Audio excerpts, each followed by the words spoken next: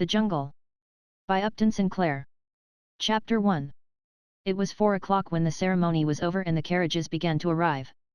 There had been a crowd following all the way, owing to the exuberance of Marija Berchinska's. The occasion rested heavily upon Marija's broad shoulders. It was her task to see that all things went in due form, and after the best home traditions, and, flying wildly hither and thither, bowling every one out of the way, and scolding and exhorting all day with her tremendous voice, Marija was too eager to see that others conformed to the proprieties to consider them herself. She had left the church last of all, and, desiring to arrive first at the hall, had issued orders to the coachman to drive faster.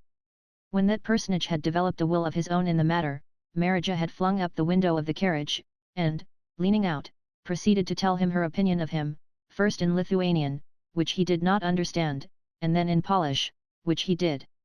Having the advantage of her in altitude, the driver had stood his ground and even ventured to attempt to speak, and the result had been a furious altercation, which, continuing all the way down Ashland Avenue, had added a new swarm of urchins to the cortege at each side street for half a mile. This was unfortunate, for already there was a throng before the door. The music had started up, and half a block away you could hear the dull broom of a cello, with the squeaking of two fiddles which vied with each other in intricate and altitudinous gymnastics. Seeing the throng, Marija abandoned precipitately the debate concerning the ancestors of her coachman, and, springing from the moving carriage, plunged in and proceeded to clear a way to the hall. Once within, she turned and began to push the other way, roaring, meantime, "Eik! Eik! Uzdarik Duris," in tones which made the orchestral uproar sound like fairy music. Z. Grayajunas, Pasilinks minimams darzas. Vinas. Znapses. Wines and liquors. Union headquarters. That was the way the signs ran. The reader, who perhaps has never held much converse in the language of far-off Lithuania, will be glad of the explanation that the place was the rear room of a saloon in that part of Chicago known as Back of the Yards. This information is definite and suited to the matter of fact, but how pitifully inadequate it would have seemed to one who understood that it was also the supreme hour of ecstasy in the life of one of God's gentlest creatures, the scene of the wedding feast and the joy transfiguration of little Ona Lukaszate. She stood in the doorway, shepherded by cousin Marija, breathless from pushing through the crowd, and in her happiness painful to look upon. There was a light of wonder in her eyes and her lids trembled, and her otherwise wan little face was flushed. She wore a muslin dress, conspicuously white, and a stiff little veil coming to her shoulders. There were 5 pink paper roses twisted in the veil, and 11 bright green rose leaves. There were new white cotton gloves upon her hands, and as she stood staring about her she twisted them together feverishly. It was almost too much for her. You could see the pain of too great emotion in her face, and all the tremor of her form. She was so young, not quite 16, and small for her age, a mere child, and she had just been married to Georges, one of all men, to Georges Rudkus, he with the white flower in the buttonhole of his new black suit, he with the mighty shoulders and the giant hands. One pronounced Georgis. Ona was blue-eyed and fair, while Georges had great black eyes with beetling brows, and thick black hair that curled in waves about his ears. In short, they were one of those incongruous and impossible married couples with which Mother Nature so often wills to confound all prophets, before and after. Georges could take up a 250-pound quarter of beef and carry it into a car without a stagger, or even a thought, and now he stood in a far corner, frightened as a hunted animal, and obliged to moisten his lips with his tongue each time before he could answer the congratulations of his friends. Gradually there was effected a separation between the spectators and the guests, a separation at least sufficiently complete for working purposes. There was no time during the festivities which ensued when there were not groups of onlookers in the doorways and the corners, and if any one of these onlookers came sufficiently close, or looked sufficiently hungry, a chair was offered him, and he was invited to the feast. It was one of the laws of the Vasilija that no one goes hungry, and, while a rule made in the forests of Lithuania is hard to apply in the stockyards district of Chicago, with its 250,000 inhabitants, still they did their best, and the children who ran in from the street, and even the dogs, went out again happier. A charming informality was one of the characteristics of this celebration. The men wore their hats, or, if they wished, they took them off, and their coats with them. They ate when and where they pleased, and moved as often as they pleased. There were to be speeches and singing, but no one had to listen who did not care to, if he wished, meantime, to speak or sing himself. He was perfectly free. The resulting medley of sound distracted no one, save possibly alone the babies, of which there were present a number equal to the total possessed by all the guests invited. There was no other place for the babies to be, and so part of the preparations for the evening consisted of a collection of cribs and carriages in one corner. In these the babies slept, 3 or 4 together, or wakened together, as the case might be. Those who were still older, and could reach the tables, marched about munching contentedly at meat bones and bologna sausages. The room is about 30 feet square, with whitewashed walls, bare save for a calendar, a picture of a race horse, and a family tree in a gilded frame. To the right there is a door from the saloon, with a few loafers in the doorway, and in the corner beyond it a bar, with the presiding genius clad in soiled white, with waxed black mustaches and a carefully oiled curl plastered against one side of his forehead. In the opposite corner are 2 tables, filling a third of the room and laden with dishes and cold viands, which a few of the hungrier guests are already munching. At the head, where sits the bride, is a snow-white cake, with an Eiffel Tower of constructed decoration, with sugar roses and 2 angels upon it, and a generous sprinkling of pink and green and yellow candies. Beyond opens a door into the kitchen, where there is a glimpse to be had of a range with much steam ascending from it, and many women, old and young, rushing hither and thither. In the corner to the left are the 3 musicians, upon a little platform, toiling heroically to make some impression upon the hubbub, also the babies, similarly occupied, and an open window whence the populace imbibes the sights and sounds and odors. Suddenly some of the steam begins to advance, and, peering through it, you discern Aunt Elizabeth, Ona's stepmother Teta Elsbieta, as they call her, bearing aloft a great platter of stewed duck. Behind her is Kotrina, making her way cautiously, staggering beneath a similar burden, and half a minute later there appears old grandmother Mahauskiani, with a big yellow bowl of smoking potatoes, nearly as big as herself. So, bit by bit, the feast takes form. There is a ham and a dish of sauerkraut, boiled rice, macaroni, bologna sausages, great piles of penny buns, bowls of milk, and foaming pitchers of beer. There is also, not 6 feet from your back, the bar, where you may order all you please and do not have to pay for it. Eeks! Grey as Io, screams Marija Berchinskas, and falls to work herself, for there is more upon the stove inside that will be spoiled if it be not eaten. So, with laughter and shouts and endless badinage and merriment, the guests take their places. The young men, who for the most part have been huddled near the door, summon their resolution and advance, and the shrinking Georges is poked and scolded by the old folks until he consents to seat himself at the right hand of the bride. The 2 bridesmaids, whose insignia of office are paper wreaths, come next, and after them the rest of the guests, old and young, boys and girls. The spirit of the occasion takes hold of the stately bartender, who condescends to a plate of stewed duck, even the fat policeman whose duty it will be, later in the evening, to break up the fights draws up a chair to the foot of the table. And the children shout and the babies yell, and every one laughs and sings and chatters, while above all the deafening clamour Cousin Marija shouts orders to the musicians. The musicians, how shall one begin to describe them? All this time they have been there, playing in a mad frenzy. All of this scene must be read, or said, or sung, to music. It is the music which makes it what it is. It is the music which changes the place from the rear room of a saloon in back of the yards to a fairy place, a wonderland, a little corner of the high mansions of the sky. The little person who leads this trio is an inspired man. His fiddle is out of tune, and there is no rosin on his bow, but still he is an inspired man. The hands of the muses have been laid upon him. He plays like one possessed by a demon, by a whole horde of demons. You can feel them in the air round about him, capara'ing frenetically, with their invisible feet they set the pace, and the hair of the leader of the orchestra rises on end, and his eyeballs start from their sockets, as he toils to keep up with them. Tomos Ziaskuzleka is his name, and he has taught himself to play the violin by practicing all night, after working all day on the killing beds. He is in his shirt sleeves, with a vest figured with faded gold horseshoes, and a pink striped shirt, suggestive of peppermint candy. A pair of military trousers, light blue with a yellow stripe, serve to give that suggestion of authority proper to the leader of a band. He is only about 5 feet high, but even so these trousers are about 8 inches short of the ground. You wonder where he can have gotten them, or rather you would wonder, if the excitement of being in his presence left you time to think of such things. For he is an inspired man. Every inch of him is inspired, you might almost say inspired separately. He stamps with his feet, he tosses his head, he sways and swings to and fro, he has a wizened up little face, irresistibly comical, and, when he executes a turn or a flourish, his brows knit and his lips work and his eyelids wink, the very ends of his necktie bristle out. And every now and then he turns upon his companions, nodding, signaling, beckoning frantically, with every inch of him appealing, imploring, in behalf of the muses and their call. for they are hardly worthy of Tamozzius, the other two members of the orchestra. The second violin is a Slovak, a tall, gaunt man with black-rimmed spectacles and the mute and patient look of an overdriven mule. He responds to the whip but feebly, and then always falls back into his old rut. The third man is very fat, with a round, red, sentimental nose, and he plays with his eyes turned up to the sky and a look of infinite yearning. He is playing a bass part upon his cello, and so the excitement is nothing to him. No matter what happens in the treble, it is his task to saw out one long-drawn and lugubrious note after another, from 4 o'clock in the afternoon until nearly the same hour next morning, for his third of the total income of $1 per hour.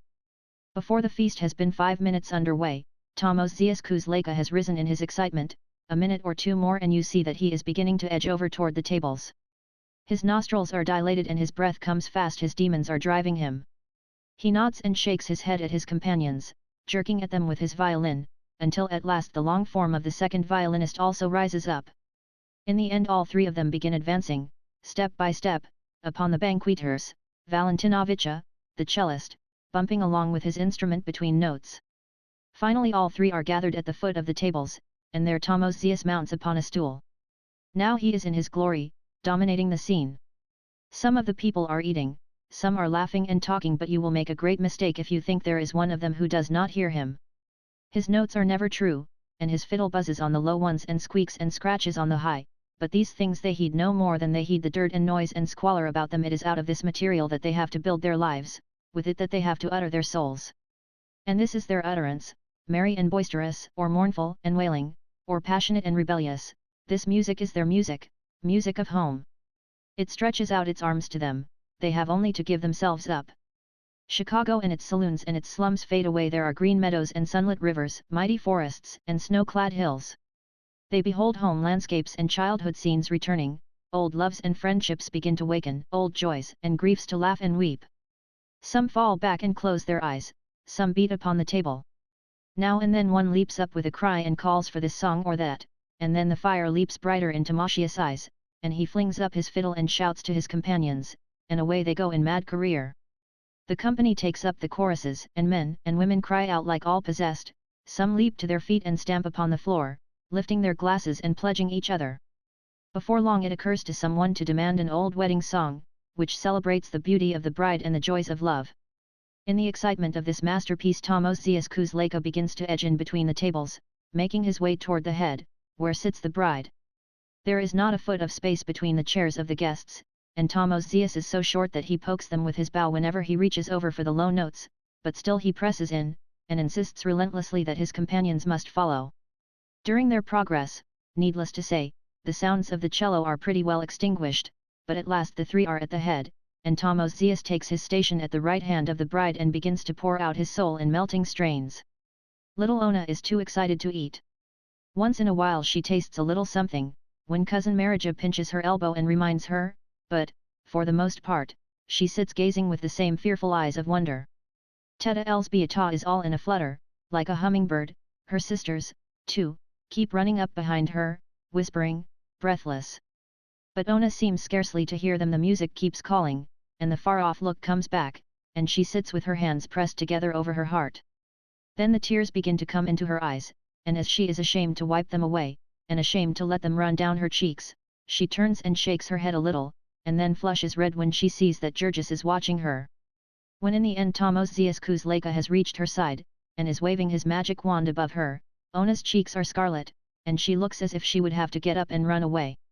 In this crisis, however, she is saved by Marija Berchinskas, whom the muses suddenly visit. Marija is fond of a song of lovers parting. She wishes to hear it, and, as the musicians do not know it, she has risen, and is proceeding to teach them. Marija is short, but powerful in build. She works in a canning factory, and all day long she handles cans of beef that weigh 14 pounds. She has a broad Slavic face, with prominent red cheeks.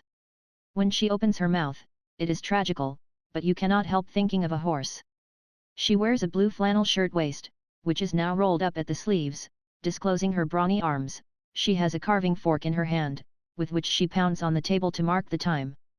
As she roars her song, in a voice of which it is enough to say that it leaves no portion of the room vacant, the three musicians follow her, laboriously and note by note, but averaging one note behind, thus they toil through stanza after stanza of a lovesick swain's lamentation. Sudi eve kviet kili, tu brangiosis. Sudi eve ir lame, man bead nam. Madau paskir tia poxachausis. Jogvarkt ans vieto reik vienam. When the song is over, it is time for the speech, and old Deed Antanas rises to his feet. Grandfather Anthony, George's father, is not more than 60 years of age, but you would think that he was 80. He has been only 6 months in America, and the change has not done him good. In his manhood he worked in a cotton mill, but then a coughing fell upon him, and he had to leave. Out in the country the trouble disappeared, but he has been working in the pickle rooms at Dumb's, and the breathing of the cold, damp air all day has brought it back. Now as he rises he is seized with a coughing fit, and holds himself by his chair and turns away his wan and battered face until it passes. Generally it is the custom for the speech at a Vasilaja to be taken out of one of the books and learned by heart, but in his youthful days Deed Antanas used to be a scholar, and really make up all the love letters of his friends. Now it is understood that he has composed an original speech of congratulation and benediction, and this is one of the events of the day. Even the boys, who are romping about the room, draw near and listen, and some of the women sob and wipe their aprons in their eyes. It is very solemn, for Antanas Rudkus has become possessed of the idea that he has not much longer to stay with his children.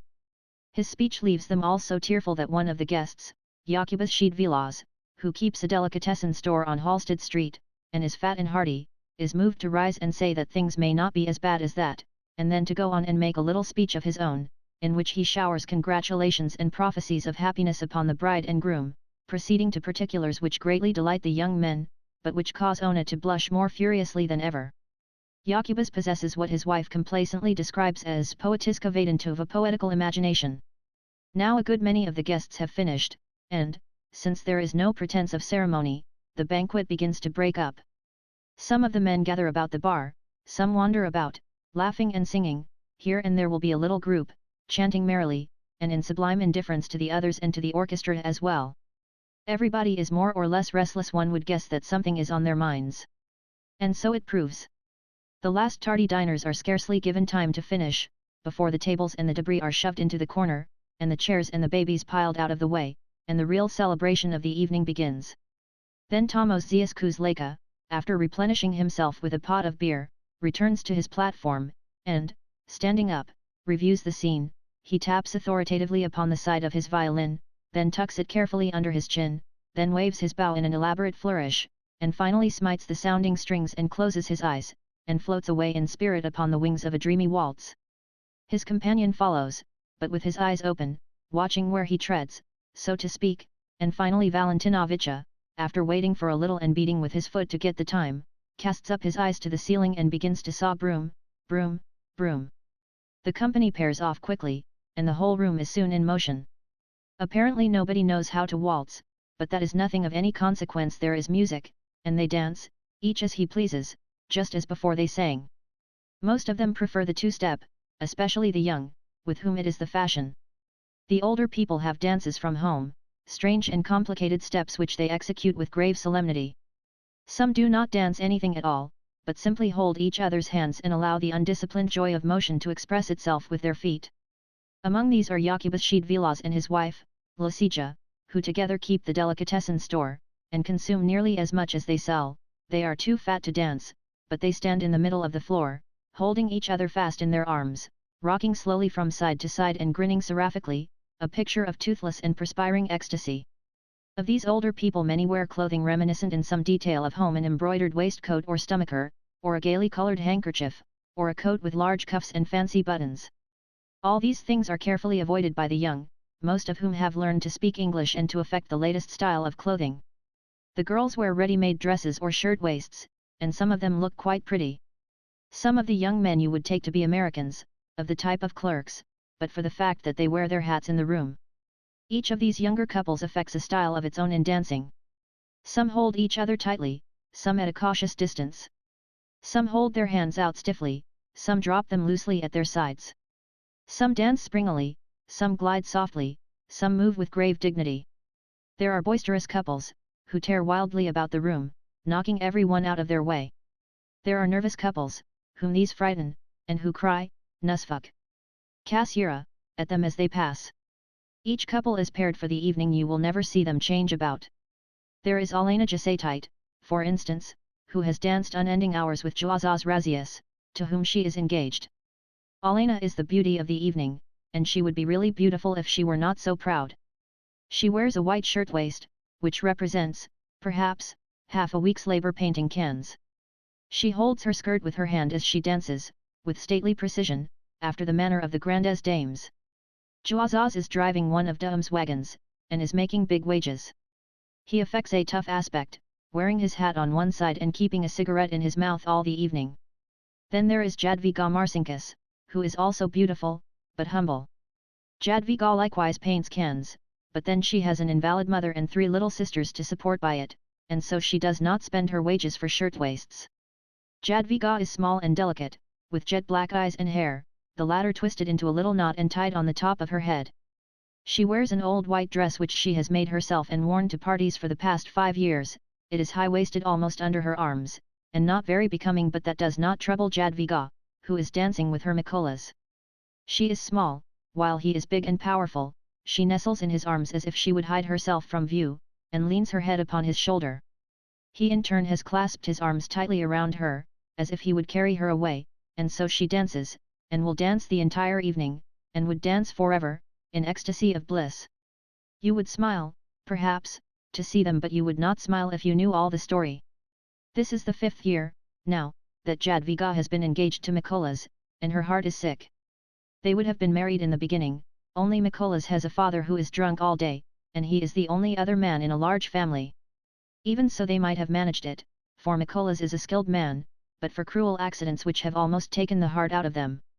He is a beef boner, and that is a dangerous trade, especially when you are on piecework and trying to earn a bride. Your hands are slippery, and your knife is slippery, and you are toiling like mad, when somebody happens to speak to you, or you strike a bone.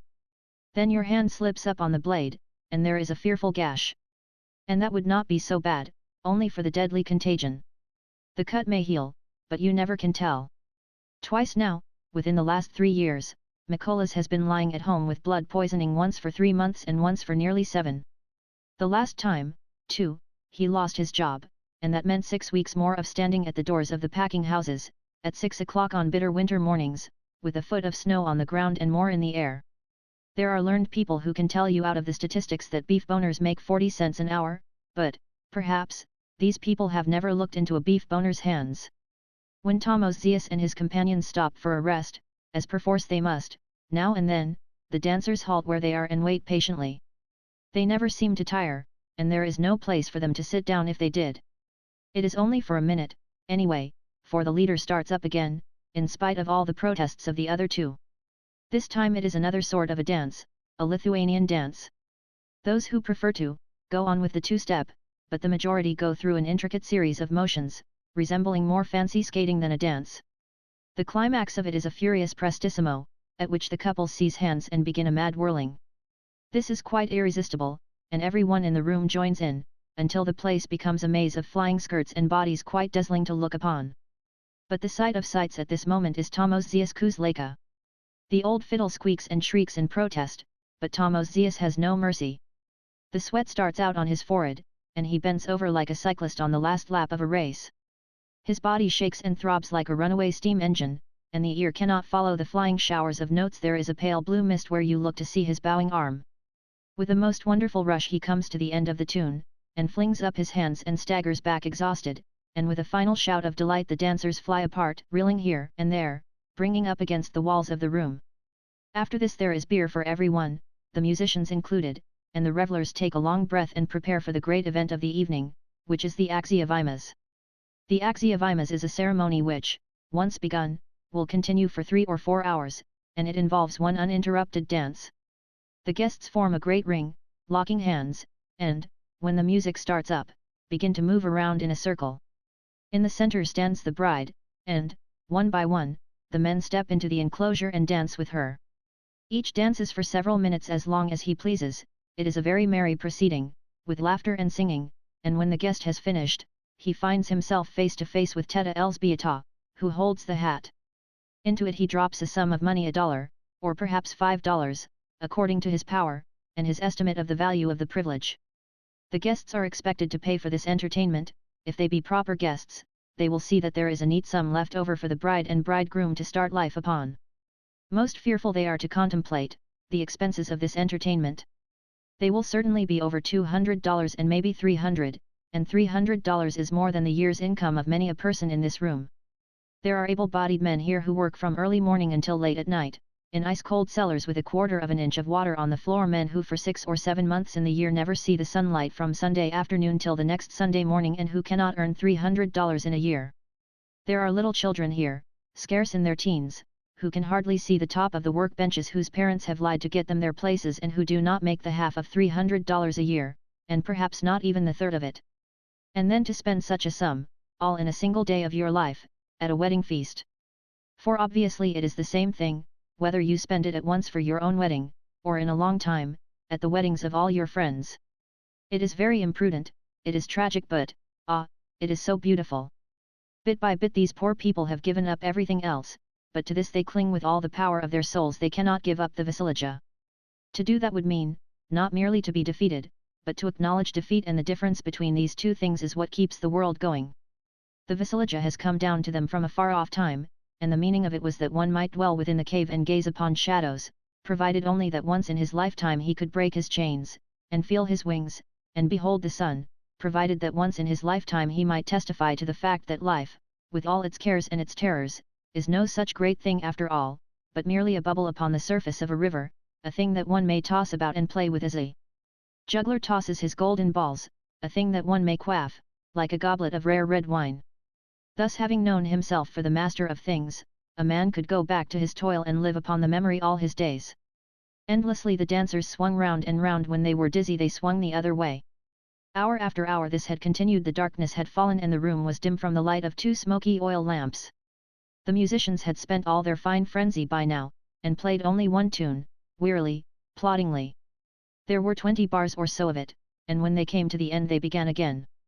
Once every 10 minutes or so they would fail to begin again, but instead would sink back exhausted, a circumstance which invariably brought on a painful and terrifying scene, that made the fat policeman stir uneasily in his sleeping place behind the door. It was all Marija Berchinska's. Marija was one of those hungry souls who cling with desperation to the skirts of the retreating muse. All day long she had been in a state of wonderful exaltation, and now it was leaving and she would not let it go. Her soul cried out in the words of Faust, "Stay, thou art fair." Whether it was by beer, or by shouting, or by music, or by motion, she meant that it should not go. And she would go back to the chase of it, and no sooner be fairly started than her chariot would be thrown off the track, so to speak, by the stupidity of those thrice accursed musicians.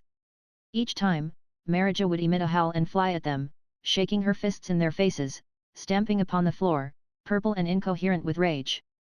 In vain the frightened Tamozius would attempt to speak, to plead the limitations of the flesh. In vain would the puffing and breathless Panas Yakubas insist, in vain would Teta Elzbieta implore. Salin! Marija would scream. Palok, Iskilio! What are you paid for, children of hell? And so, in sheer terror, the orchestra would strike up again, and Marija would return to her place and take up her task. She bore all the burden of the festivities now. Ona was kept up by her excitement, but all of the women and most of the men were tired. The soul of Marija was alone unconquered.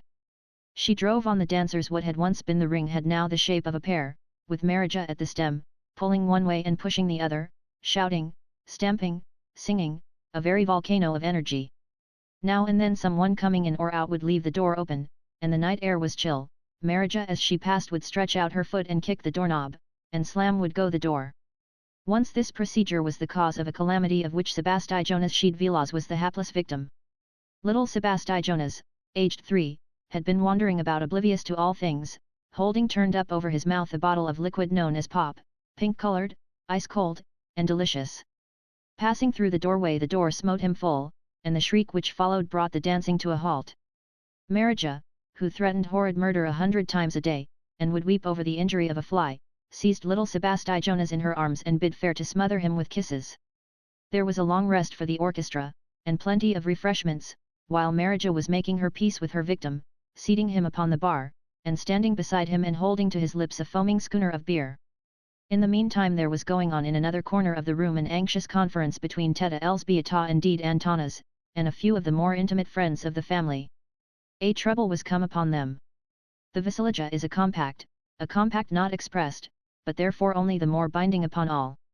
Everyone's share was different and yet everyone knew perfectly well what his share was, and strove to give a little more. Now, however, since they had come to the new country, all this was changing. It seemed as if there must be some subtle poison in the air that one breathed here. It was affecting all the young men at once. They would come in crowds and fill themselves with a fine dinner, and then sneak off. One would throw another's hat out of the window, and both would go out to get it, and neither could be seen again.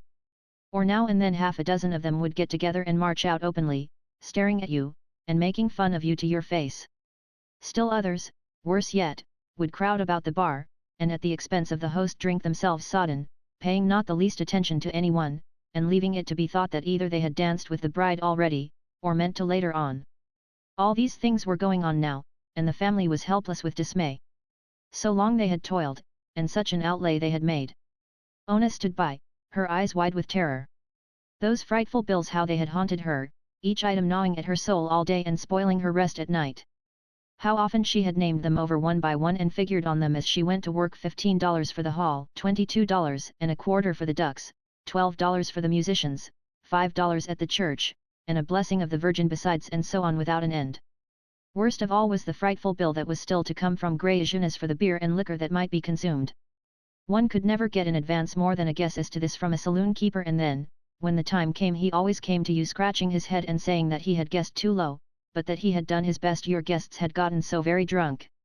By him you were sure to be cheated unmercifully, and that even though you thought yourself the dearest of the hundreds of friends he had, he would begin to serve your guests out of a keg that was half full, and finish with one that was half empty, and then you would be charged for 2 kegs of beer.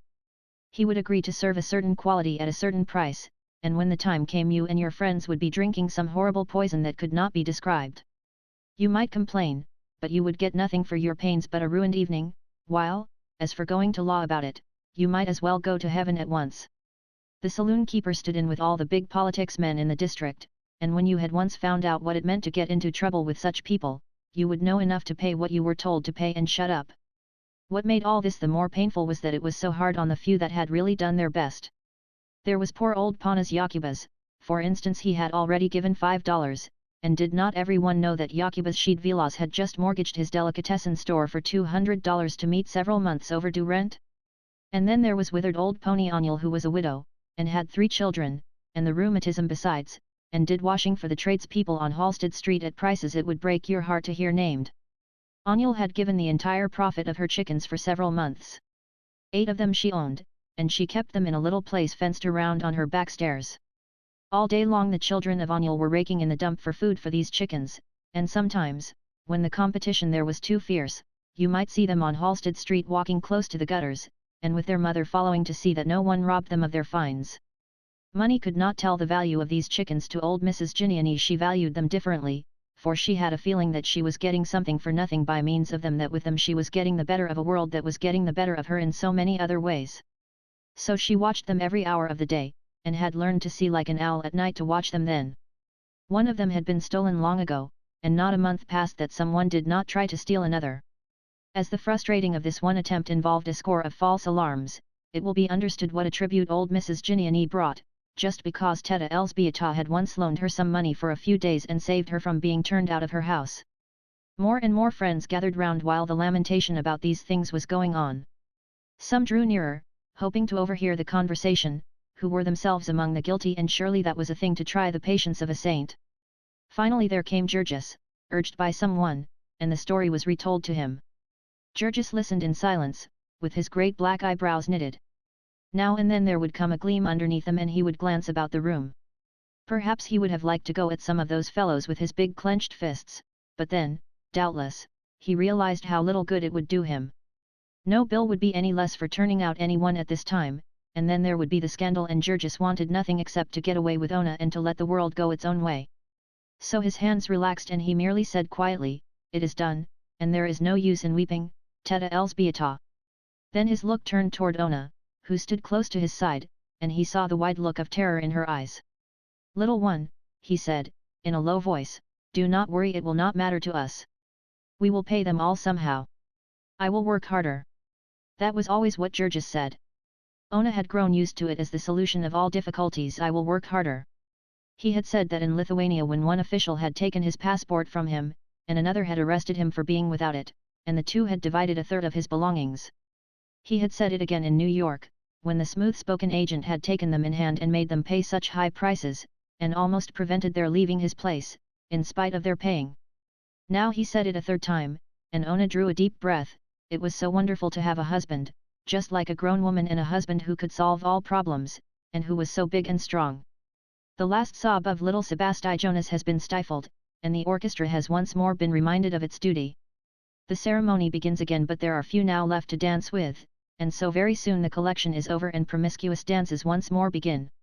It is now after midnight, however, and things are not as they were before. The dancers are dull and heavy, most of them have been drinking hard, and have long ago passed the stage of exhilaration. They dance in monotonous measure, round after round, hour after hour, with eyes fixed upon vacancy, as if they were only half conscious, in a constantly growing stupor. The men grasp the women very tightly, but there will be half an hour together when neither will see the other's face. Some couples do not care to dance, and have retired to the corners, where they sit with their arms enlaced. Others, who have been drinking still more, wander about the room, bumping into everything. Some are in groups of 2 or 3, singing, each group its own song.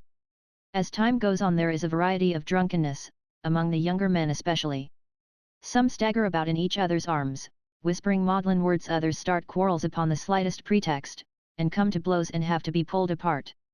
Now the fat policeman wakens definitely, and feels of his club to see that it is ready for business. He has to be prompt, for these 2 o'clock in the morning fights, if they once get out of hand, are like a forest fire, and may mean the whole reserves at the station.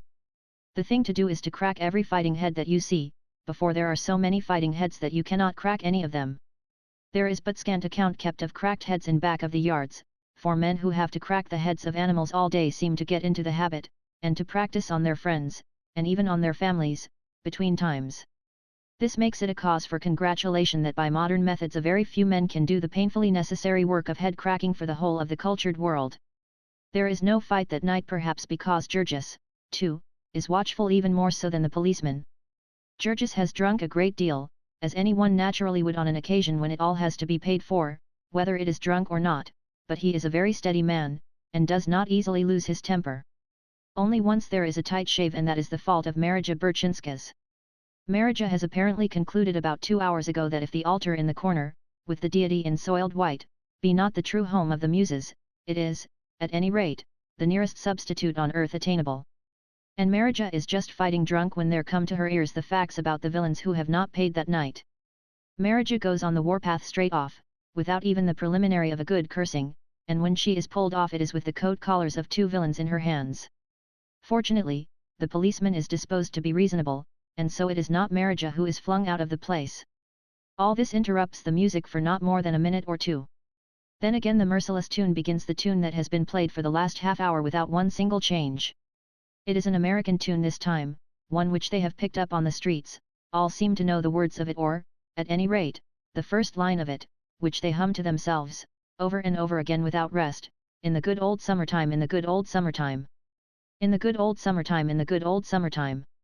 There seems to be something hypnotic about this, with its endlessly recurring dominant. It has put a stupor upon everyone who hears it, as well as upon the men who are playing it. No one can get away from it, or even think of getting away from it. It is 3 o'clock in the morning, and they have danced out all their joy, and danced out all their strength, and all the strength that unlimited drink can lend them, and still there is no one among them who has the power to think of stopping. Promptly at 7 o'clock this same Monday morning they will every one of them have to be in their places at Duham's or Brown's or Jones's, each in his working clothes. If one of them be a minute late, he will be docked an hour's pay, and if he be many minutes late, he will be apt to find his brass check turned to the wall, which will send him out to join the hungry mob that waits every morning at the gates of the packing houses, from 6 o'clock until nearly 8:30. There is no exception to this rule, not even little Ona, who has asked for a holiday the day after her wedding day, a holiday without pay, and been refused. While there are so many who are anxious to work as you wish, there is no occasion for incommoding yourself with those who must work otherwise. Little Ona is nearly ready to faint and half in a stupor herself, because of the heavy scent in the room. She has not taken a drop, but everyone else there is literally burning alcohol, as the lamps are burning oil, some of the men who are sound asleep in their chairs or on the floor are reeking of it so that you cannot go near them. Now and then Georges gazes at her hungrily. He has long since forgotten his shyness, but then the crowd is there, and he still waits and watches the door, where a carriage is supposed to come. It does not, and finally he will wait no longer, but comes up to Ona, who turns white and trembles. He puts her shawl about her and then his own coat. They live only 2 blocks away, and Georges does not care about the carriage. There is almost no farewell. The dancers do not notice them, and all of the children and many of the old folks have fallen asleep of sheer exhaustion. Deed Antanas is asleep, and so are the Sheedvilazes, husband and wife, the former snoring in octaves. There is Teta Elsbieta, and Marija, sobbing loudly, and then there is only the silent night, with the stars beginning to pale a little in the east. Georges, without a word, lifts Ona in his arms, and strides out with her, and she sinks her head upon his shoulder with a moan.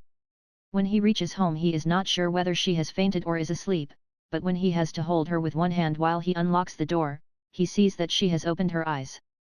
"You shall not go to Brown's today, little one," he whispers, as he climbs the stairs, and she catches his arm in terror, gasping, "No! No! I dare not! It will ruin us!" But he answers her again, "Leave it to me, leave it to me. I will earn more money, I will work harder." Chapter 2. Georges talked lightly about work, because he was young. They told him stories about the breaking down of men, there in the stockyards of Chicago, and of what had happened to them afterward, stories to make your flesh creep, but Georges would only laugh. He had only been there 4 months, and he was young, and a giant besides. There was too much health in him. He could not even imagine how it would feel to be beaten. "That is well enough for men like you," he would say, "Silpnas, puny fellows, but my back is broad." Georges was like a boy from the country. He was the sort of man the bosses like to get hold of, the sort they make it a grievance they cannot get hold of. When he was told to go to a certain place, he would go there on the run.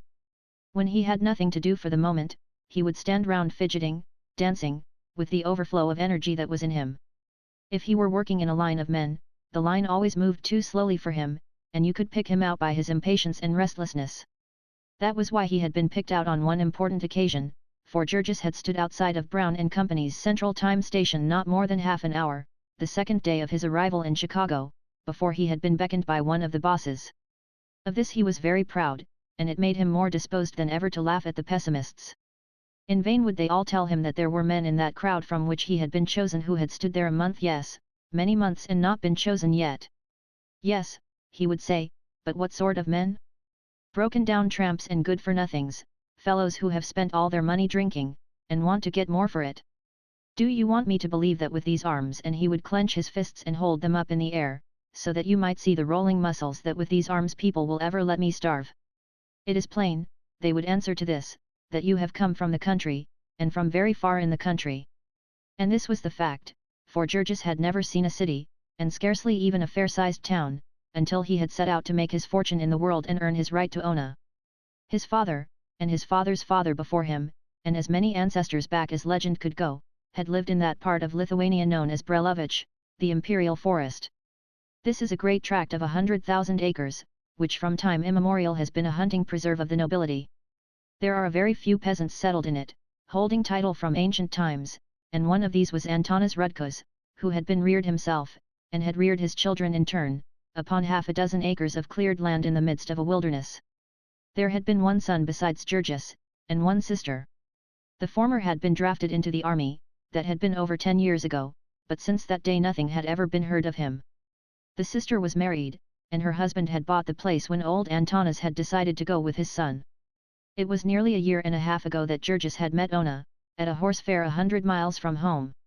Georges had never expected to get married. He had laughed at it as a foolish trap for a man to walk into, but here, without ever having spoken a word to her, with no more than the exchange of half a dozen smiles, he found himself, purple in the face with embarrassment and terror, asking her parents to sell her to him for his wife and offering his father's 2 horses he had been sent to the fair to sell. But Ona's father proved as a rock. The girl was yet a child, and he was a rich man, and his daughter was not to be had in that way. So Georges went home with a heavy heart, and that spring and summer toiled and tried hard to forget.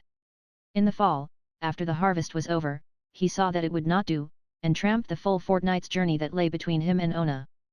He found an unexpected state of affairs, for the girl's father had died, and his estate was tied up with creditors. George's heart leaped as he realized that now the prize was within his reach. There was Elzbieta Lukaszate, Teta, or aunt, as they called her, Ona's stepmother, and there were her 6 children, of all ages. There was also her brother Jonas, a dried-up little man who had worked upon the farm. They were people of great consequence, as it seemed to Georges.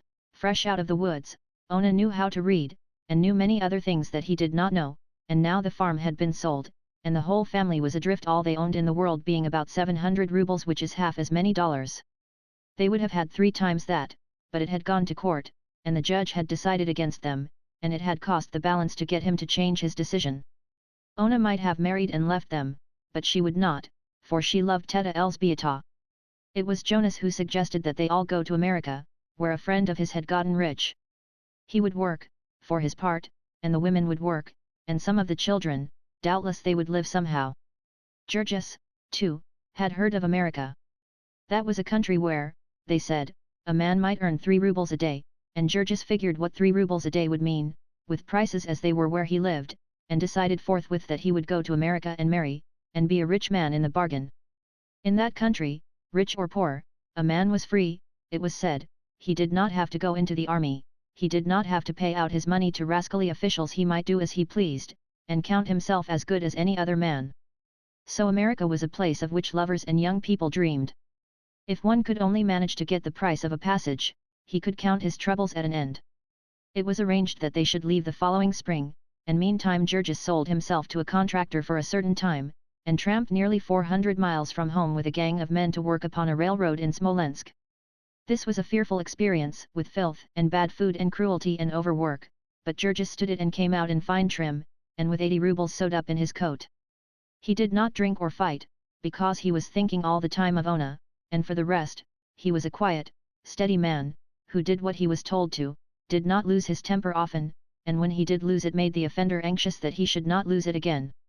When they paid him off he dodged the company gamblers and dram shops, and so they tried to kill him, but he escaped, and tramped at home, working at odd jobs, and sleeping always with one eye open.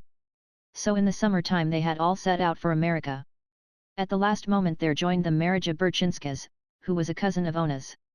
Marija was an orphan, and had worked since childhood for a rich farmer of Vilna, who beat her regularly. It was only at the age of 20 that it had occurred to Marija to try her strength, when she had risen up and nearly murdered the man, and then come away.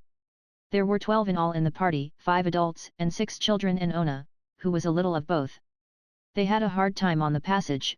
There was an agent who helped them, but he proved a scoundrel, and got them into a trap with some officials, and cost them a good deal of their precious money, which they clung to with such horrible fear. This happened to them again in New York, for, of course, they knew nothing about the country, and had no one to tell them, and it was easy for a man in a blue uniform to lead them away, and to take them to a hotel and keep them there, and make them pay enormous charges to get away. The law says that the rate card shall be on the door of a hotel, but it does not say that it shall be in Lithuanian. It was in the stockyards that Jonas' friend had gotten rich, and so to Chicago the party was bound. They knew that one word, Chicago, and that was all they needed to know, at least, until they reached the city. Then, tumbled out of the cars without ceremony, they were no better off than before. They stood staring down the vista of Dearborn Street, with its big black buildings towering in the distance, unable to realize that they had arrived, and why, when they said Chicago, people no longer pointed in some direction, but instead looked perplexed, or laughed, or went on without paying any attention.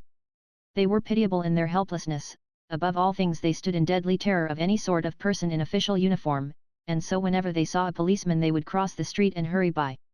For the whole of the first day they wandered about in the midst of deafening confusion, utterly lost, and it was only at night that, cowering in the doorway of a house, they were finally discovered and taken by a policeman to the station. In the morning an interpreter was found, and they were taken and put upon a car, and taught a new word, stockyards. Their delight at discovering that they were to get out of this adventure without losing another share of their possessions it would not be possible to describe. They sat and stared out of the window. They were on a street which seemed to run on forever, mile after mile, 34 of them, if they had known it, and each side of it one uninterrupted row of wretched little 2-story frame buildings.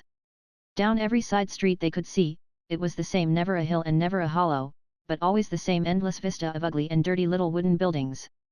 Here and there would be a bridge crossing a filthy creek, with hard-baked mud shores and dingy sheds and docks along it.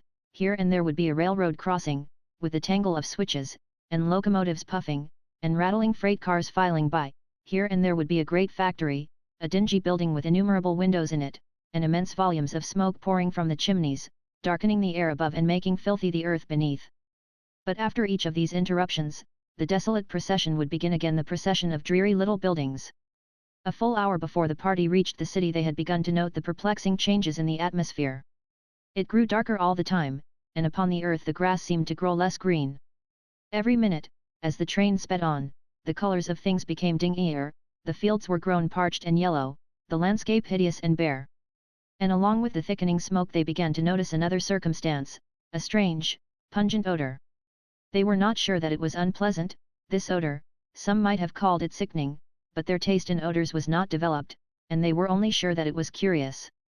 Now, sitting in the trolley car, they realized that they were on their way to the home of it, that they had traveled all the way from Lithuania to it. It was now no longer something far off and faint, that you caught in whiffs, you could literally taste it, as well as smell it. You could take hold of it, almost, and examine it at your leisure. They were divided in their opinions about it. It was an elemental odor, raw and crude. It was rich, almost rancid, sensual, and strong. There were some who drank it in as if it were an intoxicant, there were others who put their handkerchiefs to their faces. The new emigrants were still tasting it, lost in wonder, when suddenly the car came to a halt, and the door was flung open, and a voice shouted, "Stockyards!" They were left standing upon the corner, staring. Down a side street there were 2 rows of brick houses, and between them a vista, half a dozen chimneys, tall as the tallest of buildings, touching the very sky, and leaping from them half a dozen columns of smoke, thick, oily, and black as night. It might have come from the center of the world, this smoke, where the fires of the ages still smolder. It came as if self-impelled, driving all before it, a perpetual explosion. It was inexhaustible. One stared, waiting to see it stop, but still the great streams rolled out. They spread in vast clouds overhead, writhing, curling, then, uniting in one giant river, they streamed away down the sky, stretching a black pall as far as the eye could reach. Then the party became aware of another strange thing. This, too, like the color, was a thing elemental. It was a sound made up of 10,000 little sounds. You scarcely noticed it at first. It sunk into your consciousness, a vague disturbance, a trouble. It was like the murmuring of the bees in the spring, the whisperings of the forest. It suggested endless activity, the rumblings of a world in motion. It was only by an effort that one could realize that it was made by animals, that it was the distant lowing of 10,000 cattle, the distant grunting of 10,000 swine. They would have liked to follow it up, but, alas, they had no time for adventures just then. The policeman on the corner was beginning to watch them, and so, as usual, they started up the street. Scarcely had they gone a block, however, before Jonas was heard to give a cry, and began pointing excitedly across the street. Before they could gather the meaning of his breathless ejaculations he had bounded away, and they saw him enter a shop, over which was a sign, J. Sheedvilas, Delicatessen. When he came out again it was in company with a very stout gentleman in shirt sleeves and an apron, clasping Jonas by both hands and laughing hilariously. Then Teta Elzbieta recollected suddenly that Sheedvilas had been the name of the mythical friend who had made his fortune in America. To find that he had been making it in the delicatessen business was an extraordinary piece of good fortune at this juncture. Though it was well on in the morning, they had not breakfasted, and the children were beginning to whimper. Thus was the happy ending to a woeful voyage. The 2 families literally fell upon each other's necks, for it had been years since Jokubas Sheedvilas had met a man from his part of Lithuania. Before half the day they were lifelong friends. Jokubas understood all the pitfalls of this new world, and could explain all of its mysteries. He could tell them the things they ought to have done in the different emergencies, and what was still more to the point, he could tell them what to do now. He would take them to Pony Oniel, who kept a boarding house the other side of the yards. Old Mrs. Giniani, he explained, had not what one would call choice accommodations, but they might do for the moment. To this Teta Elzbieta hastened to respond that nothing could be too cheap to suit them just then, for they were quite terrified over the sums they had to expend. A very few days of practical experience in this land of high wages had been sufficient to make clear to them the cruel fact that it was also a land of high prices, and that in it the poor man was almost as poor as in any other corner of the earth, and so there vanished in a night all the wonderful dreams of wealth that had been haunting Georges. What had made the discovery all the more painful was that they were spending, at American prices, money which they had earned at home rates of wages, and so were really being cheated by the world. The last 2 days they had all but starved themselves. It made them quite sick to pay the prices that the railroad people asked them for food. Yet, when they saw the home of the widow Giniani, they could not but recoil. Even so, in all their journey they had seen nothing so bad as this. Pony Aniel had a 4-room flat in one of that wilderness of 2-story frame tenements that lie back of the yards. There were 4 such flats in each building, and each of the 4 was a boarding house for the occupancy of foreigners, Lithuanians, Poles, Slovaks, or Bohemians. Some of these places were kept by private persons, some were cooperative. There would be an average of half a dozen boarders to each room. Sometimes there were 13 or 14 to one room, 50 or 60 to a flat. Each one of the occupants furnished his own accommodations, that is, a mattress and some bedding. The mattresses would be spread upon the floor in rows, and there would be nothing else in the place except a stove. It was by no means unusual for 2 men to own the same mattress in common, one working by day and using it by night, and the other working at night and using it in the daytime. Very frequently a lodging housekeeper would rent the same beds to double shifts of men. Mrs. Giniani was a wizened-up little woman, with a wrinkled face. Her home was unthinkably filthy. You could not enter by the front door at all, owing to the mattresses, and when you tried to go up the back stairs you found that she had walled up most of the porch with old boards to make a place to keep her chickens. It was a standing jest of the boarders that Aniel cleaned house by letting the chickens loose in the rooms. Undoubtedly this did keep down the vermin, but it seemed probable, in view of all the circumstances, that the old lady regarded it rather as feeding the chickens than as cleaning the rooms. The truth was that she had definitely given up the idea of cleaning anything, under pressure of an attack of rheumatism, which had kept her doubled up in one corner of her room for over a week, during which time 11 of her boarders, heavily in her debt, had concluded to try their chances of employment in Kansas City. This was July, and the fields were green. One never saw the fields, nor any green thing whatever, in Packingtown, but one could go out on the road and hobo it, as the men phrased it, and see the country, and have a long rest, and an easy time riding on the freight cars. Such was the home to which the new arrivals were welcomed. There was nothing better to be had. They might not do so well by looking further, for Mrs. Giniani had at least kept one room for herself and her 3 little children, and now offered to share this with the women and the girls of the party. They could get bedding at a second-hand store, she explained, and they would not need any. While the weather was so hot, doubtless they would all sleep on the sidewalk such nights as this, as did nearly all of her guests. "Tomorrow," Georges said, when they were left alone, "tomorrow I will get a job, and perhaps Jonas will get one also, and then we can get a place of our own." Later that afternoon he and Ona went out to take a walk and look about them, to see more of this district which was to be their home. In back of the yards the dreary 2-story frame houses were scattered farther apart, and there were great spaces bare that seemingly had been overlooked by the great soar of a city as it spread itself over the surface of the prairie. These bare places were grown up with dingy, yellow weeds, hiding innumerable tomato cans. Innumerable children played upon them, chasing one another here and there, screaming and fighting. The most uncanny thing about this neighborhood was the number of the children. You thought there must be a school just out, and it was only after long acquaintance that you were able to realize that there was no school, but that these were the children of the neighborhood, that there were so many children to the block in Packingtown that nowhere on its streets could a horse and buggy move faster than a walk. It could not move faster anyhow, on account of the state of the streets. Those through which Georges and Ona were walking resembled streets less than they did a miniature topographical map. The roadway was commonly several feet lower than the level of the houses, which were sometimes joined by high board walks. There were no pavements. There were mountains and valleys and rivers, gullies and ditches, and great hollows full of stinking green water. In these pools the children played, and rolled about in the mud of the streets. Here and there one noticed them digging in it, after trophies which they had stumbled on. One wondered about this, as also about the swarms of flies which hung about the scene, literally blackening the air, and the strange, fetid odor which assailed one's nostrils, a ghastly odor, of all the dead things of the universe. It impelled the visitor to questions, and then the residents would explain, quietly, that all this was made land, and that it had been made by using it as a dumping ground for the city garbage. After a few years the unpleasant effect of this would pass away, it was said, but meantime, in hot weather and especially when it rained, the flies were apt to be annoying. Was it not unhealthful? The stranger would ask, and the residents would answer, perhaps, but there is no telling. A little way farther on, and Georges and Ona, staring open-eyed and wondering, came to the place where this made ground was in process of making. Here was a great hole, perhaps 2 city blocks square, and with long files of garbage wagons creeping into it. The place had an odor for which there are no polite words, and it was sprinkled over with children, who raked in it from dawn till dark. Sometimes visitors from the packing houses would wander out to see this dump, and they would stand by and debate as to whether the children were eating the food they got, or merely collecting it for the chickens at home. Apparently none of them ever went down to find out. Beyond this dump there stood a great brickyard, with smoking chimneys.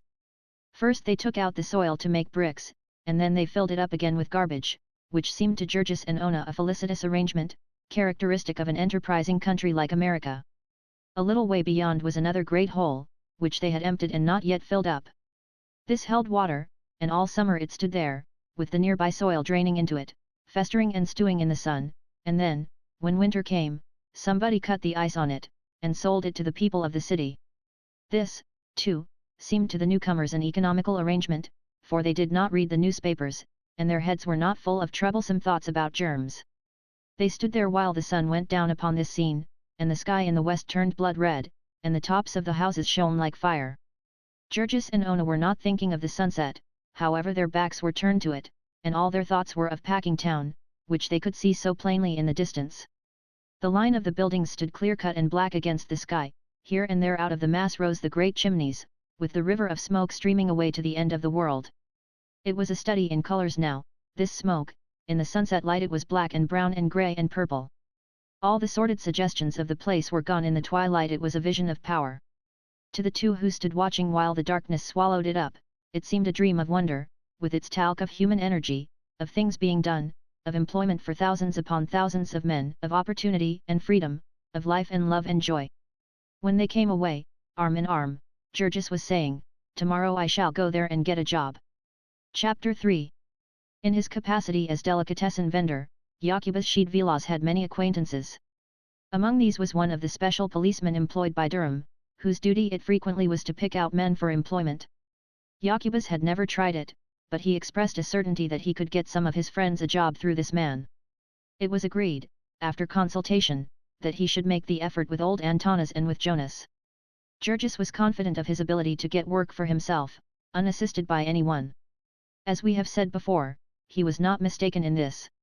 He had gone to Brown's and stood there not more than half an hour before one of the bosses noticed his form towering above the rest, and signalled to him. The colloquy which followed was brief and to the point. "Speak English." "No, Lithuanian." Georges had studied this word carefully. "Job." "J-E. A nod." "Worked here before?" "No stand." Signals and gesticulations on the part of the boss. Vigorous shakes of the head by Georges. "Shovel guts." "No stand." More shakes of the head. "Zarnos." "Pageikstes." "Zlufa." Imitative motions. "J-E. See door." "Duries." Pointing. "J-E. Tomorrow, 7 o'clock. Understand?" "Ritaje. Presbytis. Septini. Decui, temiste." "Thank you, sir." And that was all. Georges turned away, and then in a sudden rush the full realization of his triumph swept over him, and he gave a yell and a jump, and started off on a run. He had a job. He had a job. And he went all the way home as if upon wings, and burst into the house like a cyclone, to the rage of the numerous lodgers who had just turned in for their daily sleep. Meantime Jacobus had been to see his friend the policeman, and received encouragement, so it was a happy party. There being no more to be done that day, the shop was left under the care of Lucija, and her husband sallied forth to show his friends the sights of Packing Town. Jacobus did this with the air of a country gentleman escorting a party of visitors over his estate. He was an old-time resident, and all these wonders had grown up under his eyes, and he had a personal pride in them. The packers might own the land, but he claimed the landscape, and there was no one to say nay to this. They passed down the busy street that led to the yards. It was still early morning, and everything was at its high tide of activity. A steady stream of employees was pouring through the gate, employees of the higher sort, at this hour, clerks and stenographers and such. For the women there were waiting big 2-horse wagons, which set off at a gallop as fast as they were filled. In the distance there was heard again the lowing of the cattle, a sound as of a far-off ocean calling. They followed it, this time, as eager as children in sight of a circus menagerie which, indeed, the scene a good deal resembled. They crossed the railroad tracks, and then on each side of the street were the pens full of cattle. They would have stopped to look, but Jacobus hurried them on, to where there was a stairway and a raised gallery, from which everything could be seen. Here they stood, staring, breathless with wonder. There is over a square mile of space in the yards, and more than half of it is occupied by cattle pens. North and south as far as the eye can reach there stretches a sea of pens. And they were all filled so many cattle no one had ever dreamed existed in the world. Red cattle, black, white, and yellow cattle, old cattle and young cattle, great bellowing bulls and little calves not an hour born, meek-eyed milch cows and fierce, longhorn Texas steers. The sound of them here was as of all the barnyards of the universe, and as for counting them it would have taken all day simply to count the pens. Here and there ran long alleys, blocked at intervals by gates, and Jacobus told them that the number of these gates was 25,000. Jacobus had recently been reading a newspaper article which was full of statistics such as that, and he was very proud as he repeated them and made his guests cry out with wonder. Georges too had a little of this sense of pride. Had he not just gotten a job, and become a sharer in all this activity, a cog in this marvelous machine? Here and there about the alleys galloped men upon horseback, booted, and carrying long whips. They were very busy, calling to each other, and to those who were driving the cattle. They were drovers and stock raisers, who had come from far states, and brokers and commission merchants, and buyers for all the big packing houses. Here and there they would stop to inspect a bunch of cattle, and there would be a parley, brief and businesslike.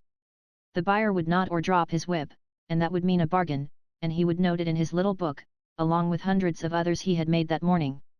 Then Jacobus pointed out the place where the cattle were driven to be weighed, upon a great scale that would weigh 100,000 pounds at once and record it automatically. It was near to the east entrance that they stood, and all along this east side of the yards ran the railroad tracks, into which the cars were run, loaded with cattle. All night long this had been going on, and now the pens were full. By tonight they would all be empty, and the same thing would be done again. "And what will become of all these creatures?" cried Teta Elsbieta. "By tonight," Jacobus answered, "they will all be killed and cut up, and over there on the other side of the packing houses are more railroad tracks, where the cars come to take them away." There were 250 miles of track within the yards, their guide went on to tell them. They brought about 10,000 head of cattle every day, and as many hogs, and half as many sheep, which meant some 8 or 10 million live creatures turned into food every year. One stood and watched, and little by little caught the drift of the tide, as it set in the direction of the packing houses. There were groups of cattle being driven to the chutes, which were roadways about 15 feet wide, raised high above the pens. In these chutes the stream of animals was continuous. It was quite uncanny to watch them, pressing on to their fate, all unsuspicious of very river of death. Our friends were not poetical, and the sight suggested to them no metaphors of human destiny, they thought only of the wonderful efficiency of it all. The chutes into which the hogs went climbed high up to the very top of the distant buildings, and Jacobus explained that the hogs went up by the power of their own legs, and then their weight carried them back through all the processes necessary to make them into pork. "They don't waste anything here," said the guide, and then he laughed and added a witticism, which he was pleased that his unsophisticated friends should take to be his own: "They use everything about the hog except the squeal." In front of Brown's general office building there grows a tiny plot of grass, and this, you may learn, is the only bit of green thing in Packing Town. Likewise this jest about the hog and his squeal, the stock in trade of all the guides, is the one gleam of humor that you will find there. After they had seen enough of the pens, the party went up the street, to the mass of buildings which occupy the center of the yards. These buildings, made of brick and stained with innumerable layers of Packing Town smoke, were painted all over with advertising signs, from which the visitor realized suddenly that he had come to the home of many of the torments of his life. It was here that they made those products with the wonders of which they pestered him so, by placards that defaced the landscape when he traveled, and by staring advertisements in the newspapers and magazines, by silly little jingles that he could not get out of his mind, and gaudy pictures that lurked for him around every street corner.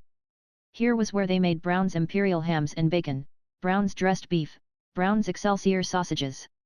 Here was the headquarters of Durham's pure leaf lard, of Durham's breakfast bacon, Durham's canned beef, potted ham, deviled chicken, peerless fertilizer. Entering one of the Durham buildings, they found a number of other visitors waiting, and before long there came a guide, to escort them through the place. They make a great feature of showing strangers through the packing plants, for it is a good advertisement. But Panas Jacobus whispered maliciously that the visitors did not see any more than the packers wanted them to. They climbed a long series of stairways outside of the building, to the top of its 5 or 6 stories. Here was the chute, with its river of hogs, all patiently toiling upward, there was a place for them to rest to cool off, and then through another passageway they went into a room from which there is no returning for hogs. It was a long, narrow room, with a gallery along it for visitors.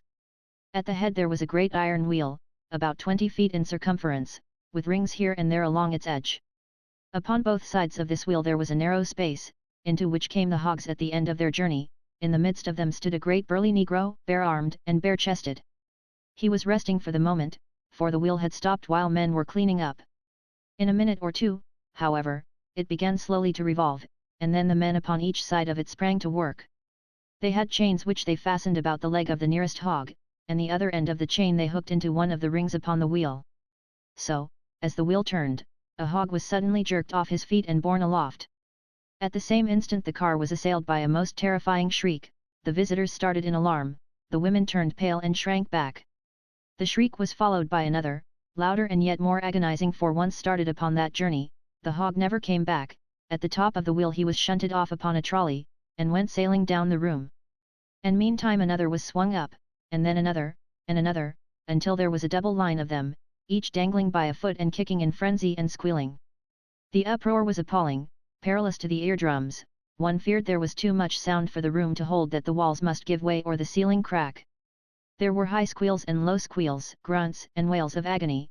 There would come a momentary lull, and then a fresh outburst, louder than ever, surging up to a deafening climax. It was too much for some of the visitors. The men would look at each other, laughing nervously, and the women would stand with hands clenched, and the blood rushing to their faces, and the tears starting in their eyes. Meantime, heedless of all these things, the men upon the floor were going about their work. Neither squeals of hogs nor tears of visitors made any difference to them. One by one they hooked up the hogs, and one by one with a swift stroke they slit their throats.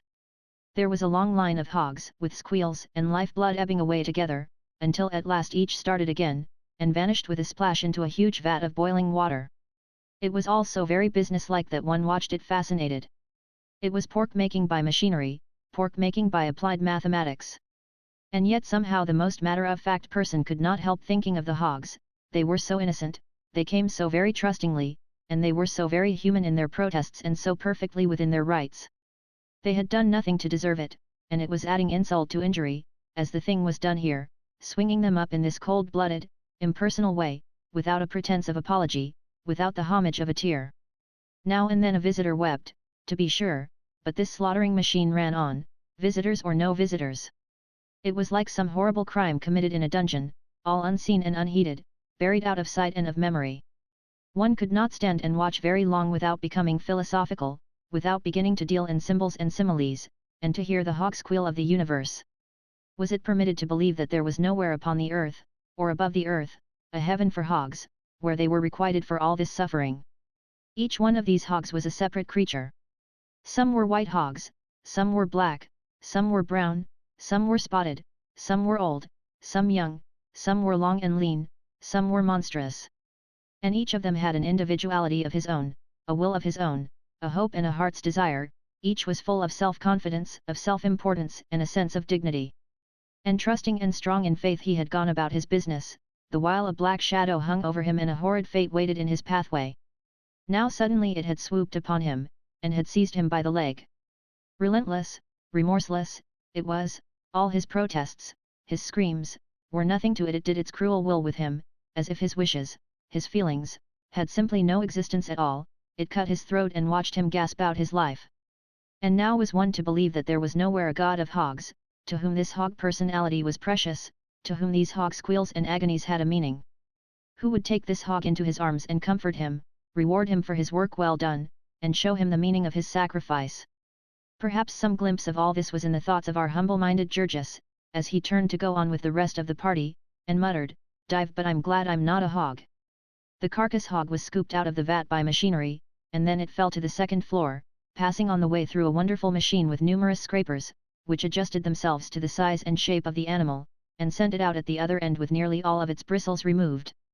It was then again strung up by machinery, and sent upon another trolley ride, this time passing between two lines of men, who sat upon a raised platform, each doing a certain single thing to the carcass as it came to him.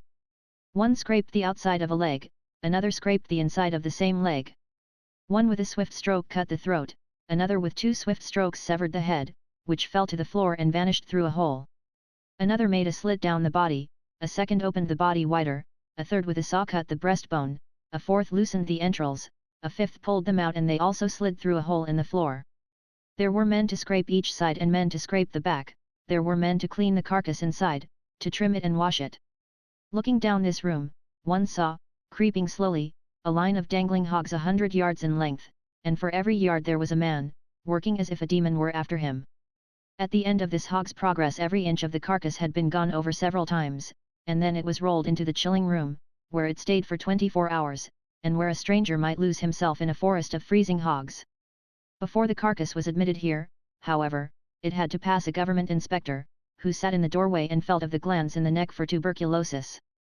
This government inspector did not have the manner of a man who was worked to death, he was apparently not haunted by a fear that the hog might get by him before he had finished his testing.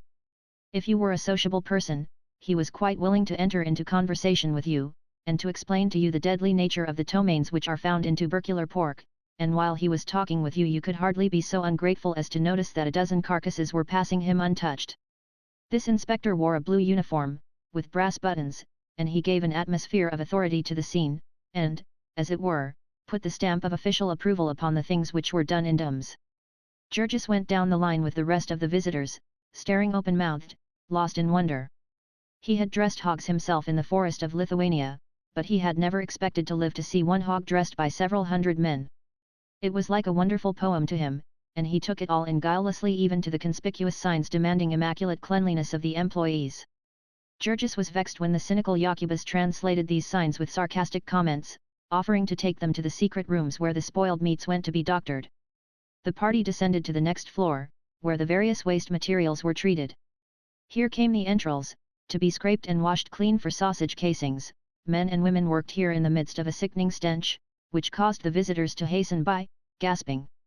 To another room came all the scraps to be tanked, which meant boiling and pumping off the grease to make soap and lard. Below they took out the refuse, and this, too, was a region in which the visitors did not linger. In still other places men were engaged in cutting up the carcasses that had been through the chilling rooms. First there were the splitters, the most expert workmen in the plant, who earned as high as 50 cents an hour, and did not a thing all day except chop hogs down the middle. Then there were cleaver men, great giants with muscles of iron, each had 2 men to attend him to slide the half-carcass in front of him on the table, and hold it while he chopped it, and then turn each piece so that he might chop it once more. His cleaver had a blade about 2 feet long, and he never made but one cut. He made it so neatly, too, that his implement did not smite through and dull itself. There was just enough force for a perfect cut, and no more. So through various yawning holes there slipped to the floor below to one room hams, to another 4 quarters, to another sides of pork. One might go down to this floor and see the pickling rooms, where the hams were put into vats, and the great smoke rooms, with their airtight iron doors.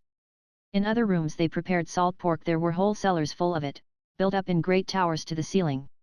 In yet other rooms they were putting up meats in boxes and barrels, and wrapping hams and bacon in oiled paper, sealing and labeling and sewing them. From the doors of these rooms went men with loaded trucks, to the platform where freight cars were waiting to be filled, and one went out there and realized with a start that he had come at last to the ground floor of this enormous building. Then the party went across the street to where they did the killing of beef, where every hour they turned 400 or 500 cattle into meat. Unlike the place they had left, all this work was done on one floor, and instead of there being one line of carcasses which moved to the workmen, there were 15 or 20 lines, and the men moved from one to another of these. This made a scene of intense activity, a picture of human power wonderful to watch. It was all in one great room, like a circus amphitheater, with a gallery for visitors running over the center. Along one side of the room ran a narrow gallery, a few feet from the floor, into which gallery the cattle were driven by men with goads which gave them electric shocks. Once crowded in here, the creatures were prisoned, each in a separate pen, by gates that shut, leaving them no room to turn around, and while they stood bellowing and plunging, over the top of the pen there leaned one of the knockers, armed with a sledge-hammer, and watching for a chance to deal a blow. The room echoed with the thuds in quick succession, and the stamping and kicking of the steers. The instant the animal had fallen, the knocker passed on to another, while a second man raised a lever, and the side of the pen was raised, and the animal, still kicking and struggling, slid out to the killing bed. Here a man put shackles about one leg, and pressed another lever, and the body was jerked up into the air. There were 15 or 20 such pens, and it was a matter of only a couple of minutes to knock 15 or 20 cattle and roll them out. Then once more the gates were opened, and another lot rushed in, and so out of each pen there rolled a steady stream of carcasses, which the men upon the killing beds had to get out of the way. The manner in which they did this was something to be seen and never forgotten. They worked with furious intensity, literally upon the run at a pace with which there is nothing to be compared except a football game. It was all highly specialized labor, each man having his task to do. Generally this would consist of only 2 or 3 specific cuts, and he would pass down the line of 15 or 20 carcasses, making these cuts upon each. First there came the butcher, to bleed them. This meant one swift stroke, so swift that you could not see it, only the flash of the knife, and before you could realize it, the man had darted on to the next line, and a stream of bright red was pouring out upon the floor. This floor was half an inch deep with blood. In spite of the best efforts of men who kept shoveling it through holes, it must have made the floor slippery, but no one could have guessed this by watching the men at work. The carcass hung for a few minutes to bleed. There was no time lost, however, for there were several hanging in each line, and one was always ready. It was let down to the ground, and there came the headsman, whose task it was to sever the head, with 2 or 3 swift strokes. Then came the floorsman, to make the first cut in the skin, and then another to finish ripping the skin down the center, and then half a dozen more in swift succession, to finish the skinning. After they were through, the carcass was again swung up, and while a man with a stick examined the skin, to make sure that it had not been cut, and another rolled it up and tumbled it through one of the inevitable holes in the floor, the beef proceeded on its journey. There were men to cut it, and men to split it, and men to gut it and scrape it clean inside. There were some with hose which threw jets of boiling water upon it, and others who removed the feet and added the final touches. In the end, as with the hogs, the finished beef was run into the chilling room, to hang its appointed time. The visitors were taken there and shown them, all neatly hung in rows, labeled conspicuously with the tags of the government inspectors, and some, which had been killed by a special process, marked with the sign of the kosher rabbi, certifying that it was fit for sale to the Orthodox.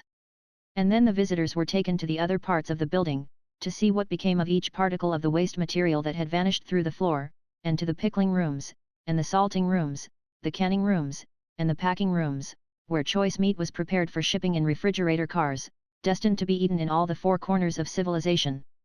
Afterward they went outside, wandering about among the mazes of buildings in which was done the work auxiliary to this great industry. There was scarcely a thing needed in the business that Durham and Company did not make for themselves. There was a great steam power plant and an electricity plant. There was a barrel factory, and a boiler repair shop. There was a building to which the grease was piped, and made into soap and lard, and then there was a factory for making lard cans, and another for making soap boxes. There was a building in which the bristles were cleaned and dried, for the making of hair cushions and such things. There was a building where the skins were dried and tanned. There was another where heads and feet were made into glue, and another where bones were made into fertilizer. No tiniest particle of organic matter was wasted in dumps. Out of the horns of the cattle they made combs, buttons, hairpins, and imitation ivory. Out of the shin bones and other big bones they cut knife and toothbrush handles, and mouth pieces for pipes. Out of the hoofs they cut hairpins and buttons, before they made the rest into glue. From such things as feet, knuckles, hide clippings, and sinews came such strange and unlikely products as gelatin, isinglass, and phosphorus, bone black, shoe blacking, and bone oil. They had curled hair works for the cattle tails, and a wool pullery for the sheepskins. They made pepsin from the stomachs of the pigs, and albumen from the blood, and violin strings from the ill-smelling entrails. When there was nothing else to be done with a thing, they first put it into a tank and got out of it all the tallow and grease, and then they made it into fertilizer. All these industries were gathered into buildings nearby, connected by galleries and railroads with the main establishment, and it was estimated that they had handled nearly 250 million of animals since the founding of the plant by the elder Durham a generation and more ago. If you counted with it the other big plants, and they were now really all one, it was, so Jacobus informed them, the greatest aggregation of labor and capital ever gathered in one place. It employed 30,000 men, it supported directly 250,000 people in its neighborhood, and indirectly it supported 500,000. It sent its products to every country in the civilized world, and it furnished the food for no less than 30 million people. To all of these things our friends would listen open-mouthed. It seemed to them impossible of belief that anything so stupendous could have been devised by mortal man. That was why to Georges it seemed almost profanity to speak about the place as did Jacobus, skeptically. It was a thing as tremendous as the universe, the laws and ways of its working no more than the universe to be questioned or understood. All that a mere man could do, it seemed to Georges, was to take a thing like this as he found it, and do as he was told. To be given a place in it and a share in its wonderful activities was a blessing to be grateful for, as one was grateful for the sunshine and the rain. Georges was even glad that he had not seen the place before meeting with his triumph, for he felt that the size of it would have overwhelmed him. But now he had been admitted he was a part of it all. He had the feeling that this whole huge establishment had taken him under its protection, and had become responsible for his welfare. So guileless was he, and ignorant of the nature of business, that he did not even realize that he had become an employee of Brown's, and that Brown and Durham were supposed by all the world to be deadly rivals, were even required to be deadly rivals by the law of the land, and ordered to try to ruin each other under penalty of fine and imprisonment. Chapter 4. Promptly at 7 the next morning Georges reported for work. He came to the door that had been pointed out to him, and there he waited for nearly 2 hours. The boss had meant for him to enter, but had not said this, and so it was only when on his way out to hire another man that he came upon Georges. He gave him a good cursing, but as Georges did not understand a word of it he did not object.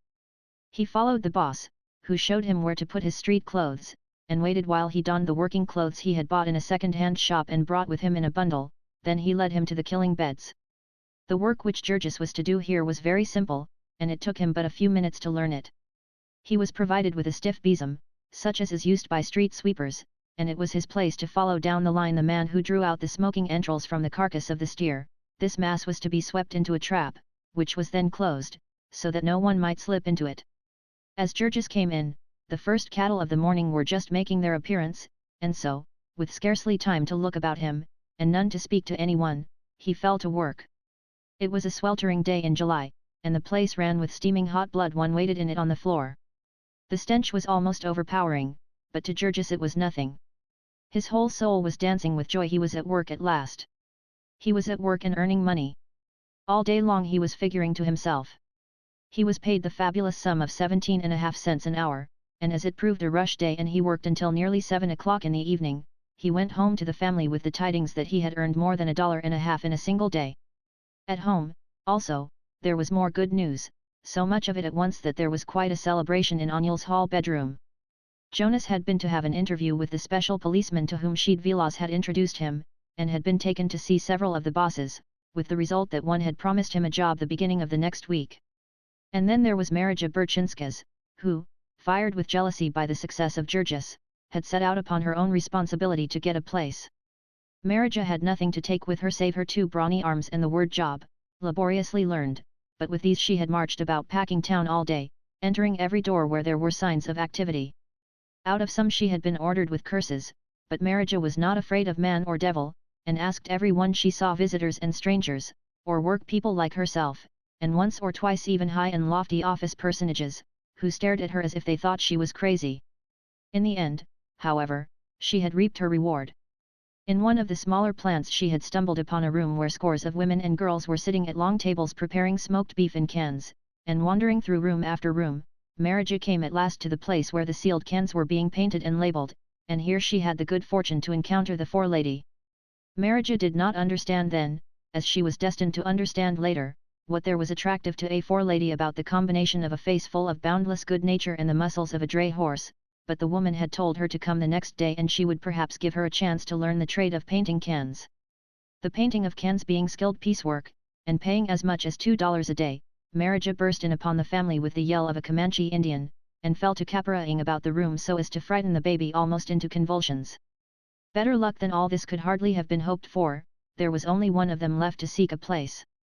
Georges was determined that Teta Elzbieta should stay at home to keep house, and that Ona should help her. He would not have Ona working. He was not that sort of a man, he said, and she was not that sort of a woman. It would be a strange thing if a man like him could not support the family, with the help of the board of Jonas and Marija. He would not even hear of letting the children go to work. There were schools here in America for children, Georges had heard, to which they could go for nothing.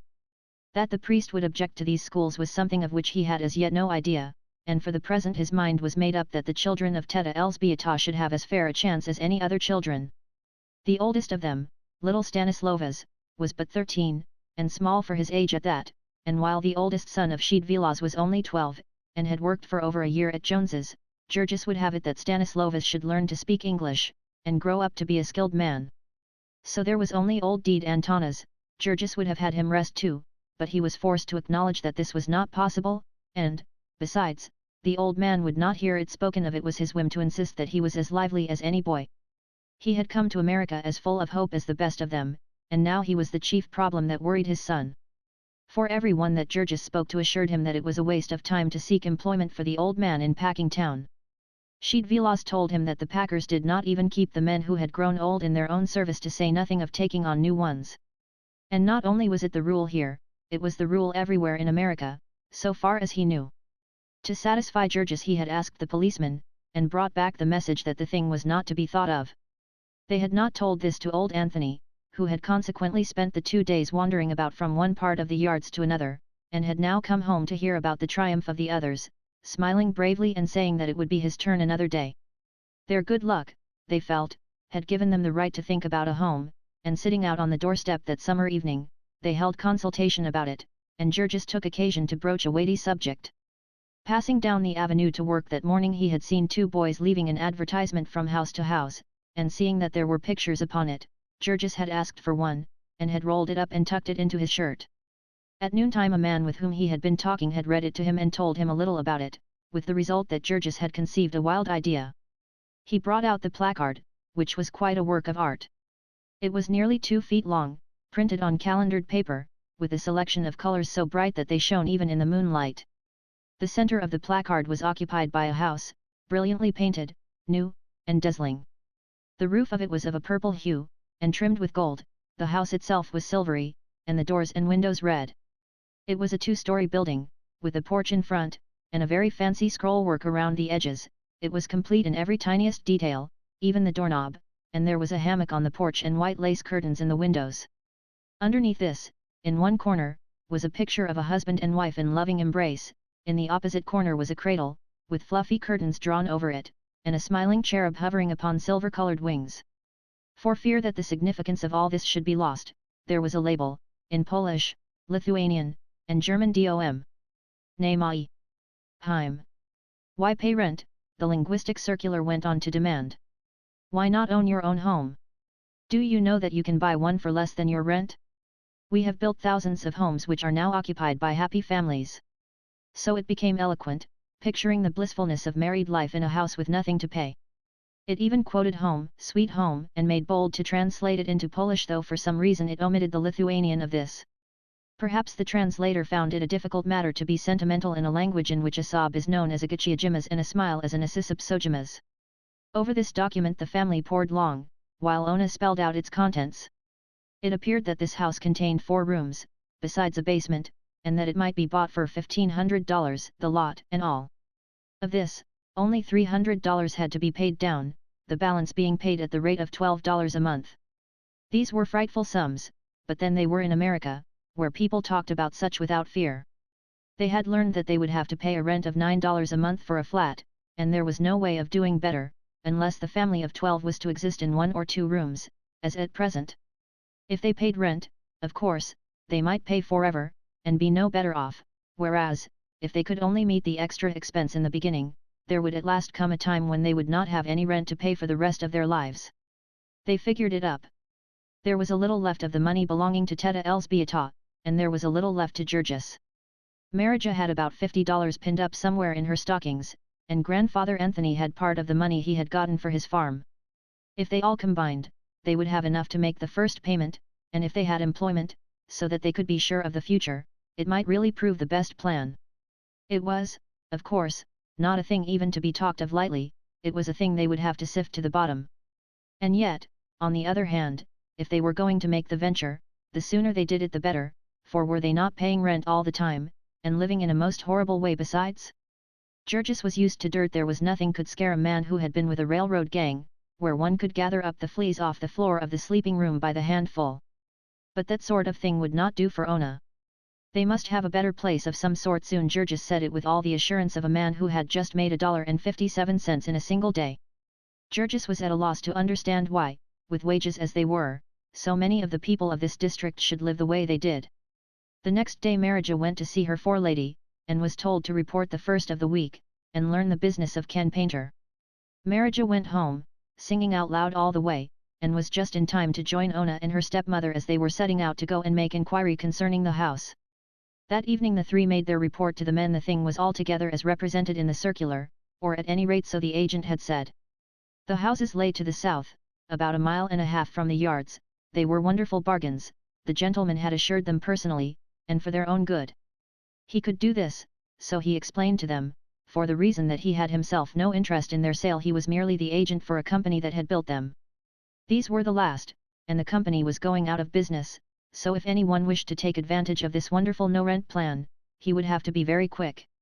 As a matter of fact, there was just a little uncertainty as to whether there was a single house left, for the agent had taken so many people to see them, and for all he knew the company might have parted with the last. Seeing Teta Elzbieta's evident grief at this news, he added, after some hesitation, that if they really intended to make a purchase, he would send a telephone message at his own expense, and have one of the houses kept. So it had finally been arranged, and they were to go and make an inspection the following Sunday morning. That was Thursday, and all the rest of the week the killing gang at Brown's worked at full pressure, and Georges cleared $1.75 every day. That was at the rate of $10.50 a week, or $45 a month. Georges was not able to figure, except it was a very simple sum, but Ona was like lightning at such things, and she worked out the problem for the family. Marija and Jonas were each to pay $16 a month board, and the old man insisted that he could do the same as soon as he got a place, which might be any day now. That would make $93. Then Marija and Jonas were between them to take a third share in the house, which would leave only $8 a month for Georges to contribute to the payment. So they would have $85 a month, or, supposing that Dede Antanas did not get work at once, $70 a month, which ought surely to be sufficient for the support of a family of 12. An hour before the time on Sunday morning the entire party set out. They had the address written on a piece of paper, which they showed to someone now and then. It proved to be a long 1.5 miles, but they walked it, and half an hour or so later the agent put in an appearance. He was a smooth and florid personage, elegantly dressed, and he spoke their language freely, which gave him a great advantage in dealing with them. He escorted them to the house, which was one of a long row of the typical frame dwellings of the neighborhood, where architecture is a luxury that is dispensed with. Ona's heart sank, for the house was not as it was shown in the picture. The color scheme was different, for one thing, and then it did not seem quite so big. Still, it was freshly painted, and made a considerable show. It was all brand new, so the agent told them, but he talked so incessantly that they were quite confused, and did not have time to ask many questions. There were all sorts of things they had made up their minds to inquire about, but when the time came, they either forgot them or lacked the courage. The other houses in the row did not seem to be new, and few of them seemed to be occupied. When they ventured to hint at this, the agent's reply was that the purchasers would be moving in shortly. To press the matter would have seemed to be doubting his word, and never in their lives had any one of them ever spoken to a person of the class called gentleman except with deference and humility. The house had a basement, about 2 feet below the street line, and a single story, about 6 feet above it, reached by a flight of steps. In addition there was an attic, made by the peak of the roof, and having one small window in each end. The street in front of the house was unpaved and unlighted, and the view from it consisted of a few exactly similar houses, scattered here and there upon lots grown up with dingy brown weeds. The house inside contained 4 rooms, plastered white. The basement was but a frame, the walls being unplastered and the floor not laid.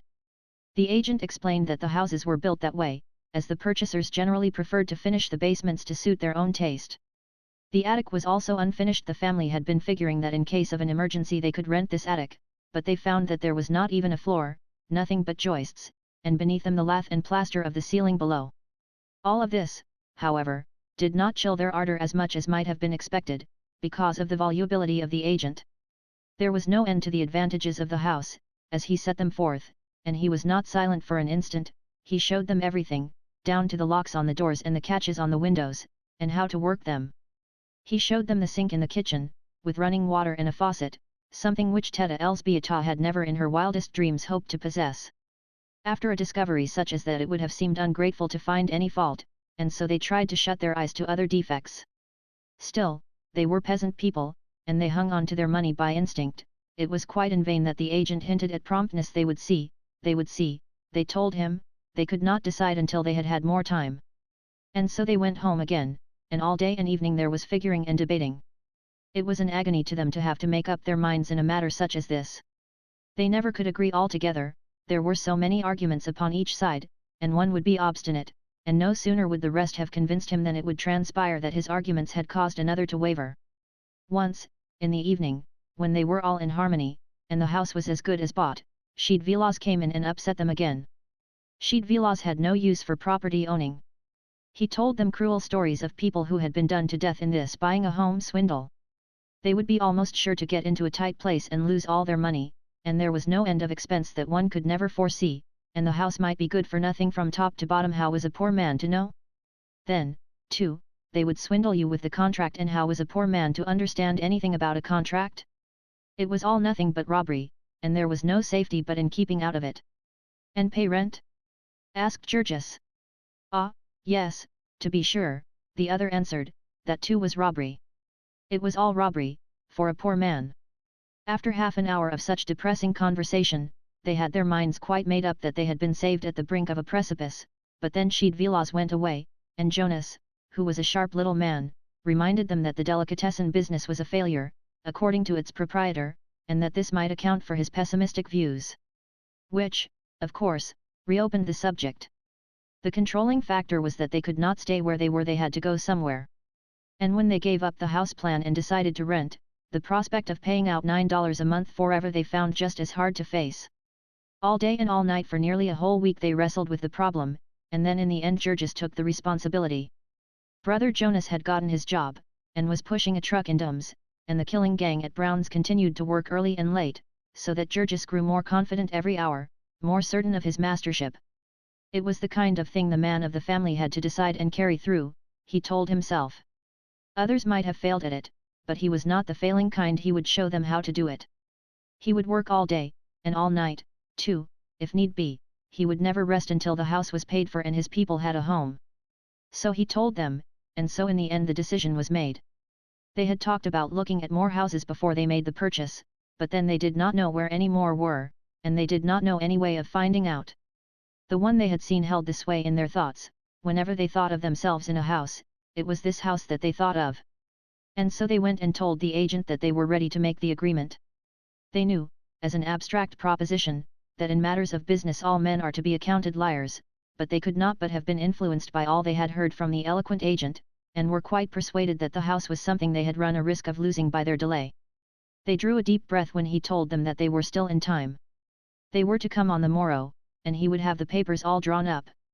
This matter of papers was one in which Georges understood to the full the need of caution, yet he could not go himself. Everyone told him that he could not get a holiday, and that he might lose his job by asking. So there was nothing to be done but to trust it to the women, with Sheed Vilas, who promised to go with them. Georges spent a whole evening impressing upon them the seriousness of the occasion, and then finally, out of innumerable hiding places about their persons and in their baggage, came forth the precious wads of money, to be done up tightly in a little bag and sewed fast in the lining of Teta Elzbieta's dress. Early in the morning they sallied forth. Georges had given them so many instructions and warned them against so many perils, that the women were quite pale with fright, and even the imperturbable delicatessen vendor, who prided himself upon being a businessman, was ill at ease. The agent had the deed all ready, and invited them to sit down and read it. This Sheed Vilas proceeded to do a painful and laborious process, during which the agent drummed upon the desk. Teta Elzbieta was so embarrassed that the perspiration came out upon her forehead in beads, for was not this reading as much as to say plainly to the gentleman's face that they doubted his honesty? Yet Jacobus Sheed Vilas read on, and presently there developed that he had good reason for doing so. For a horrible suspicion had begun dawning in his mind. He knitted his brows more and more as he read. This was not a deed of sale at all, so far as he could see it provided only for the renting of the property. It was hard to tell, with all this strange legal jargon, words he had never heard before, but was not this plain: the party of the first part hereby covenants and agrees to rent to the said party of the second part. And then again a monthly rental of $12, for a period of 8 years and 4 months.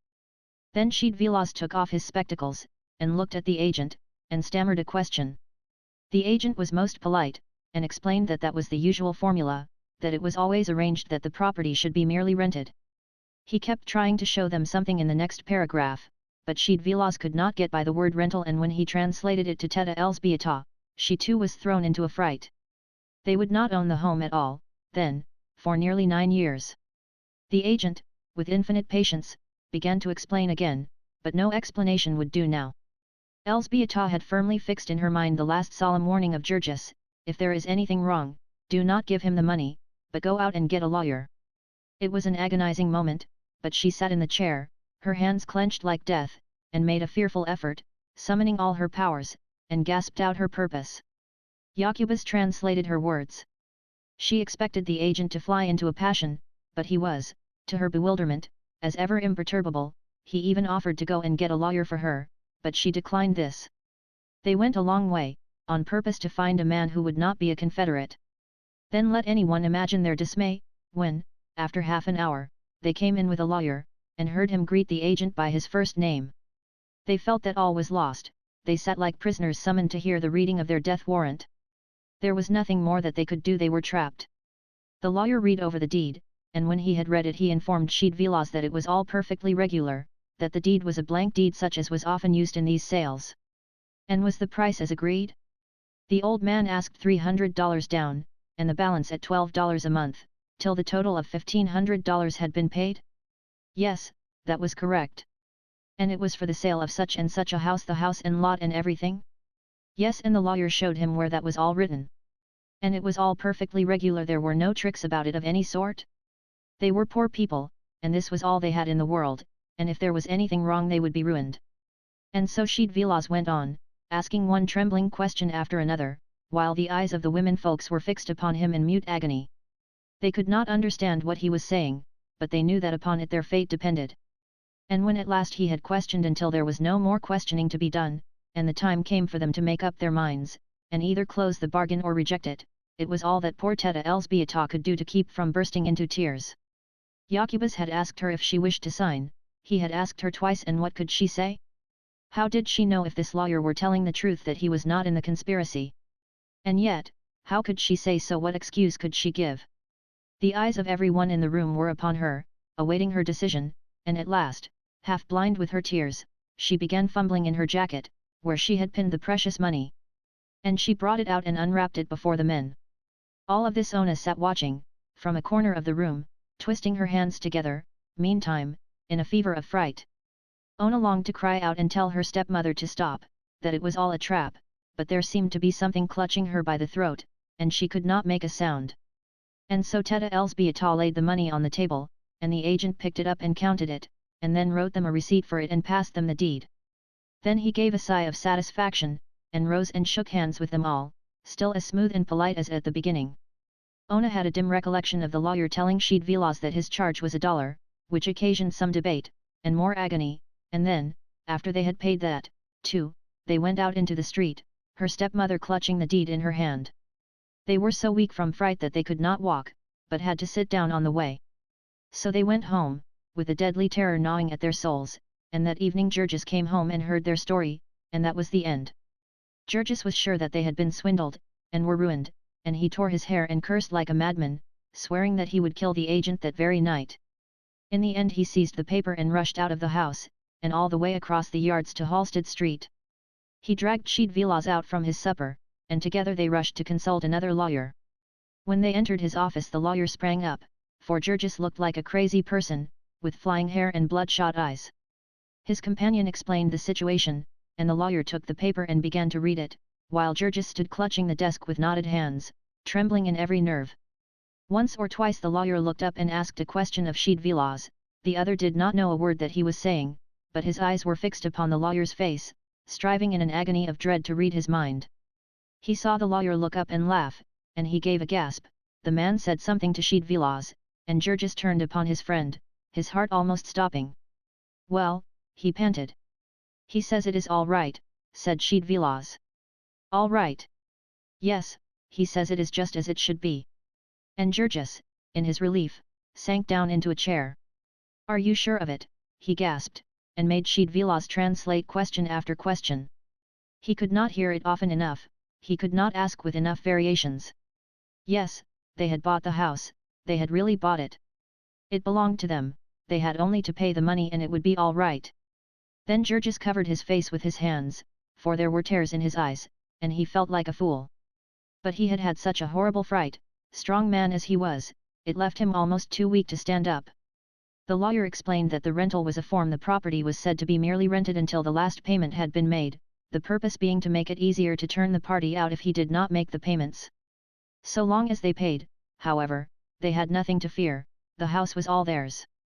Georges was so grateful that he paid the $50 the lawyer asked without winking an eyelash, and then rushed home to tell the news to the family. He found Ona in a faint and the babies screaming, and the whole house in an uproar, for it had been believed by all that he had gone to murder the agent. It was hours before the excitement could be calmed, and all through that cruel night Georges would wake up now and then and hear Ona and her stepmother in the next room, sobbing softly to themselves. Chapter 5. They had bought their home. It was hard for them to realize that the wonderful house was theirs to move into whenever they chose. They spent all their time thinking about it, and what they were going to put into it. As their week with Aniel was up in 3 days, they lost no time in getting ready. They had to make some shift to furnish it, and every instant of their leisure was given to discussing this. A person who had such a task before him would not need to look very far in Packing Town. He had only to walk up the avenue and read the signs, or get into a streetcar, to obtain full information as to pretty much everything a human creature could need. It was quite touching, the zeal of people to see that his health and happiness were provided for. Did the person wish to smoke? There was a little discourse about cigars, showing him exactly why the Thomas Jefferson 5-cent Perfecto was the only cigar worthy of the name. Had he, on the other hand, smoked too much? Here was a remedy for the smoking habit, 25 doses for a quarter, and a cure absolutely guaranteed in 10 doses. In innumerable ways such as this, the traveler found that somebody had been busied to make smooth his paths through the world, and to let him know what had been done for him. In Packing Town the advertisements had a style all of their own, adapted to the peculiar population. One would be tenderly solicitous. "Is your wife pale?" it would inquire. "Is she discouraged? Does she drag herself about the house and find fault with everything? Why do you not tell her to try Dr. Lanahan's life preservers?" Another would be jocular in tone, slapping you on the back, so to speak. "Don't be a chump," it would exclaim. "Go and get the Goliath bunion cure." "Get a move on you," would chime in another. "It's easy, if you wear the Eureka 250 shoe." Among these importunate signs was one that had caught the attention of the family by its pictures. It showed 2 very pretty little birds building themselves a home, and Marija had asked an acquaintance to read it to her, and told them that it related to the furnishing of a house. "Feather your nest," it ran, and went on to say that it could furnish all the necessary feathers for a 4-room nest for the ludicrously small sum of $75. The particularly important thing about this offer was that only a small part of the money need be had at once, the rest one might pay a few dollars every month. Our friends had to have some furniture, there was no getting away from that, but their little fund of money had sunk so low that they could hardly get to sleep at night, and so they fled to this as their deliverance. There was more agony in another paper for Elzbieta to sign, and then one night when Georges came home, he was told the breathless tidings that the furniture had arrived and was safely stowed in the house: a parlor set of 4 pieces, a bedroom set of 3 pieces, a dining room table and 4 chairs, a toilet set with beautiful pink roses painted all over it, an assortment of crockery, also with pink roses, and so on. One of the plates in the set had been found broken when they unpacked it, and Ona was going to the store the first thing in the morning to make them change it. Also they had promised 3 saucepans, and there had only 2 come, and did Georges think that they were trying to cheat them? The next day they went to the house, and when the men came from work they ate a few hurried mouthfuls at Aniel's, and then set to work at the task of carrying their belongings to their new home. The distance was in reality over 2 miles, but Georges made 2 trips that night, each time with a huge pile of mattresses and bedding on his head, with bundles of clothing and bags and things tied up inside. Anywhere else in Chicago he would have stood a good chance of being arrested, but the policemen in Packing Town were apparently used to these informal movings, and contented themselves with a cursory examination now and then. It was quite wonderful to see how fine the house looked, with all the things in it. Even by the dim light of a lamp, it was really home, and almost as exciting as the placard had described it. Ona was fairly dancing, and she and cousin Marija took Georges by the arm and escorted him from room to room, sitting in each chair by turns, and then insisting that he should do the same. One chair squeaked with his great weight, and they screamed with fright, and woke the baby and brought everybody running. Altogether it was a great day, and tired as they were, Georges and Ona sat up late, contented simply to hold each other and gaze in rapture about the room. They were going to be married as soon as they could get everything settled, and a little spare money put by, and this was to be their home. That little room yonder would be theirs. It was in truth a never-ending delight, the fixing up of this house. They had no money to spend for the pleasure of spending, but there were a few absolutely necessary things, and the buying of these was a perpetual adventure for Ona. It must always be done at night, so that Georges could go along, and even if it were only a pepper cruet, or half a dozen glasses for 10 cents, that was enough for an expedition. On Saturday night they came home with a great basket full of things, and spread them out on the table, while everyone stood round, and the children climbed up on the chairs, or howled to be lifted up to see. There were sugar and salt and tea and crackers, and a can of lard and a milk pail, and a scrubbing brush, and a pair of shoes for the second oldest boy, and a can of oil, and a tack hammer, and a pound of nails. These last were to be driven into the walls of the kitchen and the bedrooms, to hang things on, and there was a family discussion as to the place where each one was to be driven.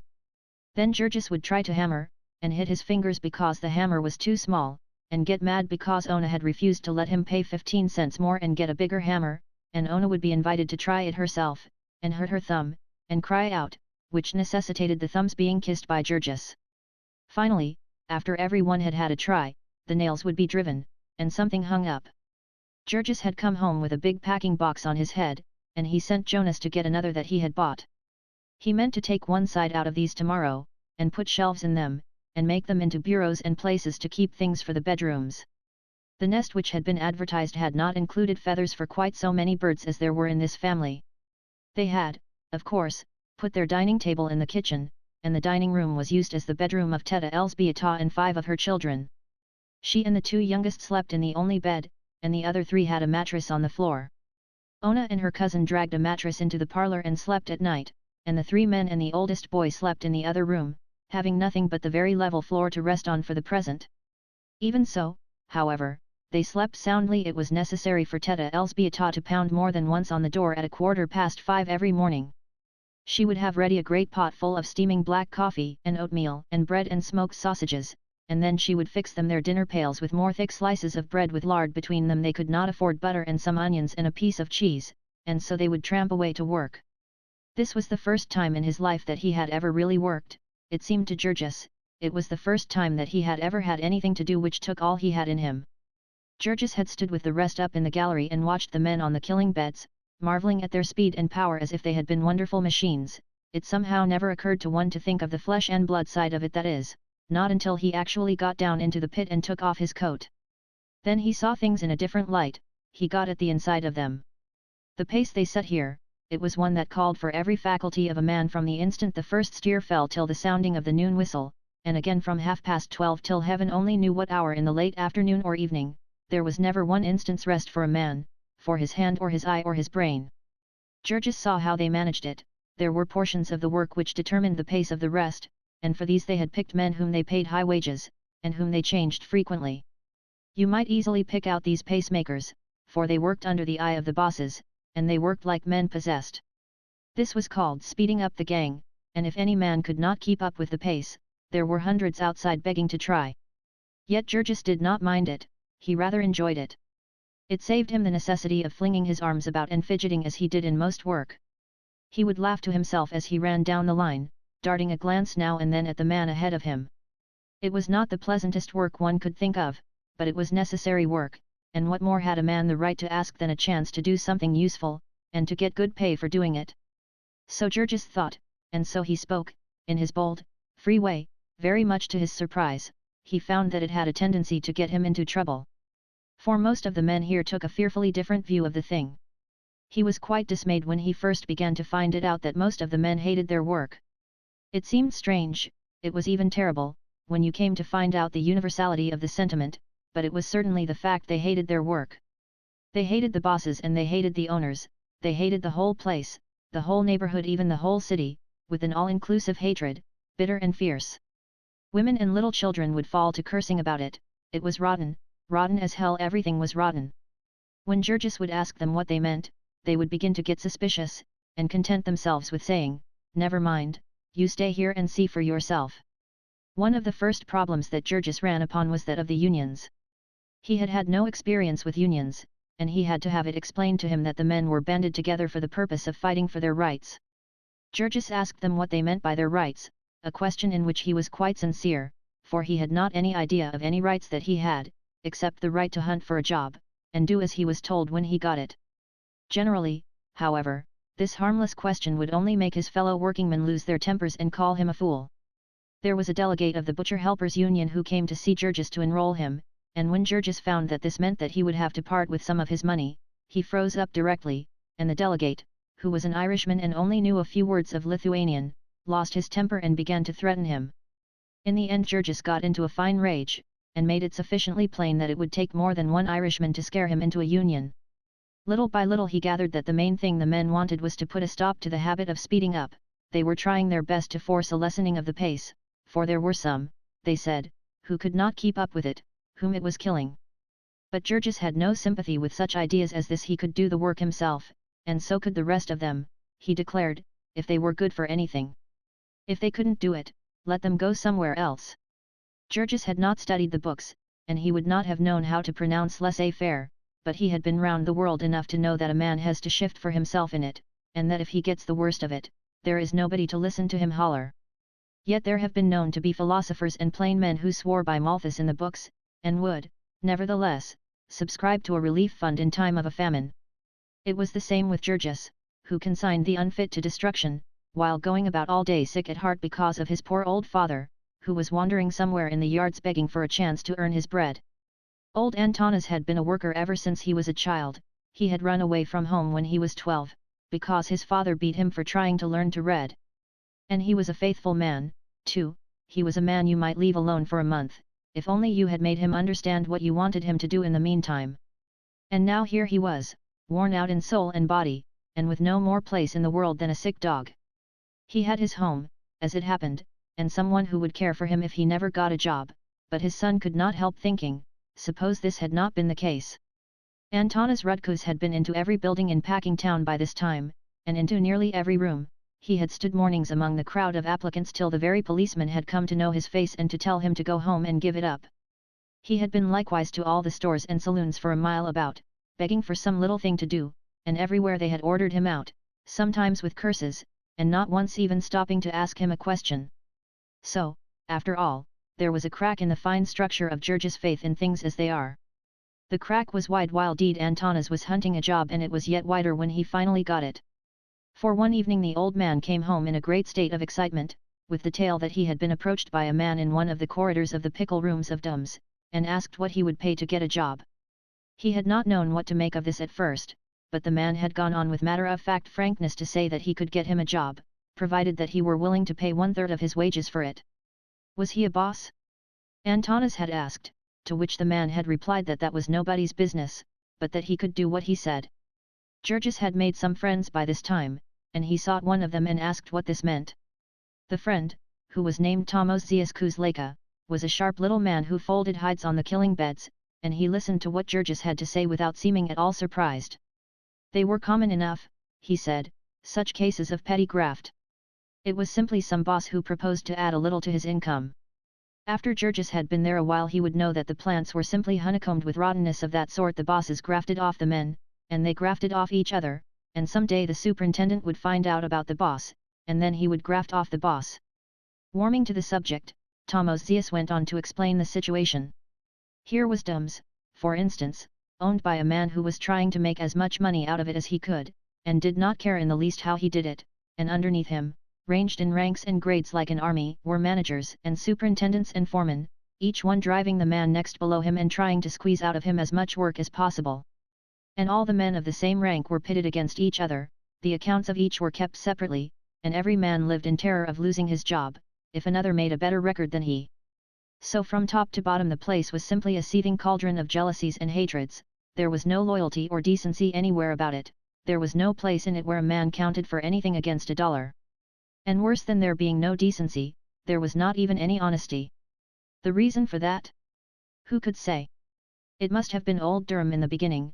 It was a heritage which the self-made merchant had left to his son, along with his millions.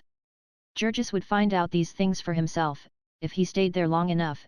It was the men who had to do all the dirty jobs, and so there was no deceiving them, and they caught the spirit of the place, and did like all the rest. Georges had come there, and thought he was going to make himself useful, and rise and become a skilled man, but he would soon find out his error, for nobody rose in Packing Town by doing good work. You could lay that down for a rule. If you met a man who was rising in Packing Town, you met a knave. That man who had been sent to George's father by the boss, he would rise.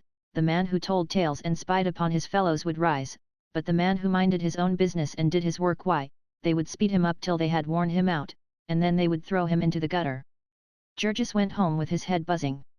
Yet he could not bring himself to believe such things. No, it could not be so. Tomosius was simply another of the grumblers. He was a man who spent all his time fiddling, and he would go to parties at night and not get home till sunrise, and so of course he did not feel like work. Then, too, he was a puny little chap, and so he had been left behind in the race, and that was why he was sore. And yet so many strange things kept coming to Georges' notice every day. He tried to persuade his father to have nothing to do with the offer. But old Antanas had begged until he was worn out, and all his courage was gone. He wanted a job, any sort of a job. So the next day he went and found the man who had spoken to him, and promised to bring him a third of all he earned, and that same day he was put to work in Duham's cellars.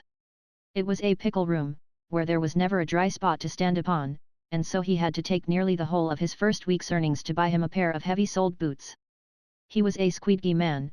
His job was to go about all day with a long-handled mop, swabbing up the floor. Except that it was damp and dark, it was not an unpleasant job, in summer. Now Antanas Rutkus was the meekest man that God ever put on earth, and so Georges found it a striking confirmation of what the men all said, that his father had been at work only 2 days before he came home as bitter as any of them, and cursing Duhams with all the power of his soul. For they had set him to cleaning out the traps, and the family sat round and listened in wonder while he told them what that meant.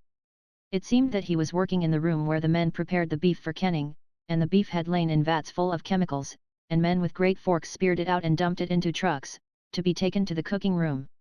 When they had speared out all they could reach, they emptied the vat on the floor, and then with shovels scraped up the balance and dumped it into the truck.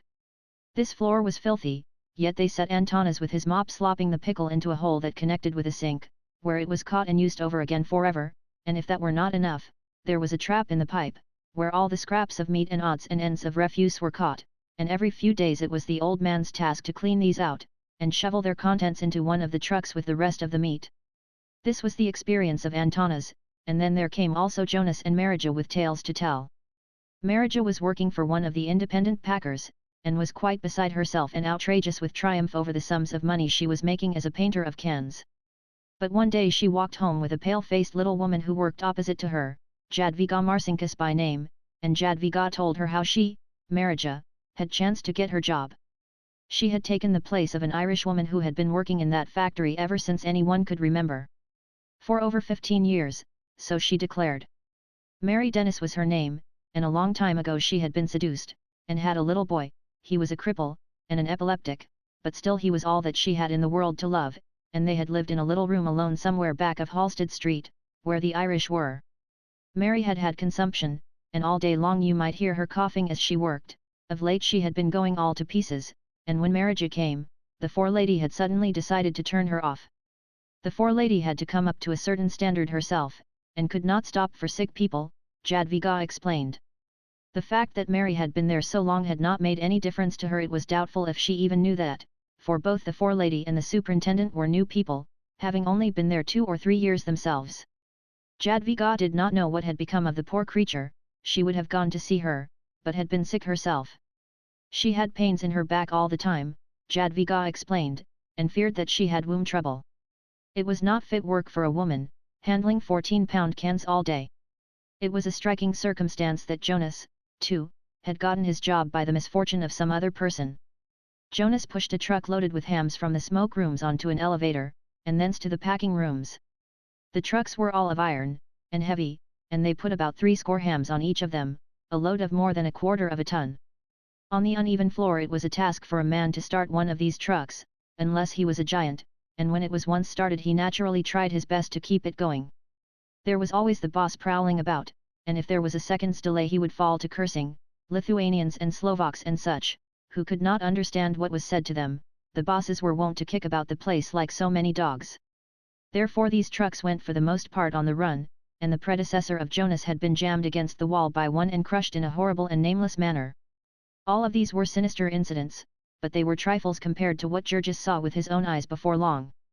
One curious thing he had noticed, the very first day, in his profession of shoveler of guts, which was the sharp trick of the floor bosses whenever there chanced to come a slunk calf. Any man who knows anything about butchering knows that the flesh of a cow that is about to calve, or has just calved, is not fit for food. A good many of these came every day to the packing houses and, of course, if they had chosen, it would have been an easy matter for the packers to keep them till they were fit for food. But for the saving of time and fodder, it was the law that cows of that sort came along with the others, and whoever noticed it would tell the boss, and the boss would start up a conversation with the government inspector, and the two would stroll away. So in a trice the carcass of the cow would be cleaned out, and entrails would have vanished. It was George's task to slide them into the trap, calves and all, and on the floor below they took out these slunk calves, and butchered them for meat, and used even the skins of them. One day a man slipped and hurt his leg, and that afternoon, when the last of the cattle had been disposed of, and the men were leaving, Georges was ordered to remain and do some special work which this injured man had usually done. It was late, almost dark, and the government inspectors had all gone, and there were only a dozen or two of men on the floor. That day they had killed about 4,000 cattle, and these cattle had come in freight trains from far states, and some of them had got hurt. There were some with broken legs, and some with gored sides, there were some that had died, from what cause no one could say, and they were all to be disposed of, here in darkness and silence.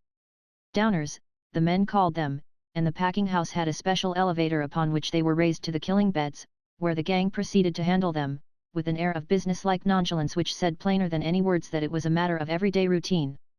It took a couple of hours to get them out of the way, and in the end Georges saw them go into the chilling rooms with the rest of the meat, being carefully scattered here and there so that they could not be identified. When he came home that night he was in a very somber mood, having begun to see at last how those might be right who had laughed at him for his faith in America. Chapter 6. Georges and Ona were very much in love. They had waited a long time. It was now well into the second year, and Georges judged everything by the criterion of its helping or hindering their union. All his thoughts were there. He accepted the family because it was a part of Ona. And he was interested in the house because it was to be Ona's home. Even the tricks and cruelties he saw at Domes had little meaning for him just then, save as they might happen to affect his future with Ona. The marriage would have been at once, if they had had their way, but this would mean that they would have to do without any wedding feast, and when they suggested this they came into conflict with the old people. To Teta Elzbieta especially the very suggestion was an affliction. What? She would cry. To be married on the roadside like a parcel of beggars. No. No, Elzbieta had some traditions behind her. She had been a person of importance in her girlhood, had lived on a big estate and had servants, and might have married well and been a lady, but for the fact that there had been 9 daughters and no sons in the family. Even so, however, she knew what was decent, and clung to her traditions with desperation.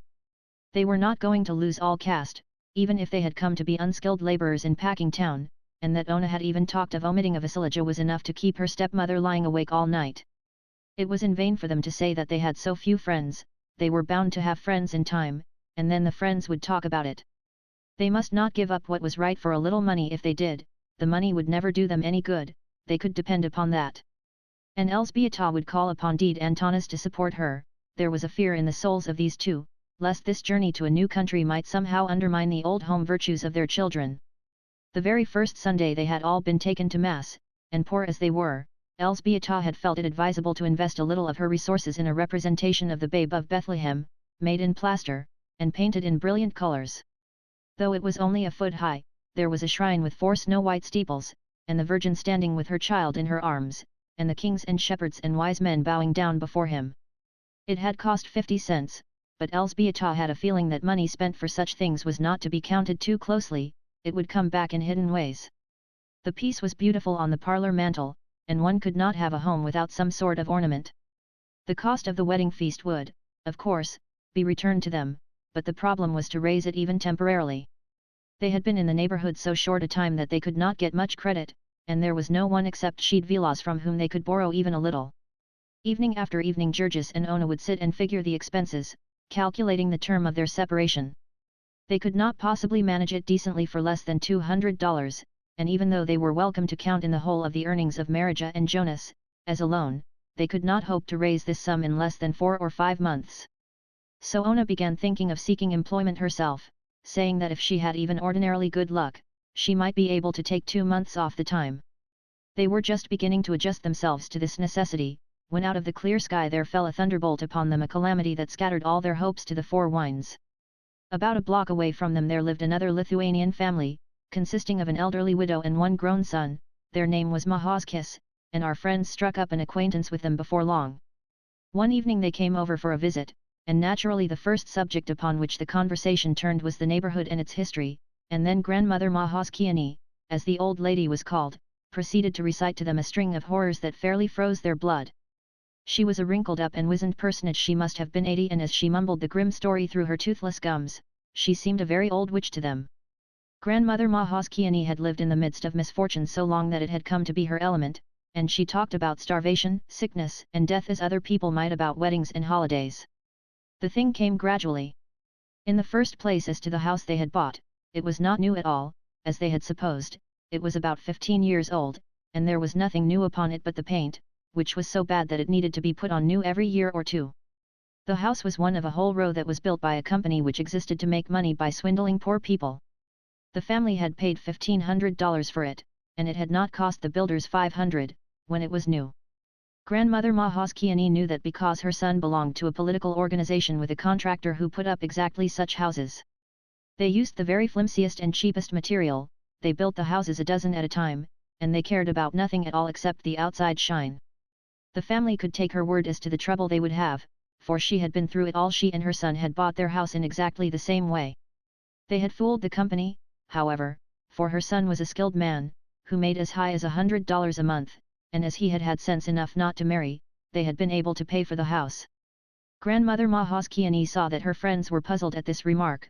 They did not quite see how paying for the house was fooling the company. Evidently they were very inexperienced. Cheap as the houses were, they were sold with the idea that the people who bought them would not be able to pay for them. When they failed, if it were only by a single month, they would lose the house and all that they had paid on it, and then the company would sell it over again. And did they often get a chance to do that? Dive. Grandmother Mahoskiani raised her hands. They did it how often no one could say, but certainly more than half of the time. They might ask anyone who knew anything at all about Packingtown as to that. She had been living here ever since this house was built, and she could tell them all about it. And had it ever been sold before? Sisamilky. Why, since it had been built, no less than 4 families that their informant could name had tried to buy it and failed. She would tell them a little about it. The first family had been Germans. The families had all been of different nationalities. There had been a representative of several races that had displaced each other in the stockyards. Grandmother Mahoskiani had come to America with her son at a time when, so far as she knew, there was only one other Lithuanian family in the district. The workers had all been Germans, then skilled cattle butchers that the packers had brought from abroad to start the business. Afterward, as cheaper labor had come, these Germans had moved away. The next were the Irish. There had been 6 or 8 years when Packingtown had been a regular Irish city. There were a few colonies of them still here, enough to run all the unions and the police force and get all the graft, but most of those who were working in the packing houses had gone away at the next drop in wages after the big strike. The Bohemians had come then, and after them the Poles. People said that old man Durham himself was responsible for these immigrations. He had sworn that he would fix the people of Packingtown so that they would never again call a strike on him, and so he had sent his agents into every city and village in Europe to spread the tale of the chances of work and high wages at the stockyards. The people had come in hordes, and old Durham had squeezed them tighter and tighter, speeding them up and grinding them to pieces and sending for new ones. The Poles, who had come by tens of thousands, had been driven to the wall by the Lithuanians, and now the Lithuanians were giving way to the Slovaks. Who there was poorer and more miserable than the Slovaks, Grandmother Mahoskiani had no idea, but the packers would find them, never fear. It was easy to bring them, for wages were really much higher, and it was only when it was too late that the poor people found out that everything else was higher too. They were like rats in a trap, that was the truth, and more of them were piling in every day. By and by they would have their revenge, though, for the thing was getting beyond human endurance, and the people would rise and murder the packers. Grandmother Mahoskiani was a socialist, or some such strange thing. Another son of hers was working in the mines of Siberia, and the old lady herself had made speeches in her time which made her seem all the more terrible to her present auditors. They called her back to the story of the house. The German family had been a good sort. To be sure, there had been a great many of them, which was a common failing in Packingtown, but they had worked hard, and the father had been a steady man, and they had a good deal more than half paid for the house. But he had been killed in an elevator accident in Dums. Then there had come the Irish, and there had been lots of them, too. The husband drank and beat the children. The neighbors could hear them shrieking any night. They were behind with their rent all the time, but the company was good to them. There was some politics back of that. Grandmother Mahoskiani could not say just what, but the Laffertys had belonged to the War Whoop League, which was a sort of political club of all the thugs and rowdies in the district, and if you belonged to that, you could never be arrested for anything. Once upon a time old Lafferty had been caught with a gang that had stolen cows from several of the poor people of the neighborhood and butchered them in an old shanty back of the yards and sold them. He had been in jail only 3 days for it, and had come out laughing, and had not even lost his place in the packing house. He had gone all to ruin with the drink, however, and lost his power. One of his sons, who was a good man, had kept him and the family up for a year or two, but then he had got sick with consumption. That was another thing. Grandmother Mahoskiani interrupted herself. This house was unlucky. Every family that lived in it, someone was sure to get consumption. Nobody could tell why that was. There must be something about the house, or the way it was built. Some folks said it was because the building had been begun in the dark of the moon. There were dozens of houses that way in Packing Town. Sometimes there would be a particular room that you could point out. If anybody slept in that room he was just as good as dead. With this house it had been the Irish first, and then a Bohemian family had lost a child of it, though, to be sure, that was uncertain, since it was hard to tell what was the matter with children who worked in the yards. In those days there had been no law about the age of children. The packers had worked all but the babies. At this remark the family looked puzzled, and Grandmother Mahoskiani again had to make an explanation that it was against the law for children to work before they were 16. What was the sense of that? They asked. They had been thinking of letting little Stanislovas go to work. Well, there was no need to worry. Grandmother Mahoskiani said the law made no difference except that it forced people to lie about the ages of their children. One would like to know what the lawmakers expected them to do. There were families that had no possible means of support except the children, and the law provided them no other way of getting a living. Very often a man could get no work in Packing Town for months, while a child could go and get a place easily. There was always some new machine, by which the packers could get as much work out of a child as they had been able to get out of a man, and for a third of the pay. To come back to the house again, it was the woman of the next family that had died. That was after they had been there nearly 4 years, and this woman had had twins regularly every year, and there had been more than you could count when they moved in. After she died the man would go to work all day and leave them to shift for themselves. The neighbors would help them now and then, for they would almost freeze to death. At the end there were 3 days that they were alone, before it was found out that the father was dead. He was a floorsman at Jones's, and a wounded steer had broken loose and mashed him against a pillar. Then the children had been taken away, and the company had sold the house that very same week to a party of emigrants. So this grim old woman went on with her tale of horrors. How much of it was exaggeration who could tell? It was only too plausible. There was that about consumption, for instance. They knew nothing about consumption whatever, except that it made people cough, and for 2 weeks they had been worrying about a coughing spell of Antana's. It seemed to shake him all over, and it never stopped. You could see a red stain wherever he had spit upon the floor. And yet all these things were as nothing to what came a little later. They had begun to question the old lady as to why one family had been unable to pay, trying to show her by figures that it ought to have been possible, and Grandmother Mahoskiani had disputed their figures. You say $12 a month, but that does not include the interest. Then they stared at her. Interest, they cried. Interest on the money you still owe, she answered. But we don't have to pay any interest, they exclaimed, 3 or 4 at once. We only have to pay $12 each month. And for this she laughed at them. You are like all the rest, she said, they trick you and eat you alive. They never sell the houses without interest. Get your deed, and see. Then, with a horrible sinking of the heart, Teta Elzbieta unlocked her bureau and brought out the paper that had already caused them so many agonies. Now they sat round, scarcely breathing, while the old lady, who could read English, ran over it. Yes, she said, finally, here it is, of course, with interest thereon monthly, at the rate of 7% per annum. And there followed a dead silence. What does that mean? Asked Georges finally, almost in a whisper. That means, replied the other, that you have to pay them $7 next month, as well as the $12. Then again there was not a sound. It was sickening, like a nightmare, in which suddenly something gives way beneath you, and you feel yourself sinking, down into bottomless abysses. As if in a flash of lightning they saw themselves victims of a relentless fate, cornered, trapped, in the grip of destruction. All the fair structure of their hopes came crashing about their ears, and all the time the old woman was going on talking. They wished that she would be still. Her voice sounded like the croaking of some dismal raven. Georges sat with his hands clenched and beads of perspiration on his forehead, and there was a great lump in Ona's throat, choking her. Then suddenly Teta Elzbieta broke the silence with a wail, and Marija began to wring her hands and sob, "Ai! Ai!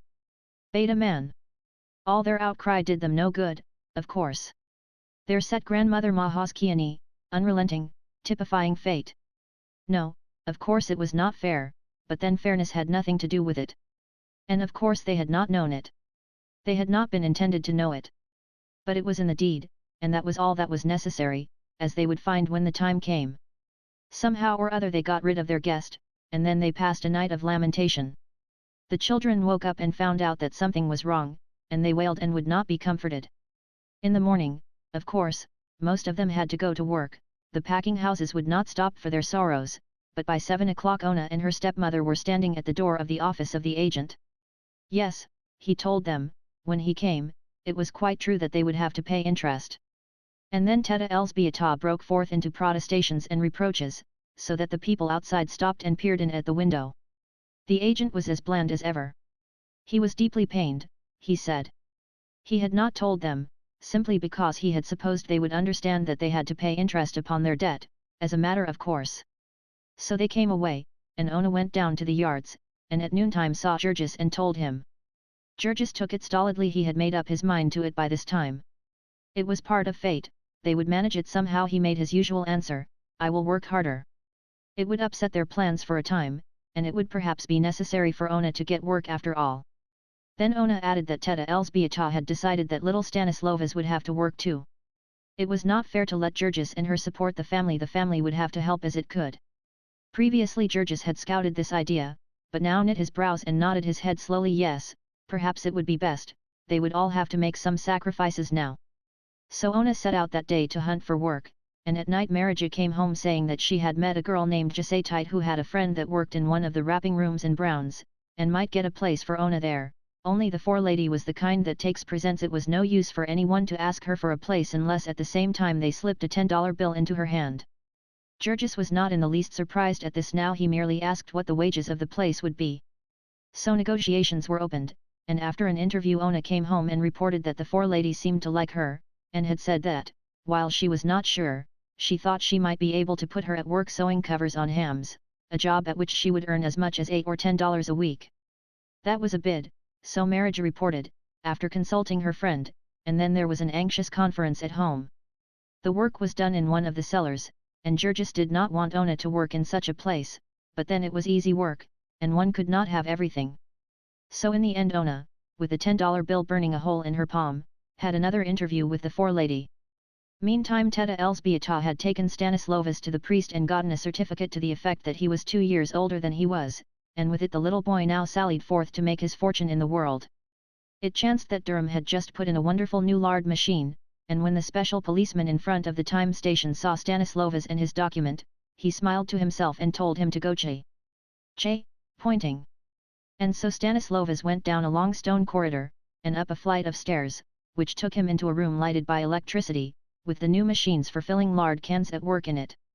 The lard was finished on the floor above, and it came in little jets, like beautiful, wriggling, snow-white snakes of unpleasant odor. There were several kinds and sizes of jets, and after a certain precise quantity had come out, each stopped automatically, and the wonderful machine made a turn, and took the can under another jet, and so on, until it was filled neatly to the brim, and pressed tightly, and smoothed off. To attend to all this and fill several hundred cans of lard per hour, there were necessary 2 human creatures, one of whom knew how to place an empty lard can on a certain spot every few seconds, and the other of whom knew how to take a full lard can off a certain spot every few seconds and set it upon a tray. And so, after little Stanislovas had stood gazing timidly about him for a few minutes, a man approached him, and asked what he wanted, to which Stanislovas said, "Job." Then the man said how old, and Stanislovas answered, 16. Once or twice every year a state inspector would come wandering through the packing plants, asking a child here and there how old he was, and so the packers were very careful to comply with the law, which cost them as much trouble as was now involved in the bosses taking the document from the little boy, and glancing at it, and then sending it to the office to be filed away. Then he set someone else at a different job, and showed the lad how to place a lard can every time the empty arm of the remorseless machine came to him, and so was decided the place in the universe of little Stanislovas, and his destiny till the end of his days. Hour after hour, day after day, year after year, it was fated that he should stand upon a certain square foot of floor from 7 in the morning until noon, and again from 12:30 till 5:30, making never a motion and thinking never a thought, save for the setting of lard cans. In summer the stench of the warm lard would be nauseating, and in winter the cans would all but freeze to his naked little fingers in the unheated cellar. Half the year it would be dark as night when he went into work, and dark as night again when he came out, and so he would never know what the sun looked like on weekdays. And for this, at the end of the week, he would carry home $3 to his family, being his pay at the rate of 5 cents per hour just about his proper share of the total earnings of the 1.75 million of children who are now engaged in earning their livings in the United States. And meantime, because they were young, and hope is not to be stifled before its time, Georges and Ona were again calculating, for they had discovered that the wages of Stanislovas would a little more than pay the interest, which left them just about as they had been before. It would be but fair to them to say that the little boy was delighted with his work, and at the idea of earning a lot of money, and also that the two were very much in love with each other. Chapter 7. All summer long the family toiled, and in the fall they had money enough for Georges and Ona to be married according to home traditions of decency. In the latter part of November they hired a hall, and invited all their new acquaintances, who came and left them over $100 in debt.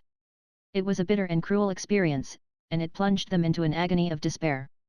Such a time, of all times, for them to have it, when their hearts were made tender. Such a pitiful beginning it was for their married life, they loved each other so, and they could not have the briefest respite. It was a time when everything cried out to them that they ought to be happy, when wonder burned in their hearts, and leaped into flame at the slightest breath. They were shaken to the depths of them, with the awe of love realized, and was it so very weak of them that they cried out for a little peace? They had opened their hearts, like flowers to the springtime, and the merciless winter had fallen upon them. They wondered if ever any love that had blossomed in the world had been so crushed and trampled. Over them, relentless and savage, there cracked the lash of want. The morning after the wedding it sought them as they slept, and drove them out before daybreak to work. Ona was scarcely able to stand with exhaustion, but if she were to lose her place they would be ruined, and she would surely lose it if she were not on time that day. They all had to go, even little Stanislovas, who was ill from overindulgence in sausages and sarsaparilla. All that day he stood at his lard machine, rocking unsteadily, his eyes closing in spite of him, and he all but lost his place even so, for the foreman booted him twice to waken him. It was fully a week before they were all normal again, and meantime, with whining children and cross adults, the house was not a pleasant place to live in. Georges lost his temper very little, however, all things considered.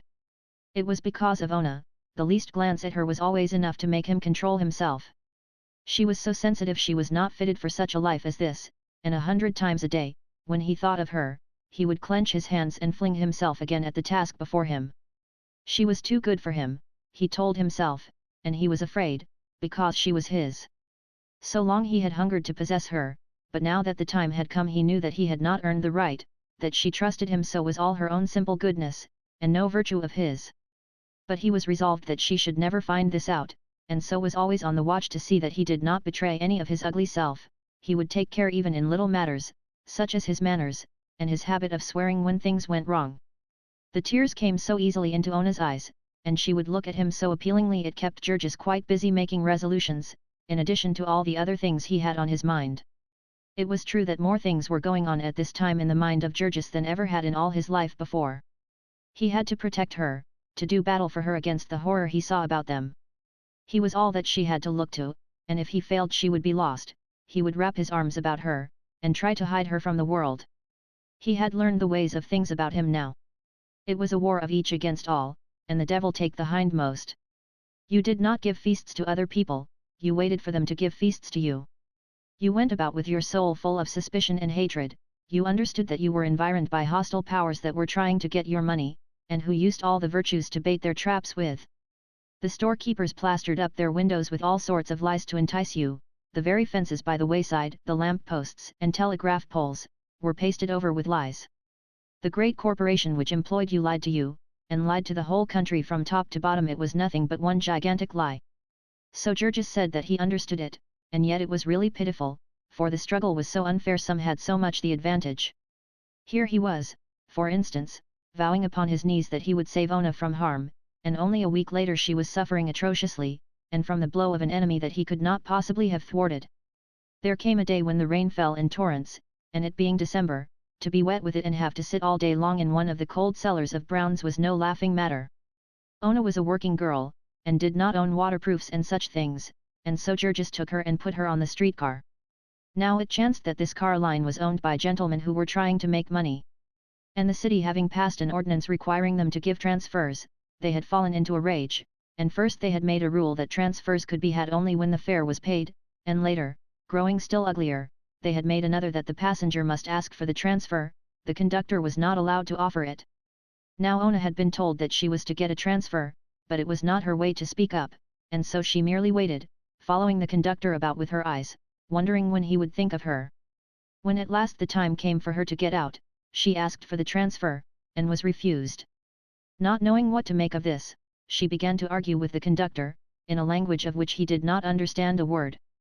After warning her several times, he pulled the bell and the car went on, at which Ona burst into tears. At the next corner she got out, of course, and as she had no more money, she had to walk the rest of the way to the yards in the pouring rain. And so all day long she sat shivering, and came home at night with her teeth chattering and pains in her head and back.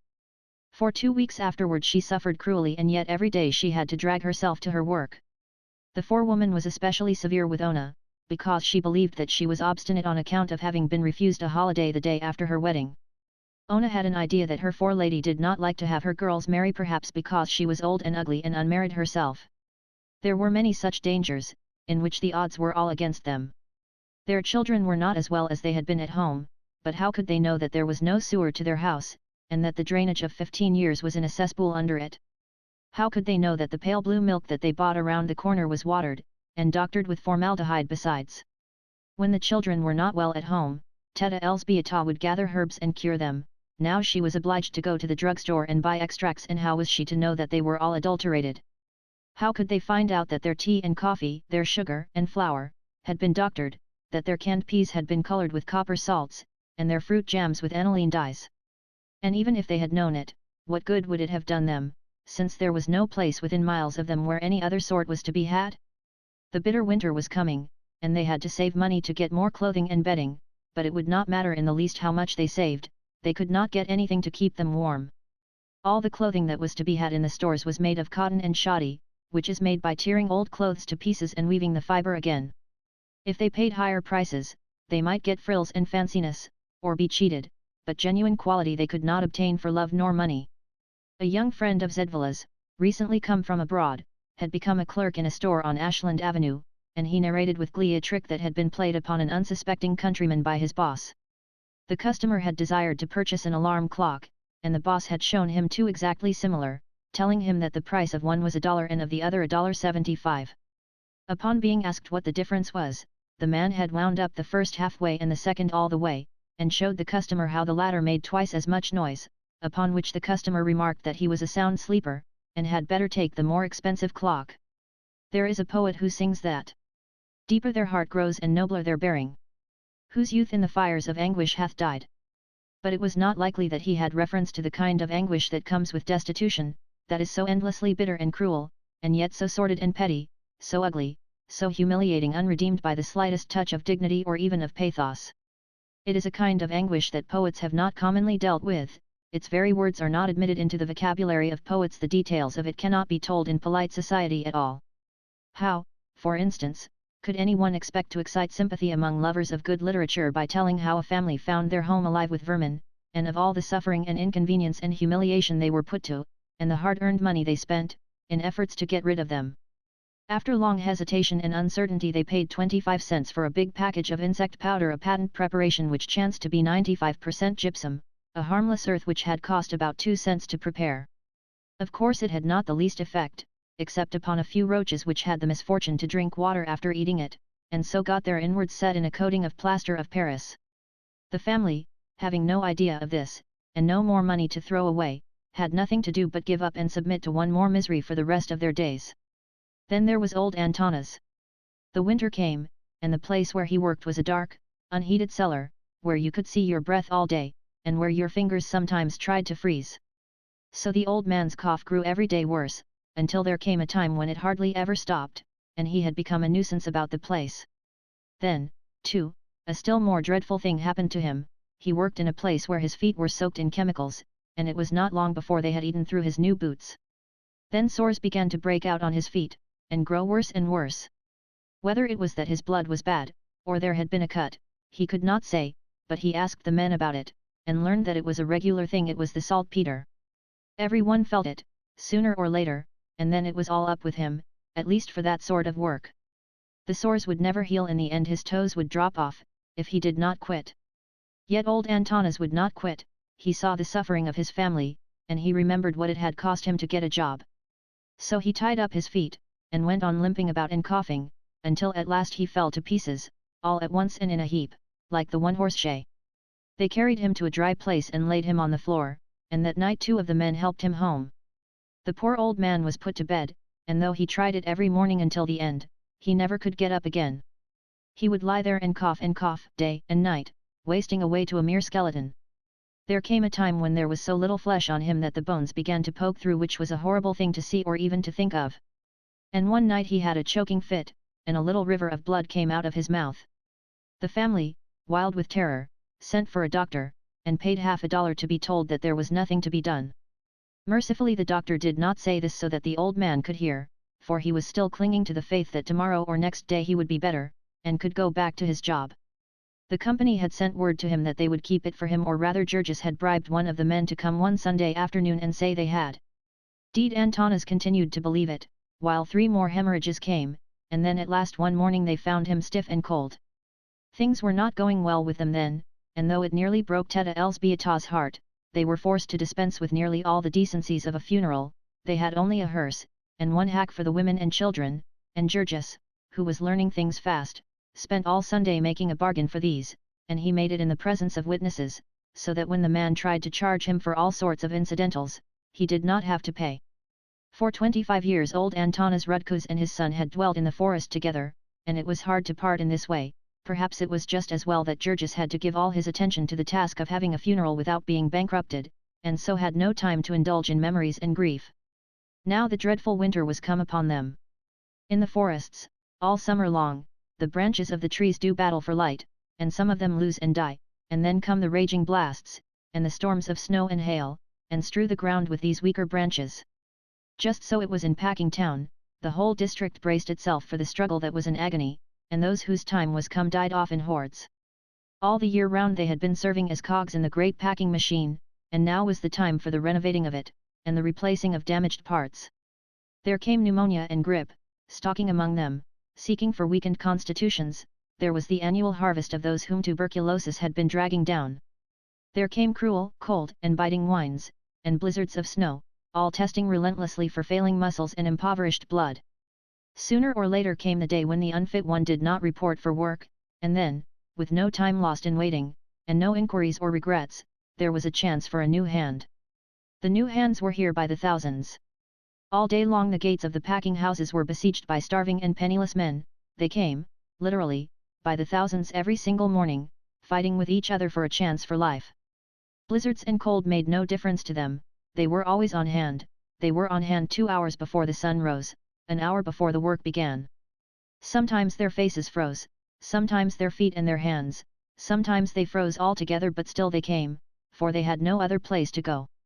One day Durham advertised in the paper for 200 men to cut ice, and all that day the homeless and starving of the city came trudging through the snow from all over its 200 square miles. That night 40 score of them crowded into the station house of the stockyards district. They filled the rooms, sleeping in each other's laps, toboggan fashion, and they piled on top of each other in the corridors, till the police shut the doors and left some to freeze outside. On the morrow, before daybreak, there were 3,000 at Dum's, and the police reserves had to be sent for to quell the riot. Then Dum's bosses picked out 20 of the biggest. The 200 proved to have been a printer's error. 4 or 5 miles to the eastward lay the lake, and over this the bitter winds came raging. Sometimes the thermometer would fall to 10 or 20 degrees below zero at night, and in the morning the streets would be piled with snowdrifts up to the first floor windows. The streets through which our friends had to go to their work were all unpaved and full of deep holes and gullies. In summer, when it rained hard, a man might have to wade to his waist to get to his house, and now in winter it was no joke getting through these places, before light in the morning and after dark at night. They would wrap up in all they owned, but they could not wrap up against exhaustion, and many a man gave out in these battles with the snowdrifts, and lay down and fell asleep. And if it was bad for the men, one may imagine how the women and children fared.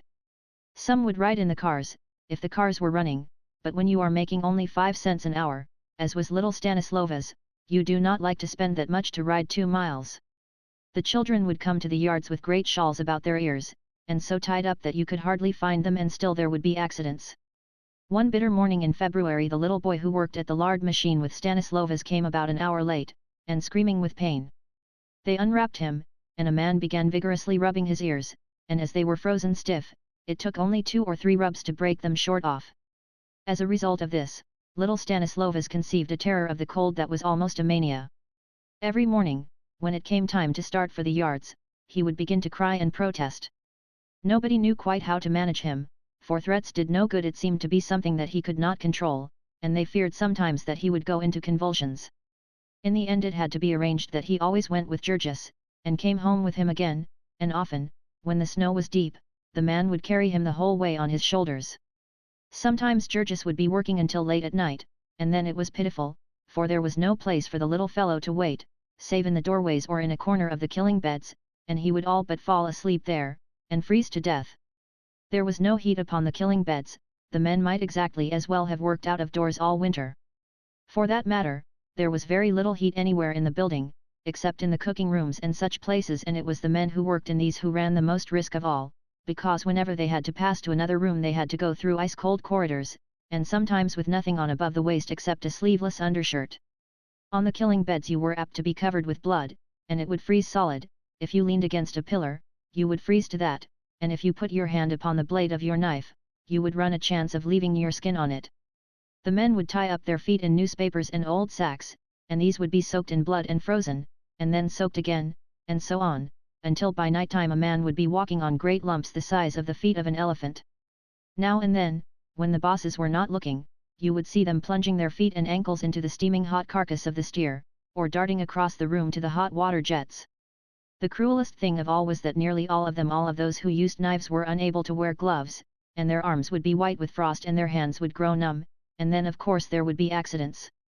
Also the air would be full of steam, from the hot water and the hot blood, so that you could not see 5 feet before you, and then, with men rushing about at the speed they kept up on the killing beds, and all with butcher knives, like razors, in their hands, well, it was to be counted as a wonder that there were not more men slaughtered than cattle.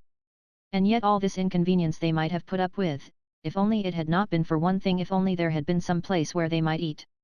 Georges had either to eat his dinner amid the stench in which he had worked, or else to rush, as did all his companions, to any one of the hundreds of liquor stores which stretched out their arms to him.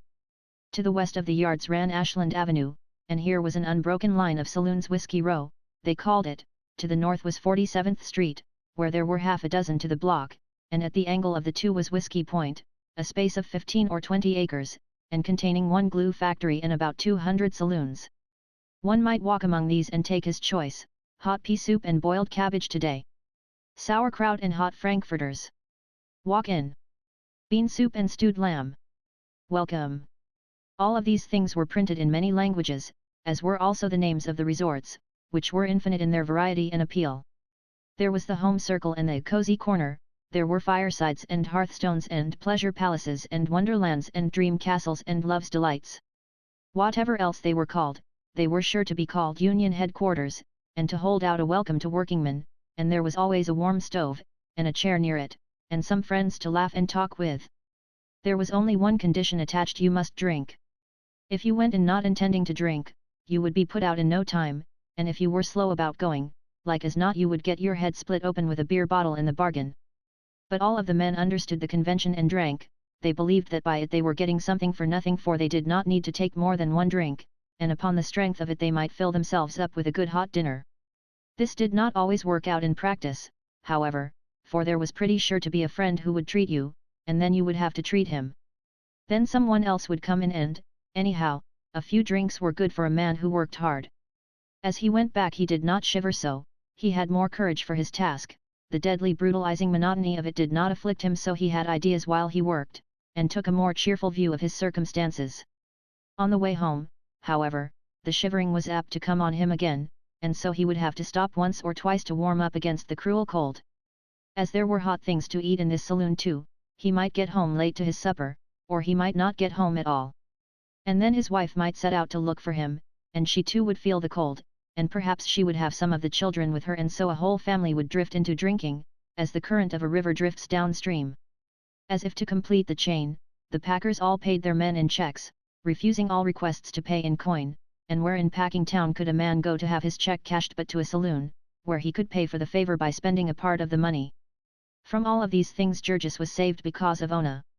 He never would take but the one drink at noontime, and so he got the reputation of being a surly fellow, and was not quite welcome at the saloons, and had to drift about from one to another. Then at night he would go straight home, helping Ona and Stanislovas, or often putting the former on a car. And when he got home perhaps he would have to trudge several blocks, and come staggering back through the snowdrifts with a bag of coal upon his shoulder. Home was not a very attractive place, at least not this winter. They had only been able to buy one stove, and this was a small one, and proved not big enough to warm even the kitchen in the bitterest weather. This made it hard for Teta Elzbieta all day, and for the children when they could not get to school. At night they would sit huddled round this stove, while they ate their supper off their laps, and then Georges and Jonas would smoke a pipe, after which they would all crawl into their beds to get warm, after putting out the fire to save the coal. Then they would have some frightful experiences with the cold. They would sleep with all their clothes on, including their overcoats, and put over them all the bedding and spare clothing they owned. The children would sleep all crowded into one bed, and yet even so they could not keep warm. The outside ones would be shivering and sobbing, crawling over the others and trying to get down into the center, and causing a fight. This old house with the leaky weatherboards was a very different thing from their cabins at home, with great thick walls plastered inside and outside with mud, and the cold which came upon them was a living thing, a demon presence in the room. They would waken in the midnight hours, when everything was black.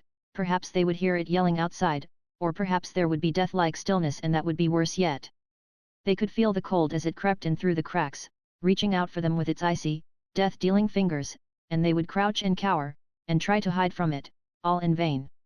It would come, and it would come, a grisly thing, a spectre born in the black caverns of terror, a power primeval, cosmic, shadowing the tortures of the lost souls flung out to chaos and destruction. It was cruel iron hard, and hour after hour they would cringe in its grasp, alone, alone. There would be no one to hear them if they cried out, there would be no help, no mercy. And so on until morning, when they would go out to another day of toil, a little weaker, a little nearer to the time when it would be their turn to be shaken from the tree. Chapter 8. Yet even by this deadly winter the germ of hope was not to be kept from sprouting in their hearts. It was just at this time that the great adventure befell Marija. The victim was Tomos Kuzleka, who played the violin. Everybody laughed at them, for Tomos was petite and frail, and Marija could have picked him up and carried him off under one arm. But perhaps that was why she fascinated him. The sheer volume of Marija's energy was overwhelming.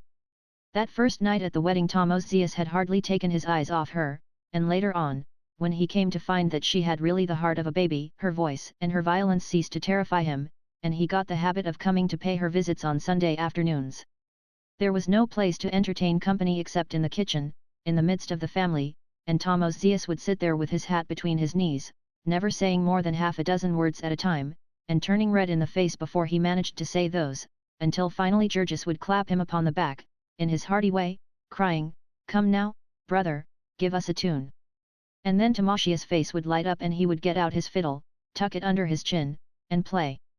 And forthwith the soul of him would flame up and become eloquent. It was almost an impropriety, for all the while his gaze would be fixed upon Marija's face, until she would begin to turn red and lower her eyes. There was no resisting the music of Tomos, however. Even the children would sit awed and wondering, and the tears would run down Teta Elzbieta's cheeks. A wonderful privilege it was to be thus admitted into the soul of a man of genius, to be allowed to share the ecstasies and the agonies of his inmost life. Then there were other benefits accruing to Marija from this friendship, benefits of a more substantial nature. People paid Tomos big money to come and make music on state occasions, and also they would invite him to parties and festivals, knowing well that he was too good-natured to come without his fiddle, and that having brought it, he could be made to play while others danced. Once he made bold to ask Marija to accompany him to such a party, and Marija accepted, to his great delight, after which he never went anywhere without her, while if the celebration were given by friends of his, he would invite the rest of the family also. In any case, Marija would bring back a huge pocket full of cakes and sandwiches for the children, and stories of all the good things she herself had managed to consume. She was compelled, at these parties, to spend most of her time at the refreshment table, for she could not dance with anybody except other women and very old men. Tomosius was of an excitable temperament, and afflicted with a frantic jealousy, and any unmarried man who ventured to put his arm about the ample waist of Marija would be certain to throw the orchestra out of tune. It was a great help to a person who had to toil all the week to be able to look forward to some such relaxation as this on Saturday nights. The family was too poor and too hardworked to make many acquaintances. In Packingtown, as a rule, people know only their near neighbors and shopmates, and so the place is like a myriad of little country villages. But now there was a member of the family who was permitted to travel and widen her horizon, and so each week there would be new personalities to talk about how so-and-so was dressed, and where she worked, and what she got, and whom she was in love with, and how this man had jilted his girl, and how she had quarreled with the other girl, and what had passed between them, and how another man beat his wife, and spent all her earnings upon drink, and pawned her very clothes. Some people would have scorned this talk as gossip, but then one has to talk about what one knows. It was one Saturday night, as they were coming home from a wedding, that Tomosius found courage, and set down his violin case in the street and spoke his heart, and then Marija clasped him in her arms. She told them all about it the next day, and fairly cried with happiness, for she said that Tomosius was a lovely man.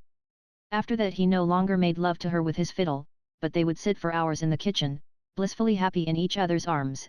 It was the tacit convention of the family to know nothing of what was going on in that corner. They were planning to be married in the spring, and have the garret of the house fixed up, and live there. Tomosius made good wages, and little by little the family were paying back their debt to Marija, so she ought soon to have enough to start life upon only, with her preposterous soft-heartedness, she would insist upon spending a good part of her money every week for things which she saw they needed. Marija was really the capitalist of the party, for she had become an expert can painter by this time. She was getting 14 cents for every 110 cans, and she could paint more than 2 cans every minute. Marija felt, so to speak, that she had her hand on the throttle, and the neighborhood was vocal with her rejoicings. Yet her friends would shake their heads and tell her to go slow. One could not count upon such good fortune forever. There were accidents that always happened. But Marija was not to be prevailed upon, and went on planning and dreaming of all the treasures she was going to have for her home, and so, when the crash did come, her grief was painful to see. For her canning factory shut down. Marija would about as soon have expected to see the sun shut down. The huge establishment had been to her a thing akin to the planets and the seasons. But now it was shut. And they had not given her any explanation, they had not even given her a day's warning, they had simply posted a notice one Saturday that all hands would be paid off that afternoon, and would not resume work for at least a month. And that was all that there was to it. Her job was gone. It was the holiday rush that was over, the girls said in answer to Marija's inquiries. After that there was always a slack. Sometimes the factory would start up on half-time after a while, but there was no telling. It had been known to stay closed until way into the summer. The prospects were bad at present, for truckmen who worked in the storerooms said that these were piled up to the ceilings, so that the firm could not have found room for another week's output of cans. And they had turned off 3/4 of these men, which was a still worse sign, since it meant that there were no orders to be filled. It was all a swindle, can painting, said the girls. You were crazy with delight because you were making $12 or $14 a week, and saving half of it, but you had to spend it all keeping alive while you were out, and so your pay was really only half what you thought. Marija came home, and because she was a person who could not rest without danger of explosion, they first had a great house cleaning, and then she set out to search Packingtown for a job to fill up the gap. As nearly all the canning establishments were shut down, and all the girls hunting work, it will be readily understood that Marija did not find any. Then she took to trying the stores and saloons, and when this failed she even travelled over into the far distant regions near the lake front, where lived the rich people in great palaces, and begged there for some sort of work that could be done by a person who did not know English. The men upon the killing beds felt also the effects of the slump which had turned Marija out, but they felt it in a different way, in a way which made Georges understand at last all their bitterness. The big packers did not turn their hands off and close down, like the canning factories, but they began to run for shorter and shorter hours. They had always required the men to be on the killing beds and ready for work at 7 o'clock, although there was almost never any work to be done till the buyers out in the yards had gotten to work, and some cattle had come over the chutes. That would often be 10 or 11 o'clock, which was bad enough, in all conscience, but now, in the slack season, they would perhaps not have a thing for their men to do till late in the afternoon. And so they would have to loaf around, in a place where the thermometer might be 20 degrees below zero. At first one would see them running about, or skylarking with each other, trying to keep warm, but before the day was over they would become quite chilled through and exhausted, and, when the cattle finally came, so near frozen that to move was an agony. And then suddenly the place would spring into activity, and the merciless speeding up would begin. There were weeks at a time when Georges went home after such a day as this with not more than 2 hours' work to his credit, which meant about 35 cents. There were many days when the total was less than half an hour, and others when there was none at all. The general average was 6 hours a day, which meant for Georges about $6 a week, and this 6 hours of work would be done after standing on the killing bed till 1 o'clock, or perhaps even 3 or 4 o'clock, in the afternoon. Like as not there would come a rush of cattle at the very end of the day, which the men would have to dispose of before they went home, often working by electric light till 9 or 10, or even 12 or 1 o'clock, and without a single instant for a bite of supper. The men were at the mercy of the cattle. Perhaps the buyers would be holding off for better prices if they could scare the shippers into thinking that they meant to buy nothing that day, they could get their own terms. For some reason the cost of fodder for cattle in the yards was much above the market price and you were not allowed to bring your own fodder. Then, too, a number of cars were apt to arrive late in the day, now that the roads were blocked with snow, and the packers would buy their cattle that night, to get them cheaper, and then would come into play their ironclad rule, that all cattle must be killed the same day they were bought. There was no use kicking about this. There had been one delegation after another to see the packers about it, only to be told that it was the rule, and that there was not the slightest chance of its ever being altered. And so on Christmas Eve Georges worked till nearly 1 o'clock in the morning, and on Christmas Day he was on the killing bed at 7 o'clock. All this was bad, and yet it was not the worst. For after all the hard work a man did, he was paid for only part of it. Georges had once been among those who scoffed at the idea of these huge concerns cheating, and so now he could appreciate the bitter irony of the fact that it was precisely their size which enabled them to do it with impunity.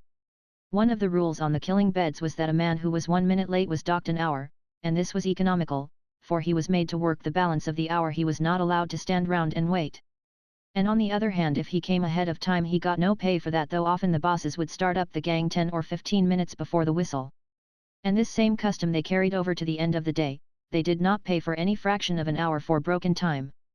A man might work full 50 minutes, but if there was no work to fill out the hour, there was no pay for him. Thus the end of every day was a sort of lottery, a struggle, all but breaking into open war between the bosses and the men, the former trying to rush a job through and the latter trying to stretch it out.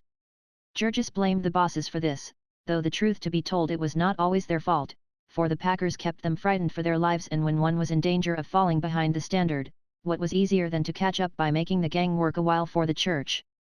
This was a savage witticism the men had, which Georges had to have explained to him. Old man Jones was great on missions and such things, and so whenever they were doing some particularly disreputable job, the men would wink at each other and say, "Now we're working for the church." One of the consequences of all these things was that Georges was no longer perplexed when he heard men talk of fighting for their rights. He felt like fighting now himself, and when the Irish delegate of the Butcher Helpers Union came to him a second time, he received him in a far different spirit. A wonderful idea it now seemed to Georges, this of the men, that by combining they might be able to make a stand and conquer the packers. Georges wondered who had first thought of it, and when he was told that it was a common thing for men to do in America, he got the first inkling of a meaning in the phrase "a free country." The delegate explained to him how it depended upon their being able to get every man to join and stand by the organization, and so Georges signified that he was willing to do his share. Before another month was by, all the working members of his family had union cards, and wore their union buttons conspicuously and with pride. For fully a week they were quite blissfully happy, thinking that belonging to a union meant an end to all their troubles. But only 10 days after she had joined, Marriage's canning factory closed down, and that blow quite staggered them. They could not understand why the union had not prevented it, and the very first time she attended a meeting Marriage got up and made a speech about it. It was a business meeting, and was transacted in English, but that made no difference to Marriage. She said what was in her, and all the pounding of the chairman's gavel and all the uproar and confusion in the room could not prevail. Quite apart from her own troubles she was boiling over with a general sense of the injustice of it, and she told what she thought of the packers, and what she thought of a world where such things were allowed to happen, and then, while the echoes of the hall rang with the shock of her terrible voice, she sat down again and fanned herself, and the meeting gathered itself together and proceeded to discuss the election of a recording secretary. Georges too had an adventure the first time he attended a union meeting, but it was not of his own seeking. Georges had gone with the desire to get into an inconspicuous corner and see what was done, but this attitude of silent and open-eyed attention had marked him out for a victim. Tommy Finnegan was a little Irishman, with big staring eyes and a wild aspect, a hoister by trade, and badly cracked. Somewhere back in the far distant past Tommy Finnegan had had a strange experience, and the burden of it rested upon him. All the balance of his life he had done nothing but try to make it understood. When he talked he caught his victim by the buttonhole, and his face kept coming closer and closer, which was trying, because his teeth were so bad. Georges did not mind that, only he was frightened. The method of operation of the higher intelligences was Tom Finnegan's theme, and he desired to find out if Georges had ever considered that the representation of things in their present similarity might be altogether unintelligible upon a more elevated plane. There were assuredly wonderful mysteries about the developing of these things, and then, becoming confidential, Mr. Finnegan proceeded to tell of some discoveries of his own. "If ye have ever had onything to do wid spirits," said he, and looked inquiringly at Georges, who kept shaking his head. Never mind," continued the other, "but their influences may be operatin' upon yet, it's sure as I'm tellin' yet, it's them that has the reference to the immediate surroundings that has the most of power. It was vouchsafed to me in me youthful days to be acquainted with spirits," and so Tommy Finnegan went on, expounding a system of philosophy, while the perspiration came out on George's forehead, so great was his agitation and embarrassment. In the end one of the men, seeing his plight, came over and rescued him, but it was some time before he was able to find anyone to explain things to him, and meanwhile his fear lest the strange little Irishman should get him cornered again was enough to keep him dodging about the room the whole evening. He never missed a meeting, however. He had picked up a few words of English by this time, and friends would help him to understand. They were often very turbulent meetings, with half a dozen men declaiming at once, in as many dialects of English, but the speakers were all desperately in earnest, and Georges was in earnest too, for he understood that a fight was on, and that it was his fight. Since the time of his disillusionment, Georges had sworn to trust no man, except in his own family, but here he discovered that he had brothers in affliction, and allies. Their one chance for life was in union, and so the struggle became a kind of crusade. Georges had always been a member of the church, because it was the right thing to be, but the church had never touched him, he left all that for the women. Here, however, was a new religion, one that did touch him, that took hold of every fibre of him, and with all the zeal and fury of a convert he went out as a missionary. There were many non-union men among the Lithuanians, and with these he would labour and wrestle in prayer, trying to show them the right. Sometimes they would be obstinate and refuse to see it, and Georges, alas, was not always patient. He forgot how he himself had been blind, a short time ago, after the fashion of all crusaders since the original ones, who set out to spread the gospel of brotherhood by force of arms. Chapter 9. One of the first consequences of the discovery of the Union was that Georges became desirous of learning English. He wanted to know what was going on at the meetings, and to be able to take part in them, and so he began to look about him, and to try to pick up words. The children, who were at school, and learning fast, would teach him a few, and a friend loaned him a little book that had some in it, and Ona would read them to him. Then Georges became sorry that he could not read himself, and later on in the winter, when someone told him that there was a night school that was free, he went and enrolled. After that, every evening that he got home from the yards in time, he would go to the school, he would go even if he were in time for only half an hour. They were teaching him both to read and to speak English, and they would have taught him other things, if only he had had a little time. Also the Union made another great difference with him, it made him begin to pay attention to the country. It was the beginning of democracy with him. It was a little state, the Union, a miniature republic, its affairs were every man's affairs, and every man had a real say about them. In other words, in the Union Georges learned to talk politics. In the place where he had come from there had not been any politics in Russia. One thought of the government as an affliction like the lightning and the hail. "Duck, little brother, duck," the wise old peasants would whisper, "everything passes away." And when Georges had first come to America he had supposed that it was the same. He had heard people say that it was a free country, but what did that mean? He found that here, precisely as in Russia, there were rich men who owned everything, and if one could not find any work, was not the hunger he began to feel the same sort of hunger? When Georges had been working about 3 weeks at Brown's, there had come to him one noontime a man who was employed as a night watchman, and who asked him if he would not like to take out naturalization papers and become a citizen. Georges did not know what that meant, but the man explained the advantages. In the first place, it would not cost him anything, and it would get him half a day off, with his pay just the same, and then when election time came he would be able to vote, and there was something in that. Georges was naturally glad to accept, and so the night watchman said a few words to the boss, and he was excused for the rest of the day. When, later on, he wanted a holiday to get married he could not get it, and as for a holiday with pay just the same, what power had wrought that miracle heaven only knew. However, he went with the man, who picked up several other newly landed immigrants, Poles, Lithuanians, and Slovaks, and took them all outside, where stood a great 4-horse tally-ho coach, with 15 or 20 men already in it. It was a fine chance to see the sights of the city, and the party had a merry time, with plenty of beer handed up from inside. So they drove downtown and stopped before an imposing granite building, in which they interviewed an official, who had the papers all ready, with only the names to be filled in. So each man in turn took an oath of which he did not understand a word, and then was presented with a handsome ornamented document with a big red seal and the shield of the United States upon it, and was told that he had become a citizen of the Republic and the equal of the President himself. A month or two later Georges had another interview with this same man, who told him where to go to register. And then finally, when election day came, the packing houses posted a notice that men who desired to vote might remain away until 9 that morning, and the same night watchman took Georges and the rest of his flock into the back room of a saloon, and showed each of them where and how to mark a ballot, and then gave each $2, and took them to the polling place, where there was a policeman on duty especially to see that they got through all right.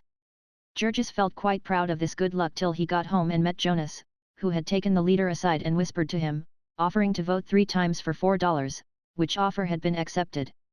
And now in the Union Georges met men who explained all this mystery to him, and he learned that America differed from Russia in that its government existed under the form of a democracy.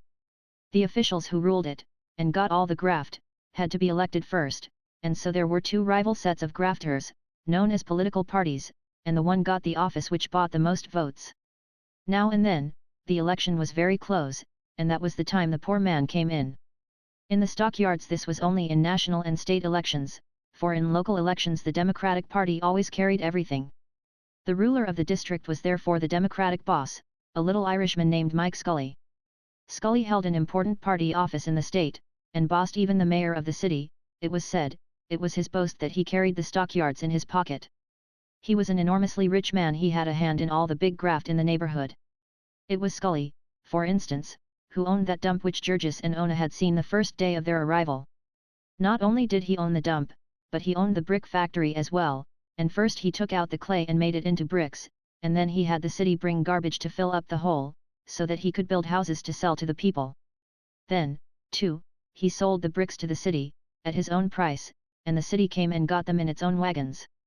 And also he owned the other hole nearby, where the stagnant water was, and it was he who cut the ice and sold it, and what was more, if the men told truth, he had not had to pay any taxes for the water, and he had built the ice house out of city lumber, and had not had to pay anything for that. The newspapers had got hold of that story, and there had been a scandal, but Scully had hired somebody to confess and take all the blame, and then skip the country. It was said, too, that he had built his brick kiln in the same way, and that the workmen were on the city payroll while they did it.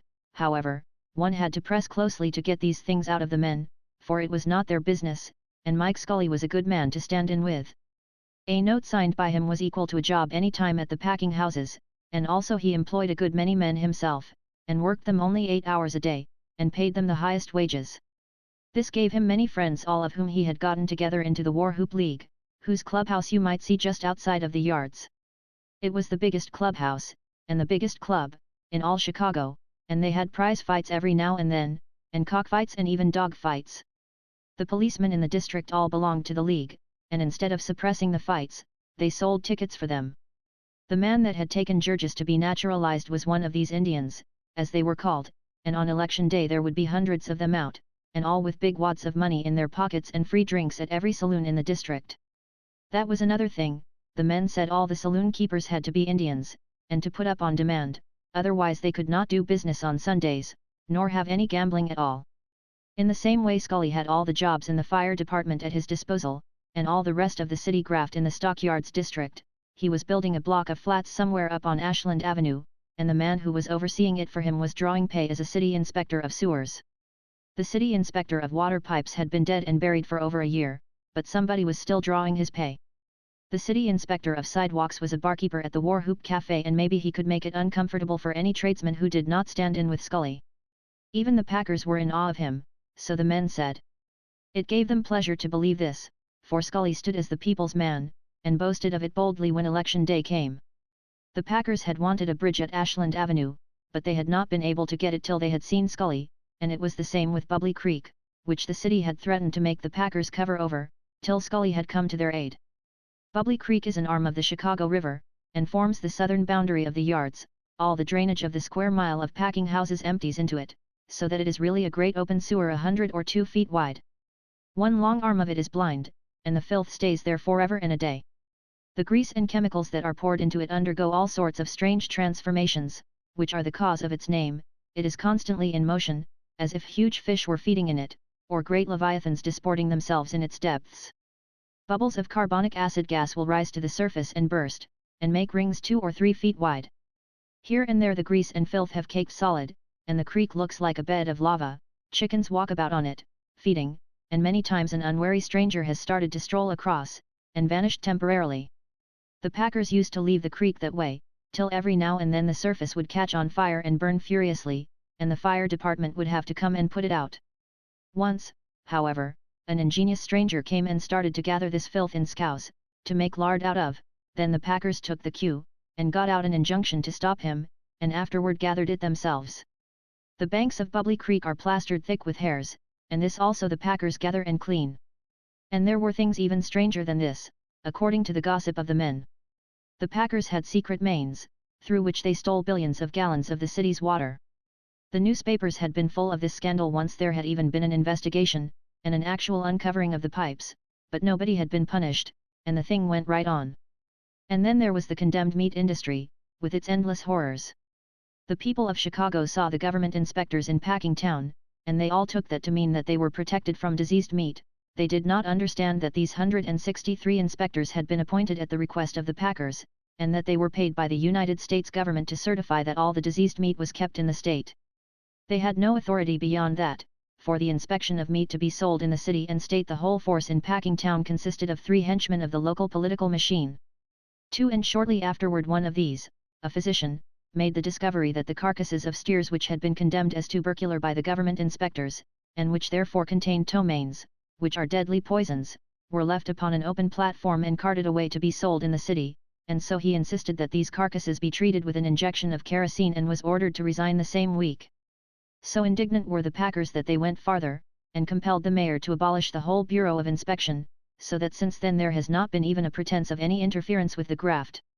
There was said to be $2,000 a week hush money from the tubercular steers alone, and as much again from the hogs which had died of cholera on the trains, and which you might see any day being loaded into boxcars and hauled away to a place called Globe, in Indiana, where they made a fancy grade of lard. 2 rules and regulations for the inspection of livestock and their products. United States Department of Agriculture, Bureau of Animal Industries, Order No. 125. Section 1. Proprietors of slaughterhouses, canning, salting, packing, or rendering establishments engaged in the slaughtering of cattle, sheep, or swine, or the packing of any of their products, the carcasses or products of which are to become subjects of interstate or foreign commerce, shall make application to the Secretary of Agriculture for inspection of said animals and their products. Section 15. Such rejected or condemned animals shall at once be removed by the owners from the pens containing animals which have been inspected and found to be free from disease and fit for human food, and shall be disposed of in accordance with the laws, ordinances, and regulations of the state and municipality in which said rejected or condemned animals are located. Section 25.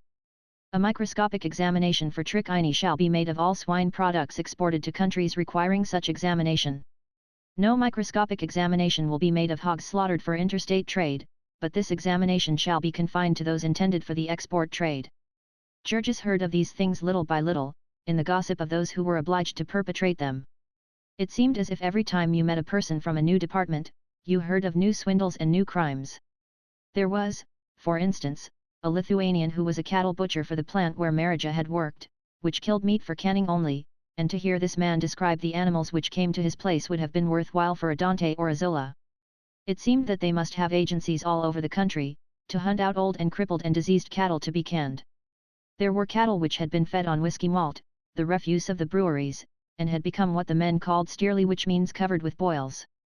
It was a nasty job killing these, for when you plunged your knife into them they would burst and splash foul-smelling stuff into your face, and when a man's sleeves were smeared with blood, and his hands steeped in it, how was he ever to wipe his face, or to clear his eyes so that he could see?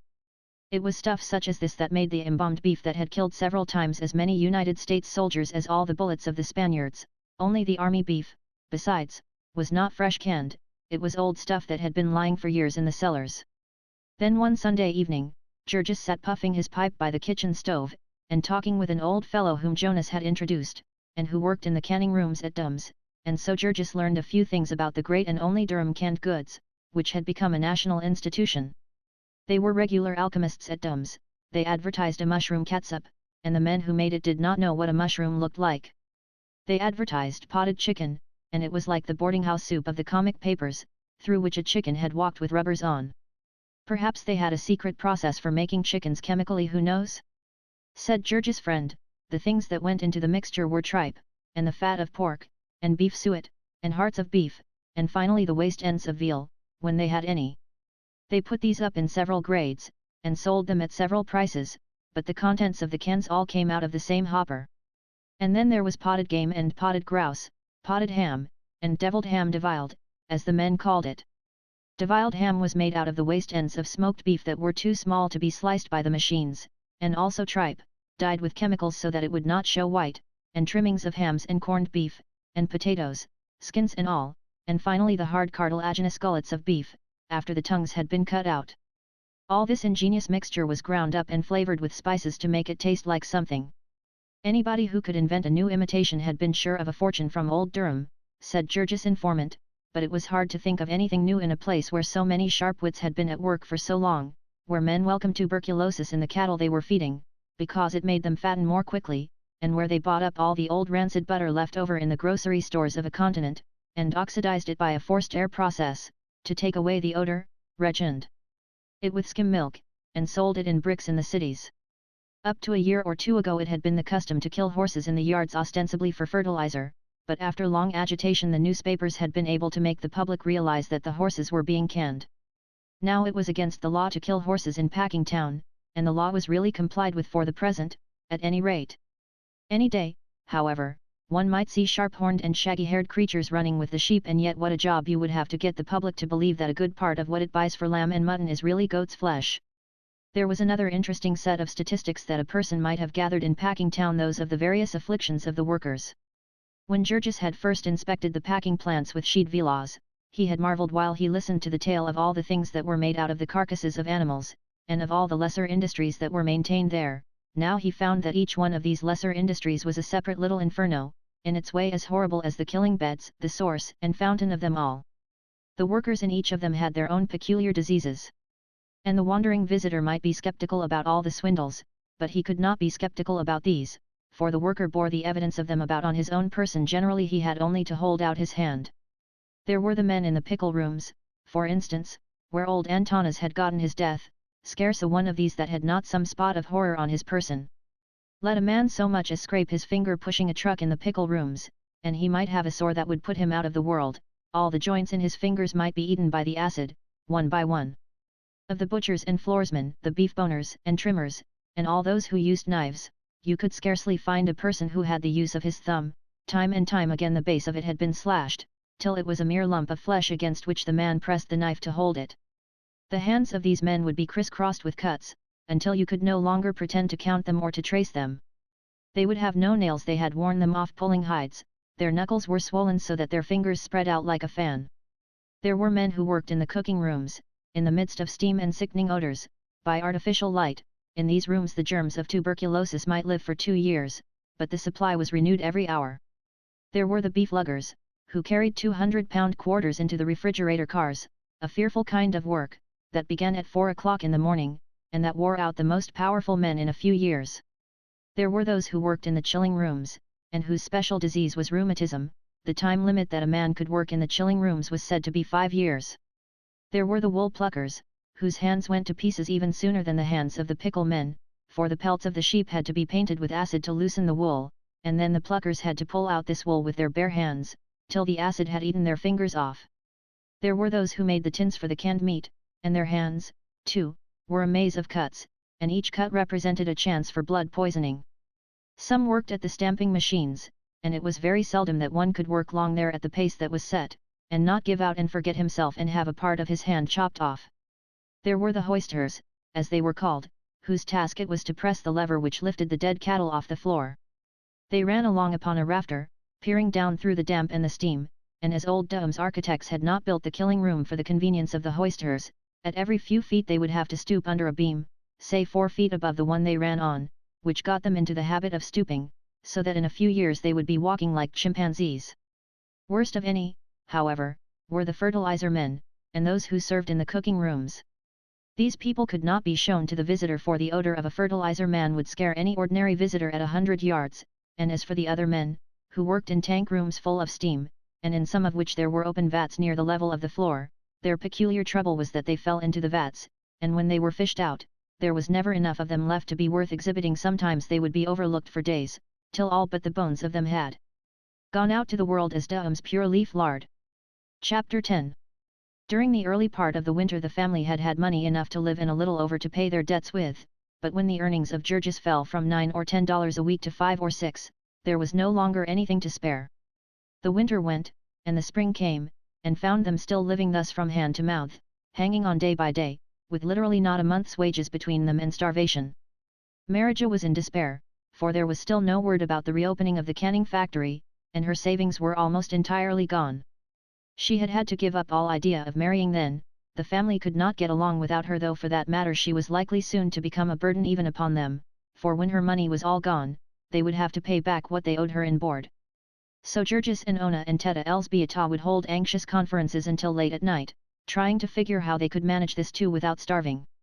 Such were the cruel terms upon which their life was possible, that they might never have nor expect a single instant's respite from worry, a single instant in which they were not haunted by the thought of money. They would no sooner escape, as by a miracle, from one difficulty, than a new one would come into view. In addition to all their physical hardships, there was thus a constant strain upon their minds. They were harried all day and nearly all night by worry and fear. This was in truth not living, it was scarcely even existing, and they felt that it was too little for the price they paid. They were willing to work all the time, and when people did their best, ought they not to be able to keep alive? There seemed never to be an end to the things they had to buy and to the unforeseen contingencies. Once their water pipes froze and burst, and when, in their ignorance, they thawed them out, they had a terrifying flood in their house. It happened while the men were away, and poor Elzbieta rushed out into the street screaming for help, for she did not even know whether the flood could be stopped, or whether they were ruined for life. It was nearly as bad as the latter, they found in the end, for the plumber charged them 75 cents an hour, and 75 cents for another man who had stood and watched him, and included all the time the two had been going and coming, and also a charge for all sorts of material and extras. And then again, when they went to pay their January's installment on the house, the agent terrified them by asking them if they had had the insurance attended to yet. In answer to their inquiry he showed them a clause in the deed which provided that they were to keep the house insured for $1,000, as soon as the present policy ran out, which would happen in a few days. Poor Elzbieta, upon whom again fell the blow, demanded how much it would cost them.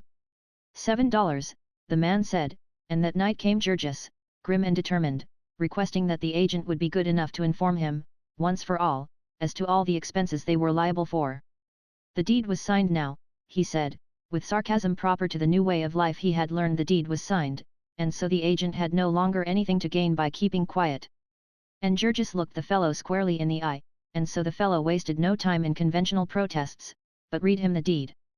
They would have to renew the insurance every year, they would have to pay the taxes, about $10 a year, they would have to pay the water tax, about $6 a year. Georges silently resolved to shut off the hydrant. This, besides the interest and the monthly installments, would be all unless by chance the city should happen to decide to put in a sewer or to lay a sidewalk. Yes, said the agent, they would have to have these, whether they wanted them or not, if the city said so. The sewer would cost them about $22, and the sidewalk $15 if it were wood, $25 if it were cement. So Georges went home again. It was a relief to know the worst, at any rate, so that he could no more be surprised by fresh demands. He saw now how they had been plundered, but they were in for it, there was no turning back. They could only go on and make the fight and win, for defeat was a thing that could not even be thought of. When the springtime came, they were delivered from the dreadful cold, and that was a great deal, but in addition they had counted on the money they would not have to pay for coal, and it was just at this time that Marriage's board began to fail. Then, too, the warm weather brought trials of its own. Each season had its trials, as they found. In the spring there were cold rains, that turned the streets into canals and bogs. The mud would be so deep that wagons would sink up to the hubs, so that half a dozen horses could not move them. Then, of course, it was impossible for anyone to get to work with dry feet, and this was bad for men that were poorly clad and shod, and still worse for women and children. Later came midsummer, with the stifling heat, when the dingy killing beds of dams became a very purgatory. One time, in a single day, 3 men fell dead from sunstroke. All day long the rivers of hot blood poured forth, until, with the sun beating down, and the air motionless, the stench was enough to knock a man over. All the old smells of a generation would be drawn out by this heat, for there was never any washing of the walls and rafters and pillars, and they were caked with the filth of a lifetime. The men who worked on the killing beds would come to reek with foulness, so that you could smell one of them 50 feet away. There was simply no such thing as keeping decent. The most careful man gave it up in the end, and wallowed in uncleanness. There was not even a place where a man could wash his hands, and the men ate as much raw blood as food at dinner time. When they were at work they could not even wipe off their faces. They were as helpless as newly born babes in that respect, and it may seem like a small matter, but when the sweat began to run down their necks and tickle them, or a fly to bother them, it was a torture like being burned alive. Whether it was the slaughterhouses or the dumps that were responsible, one could not say, but with the hot weather there descended upon Packing Town a veritable Egyptian plague of flies. There could be no describing this. The houses would be black with them. There was no escaping. You might provide all your doors and windows with screens, but their buzzing outside would be like the swarming of bees, and whenever you opened the door they would rush in as if a storm of wind were driving them. Perhaps the summertime suggests to you thoughts of the country, visions of green fields and mountains and sparkling lakes. It had no such suggestion for the people in the yards. The great packing machine ground on remorselessly, without thinking of green fields, and the men and women and children who were part of it never saw any green thing, not even a flower. 4 or 5 miles to the east of them lay the blue waters of Lake Michigan, but for all the good it did them it might have been as far away as the Pacific Ocean. They had only Sundays, and then they were too tired to walk. They were tied to the great packing machine, and tied to it for life. The managers and superintendents and clerks of Packing Town were all recruited from another class, and never from the workers. They scorned the workers, the very meanest of them. A poor devil of a bookkeeper who had been working in Dums for 20 years at a salary of $6 a week, and might work there for 20 more and do no better, would yet consider himself a gentleman, as far removed as the poles from the most skilled worker on the killing beds. He would dress differently, and live in another part of the town, and come to work at a different hour of the day, and in every way make sure that he never rubbed elbows with a laboring man. Perhaps this was due to the repulsiveness of the work. At any rate, the people who worked with their hands were a class apart, and were made to feel it. In the late spring the canning factory started up again, and so once more Marija was heard to sing, and the love music of Tom Ozias took on a less melancholy tone. It was not for long, however, for a month or two later a dreadful calamity fell upon Marija. Just 1 year and 3 days after she had begun work as a can painter, she lost her job. It was a long story. Marija insisted that it was because of her activity in the union. The packers, of course, had spies in all the unions, and in addition they made a practice of buying up a certain number of the union officials, as many as they thought they needed. So every week they received reports as to what was going on, and often they knew things before the members of the union knew them. Anyone who was considered to be dangerous by them would find that he was not a favorite with his boss, and Marija had been a great hand for going after the foreign people and preaching to them. However that might be, the known facts were that a few weeks before the factory closed, Marija had been cheated out of her pay for 300 cans. The girls worked at a long table, and behind them walked a woman with pencil and notebook, keeping count of the number they finished. This woman was, of course, only human, and sometimes made mistakes. When this happened, there was no redress. If on Saturday you got less money than you had earned, you had to make the best of it. But Marija did not understand this, and made a disturbance. Marija's disturbances did not mean anything, and while she had known only Lithuanian and Polish, they had done no harm, for people only laughed at her and made her cry. But now Marija was able to call names in English, and so she got the woman who made the mistake to disliking her. Probably, as Marija claimed, she made mistakes on purpose after that, At any rate, she made them, and the third time it happened Marija went on the warpath and took the matter first to the forelady, and when she got no satisfaction there, to the superintendent. This was unheard of presumption, but the superintendent said he would see about it, which Marija took to mean that she was going to get her money. After waiting 3 days, she went to see the superintendent again.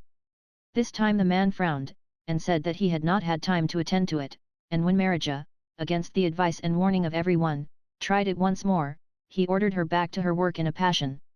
Just how things happened after that Marija was not sure, but that afternoon the forelady told her that her services would not be any longer required.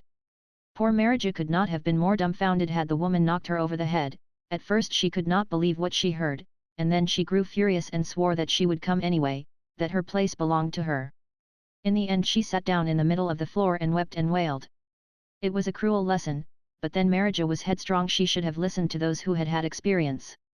The next time she would know her place, as the forelady expressed it, and so Marija went out, and the family faced the problem of an existence again. It was especially hard this time, for Ona was to be confined before long, and Georges was trying hard to save up money for this. He had heard dreadful stories of the midwives, who grow as thick as fleas in packing town, and he had made up his mind that Ona must have a man-doctor. Georges could be very obstinate when he wanted to, and he was in this case, much to the dismay of the women, who felt that a man-doctor was an impropriety, and that the matter really belonged to them. The cheapest doctor they could find would charge them $15, and perhaps more when the bill came in, and here was Georges, declaring that he would pay it, even if he had to stop eating in the meantime. Marija had only about $25 left. Day after day she wandered about the yards begging a job, but this time without hope of finding it. Marija could do the work of an able-bodied man, when she was cheerful, but discouragement wore her out easily, and she would come home at night a pitiable object. She learned her lesson this time, poor creature, she learned it 10 times over. All the family learned it along with her, that when you have once got a job in packing town, you hang on to it, come what will. 4 weeks Marija hunted, and half of a 5th week. Of course she stopped paying her dues to the union. She lost all interest in the union, and cursed herself for a fool that she had ever been dragged into one. She had about made up her mind that she was a lost soul, when somebody told her of an opening, and she went and got a place as a beef trimmer. She got this because the boss saw that she had the muscles of a man, and so he discharged a man and put Marija to do his work, paying her a little more than half what he had been paying before. When she first came to packing town, Marija would have scorned such work as this. She was in another canning factory, and her work was to trim the meat of those diseased cattle that Georges had been told about not long before. She was shut up in one of the rooms where the people seldom saw the daylight. Beneath her were the chilling rooms, where the meat was frozen, and above her were the cooking rooms, and so she stood on an ice-cold floor, while her head was often so hot that she could scarcely breathe. Trimming beef off the bones by the hundredweight, while standing up from early morning till late at night, with heavy boots on and the floor always damp and full of puddles, liable to be thrown out of work indefinitely because of a slackening in the trade, liable again to be kept overtime in rush seasons, and be worked till she trembled in every nerve and lost her grip on her slimy knife, and gave herself a poisoned wound. That was the new life that unfolded itself before Marija. But because Marija was a human horse, she merely laughed and went at it. It would enable her to pay her board again, and keep the family going. And as for Tomos, well, they had waited a long time, and they could wait a little longer. They could not possibly get along upon his wages alone, and the family could not live without hers. He could come and visit her, and sit in the kitchen and hold her hand, and he must manage to be content with that. But day by day the music of Tomasius' violin became more passionate and heartbreaking, and Marija would sit with her hands clasped and her cheeks wet and all her body a tremble, hearing in the wailing melodies the voices of the unborn generations which cried out in her for life. Marija's lesson came just in time to save Ona from a similar fate. Ona, too, was dissatisfied with her place, and had far more reason than Marija. She did not tell half of her story at home, because she saw it was a torment to Georges, and she was afraid of what he might do. For a long time Ona had seen that Miss Henderson, the forelady in her department, did not like her. At first she thought it was the old-time mistake she had made in asking for a holiday to get married. Then she concluded it must be because she did not give the forelady a present occasionally. She was the kind that took presents from the girls, Ona learned, and made all sorts of discriminations in favor of those who gave them. In the end, however, Ona discovered that it was even worse than that. Miss Henderson was a newcomer, and it was some time before rumor made her out, but finally it transpired that she was a kept woman, the former mistress of the superintendent of a department in the same building. He had put her there to keep her quiet, it seemed, and that not altogether with success, for once or twice they had been heard quarreling. She had the temper of a hyena, and soon the place she ran was a witch's cauldron. There were some of the girls who were of her own sort, who were willing to toady to her and flatter her, and these would carry tales about the rest, and so the Furies were unchained in the place. Worse than this, the woman lived in a bawdy house downtown, with a coarse, red-faced Irishman named Connor, who was the boss of the loading gang outside, and would make free with the girls as they went to and from their work. In the slack seasons some of them would go with Miss Henderson to this house downtown. In fact, it would not be too much to say that she managed her department at Brown's in conjunction with it. Sometimes women from the house would be given places alongside of decent girls, and after other decent girls had been turned off to make room for them. When you worked in this woman's department, the house downtown was never out of your thoughts all day. There were always whiffs of it to be caught, like the odor of the packing town rendering plants at night, when the wind shifted suddenly.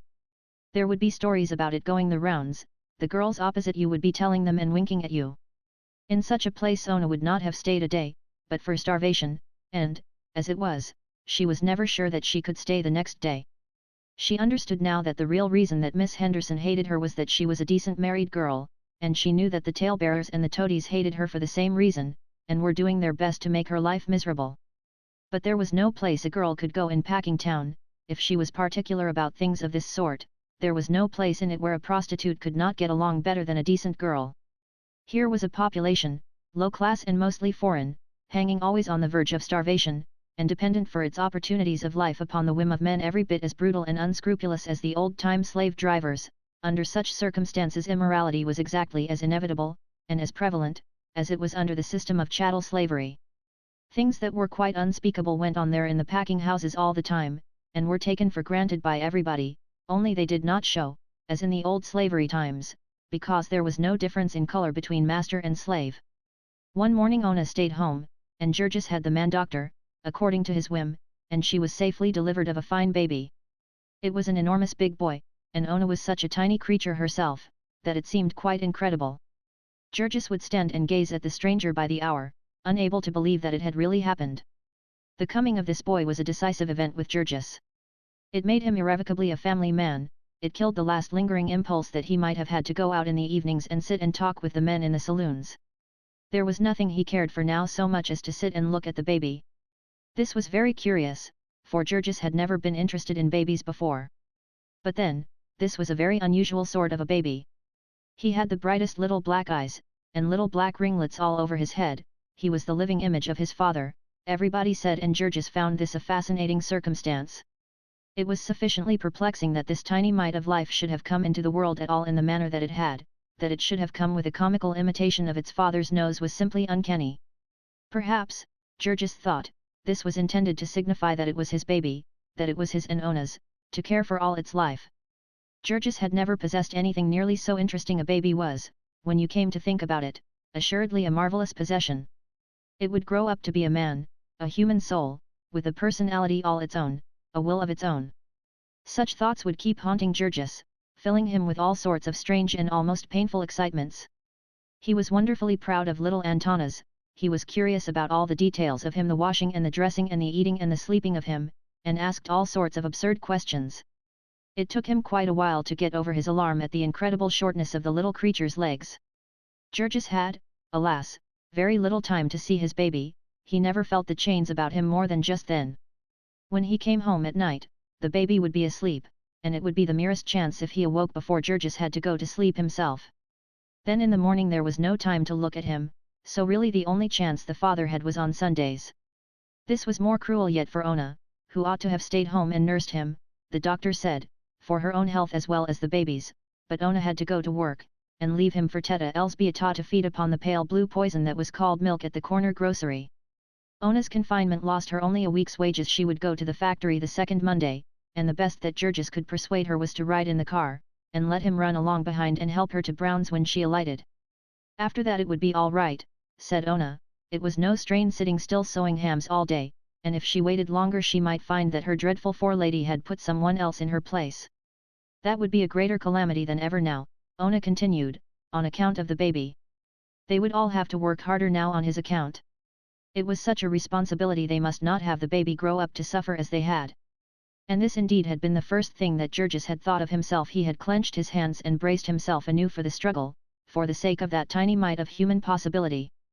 And so Ona went back to Brown's and saved her place in a week's wages, and so she gave herself some one of the 1,000 ailments that women group under the title of womb trouble, and was never again a well person as long as she lived. It is difficult to convey in words all that this meant to Ona. It seemed such a slight offence, and the punishment was so out of all proportion, that neither she nor anyone else ever connected the two. Womb trouble to Ona did not mean a specialist's diagnosis, and a course of treatment, and perhaps an operation or two. It meant simply headaches and pains in the back, and depression, and heartsickness, and neuralgia when she had to go to work in the rain. The great majority of the women who worked in packing town suffered in the same way, and from the same cause, so it was not deemed a thing to see the doctor about. Instead, Ona would try patent medicines, one after another, as her friends told her about them. As these all contained alcohol, or some other stimulant, she found that they all did her good while she took them, and so she was always chasing the phantom of good health, and losing it because she was too poor to continue. Chapter 11. During the summer the packing houses were in full activity again, and Georges made more money. He did not make so much, however, as he had the previous summer, for the packers took on more hands. There were new men every week. It seemed it was a regular system, and this number they would keep over to the next slack season, so that everyone would have less than ever. Sooner or later, by this plan, they would have all the floating labor of Chicago trained to do their work. And how very cunning a trick was that! The men were to teach new hands, who would someday come and break their strike, and meantime they were kept so poor that they could not prepare for the trial. But let no one suppose that this superfluity of employees meant easier work for anyone. On the contrary, the speeding up seemed to be growing more savage all the time. They were continually inventing new devices to crowd the work on. It was for all the world like the thumbscrew of the medieval torture chamber. They would get new pacemakers and pay them more.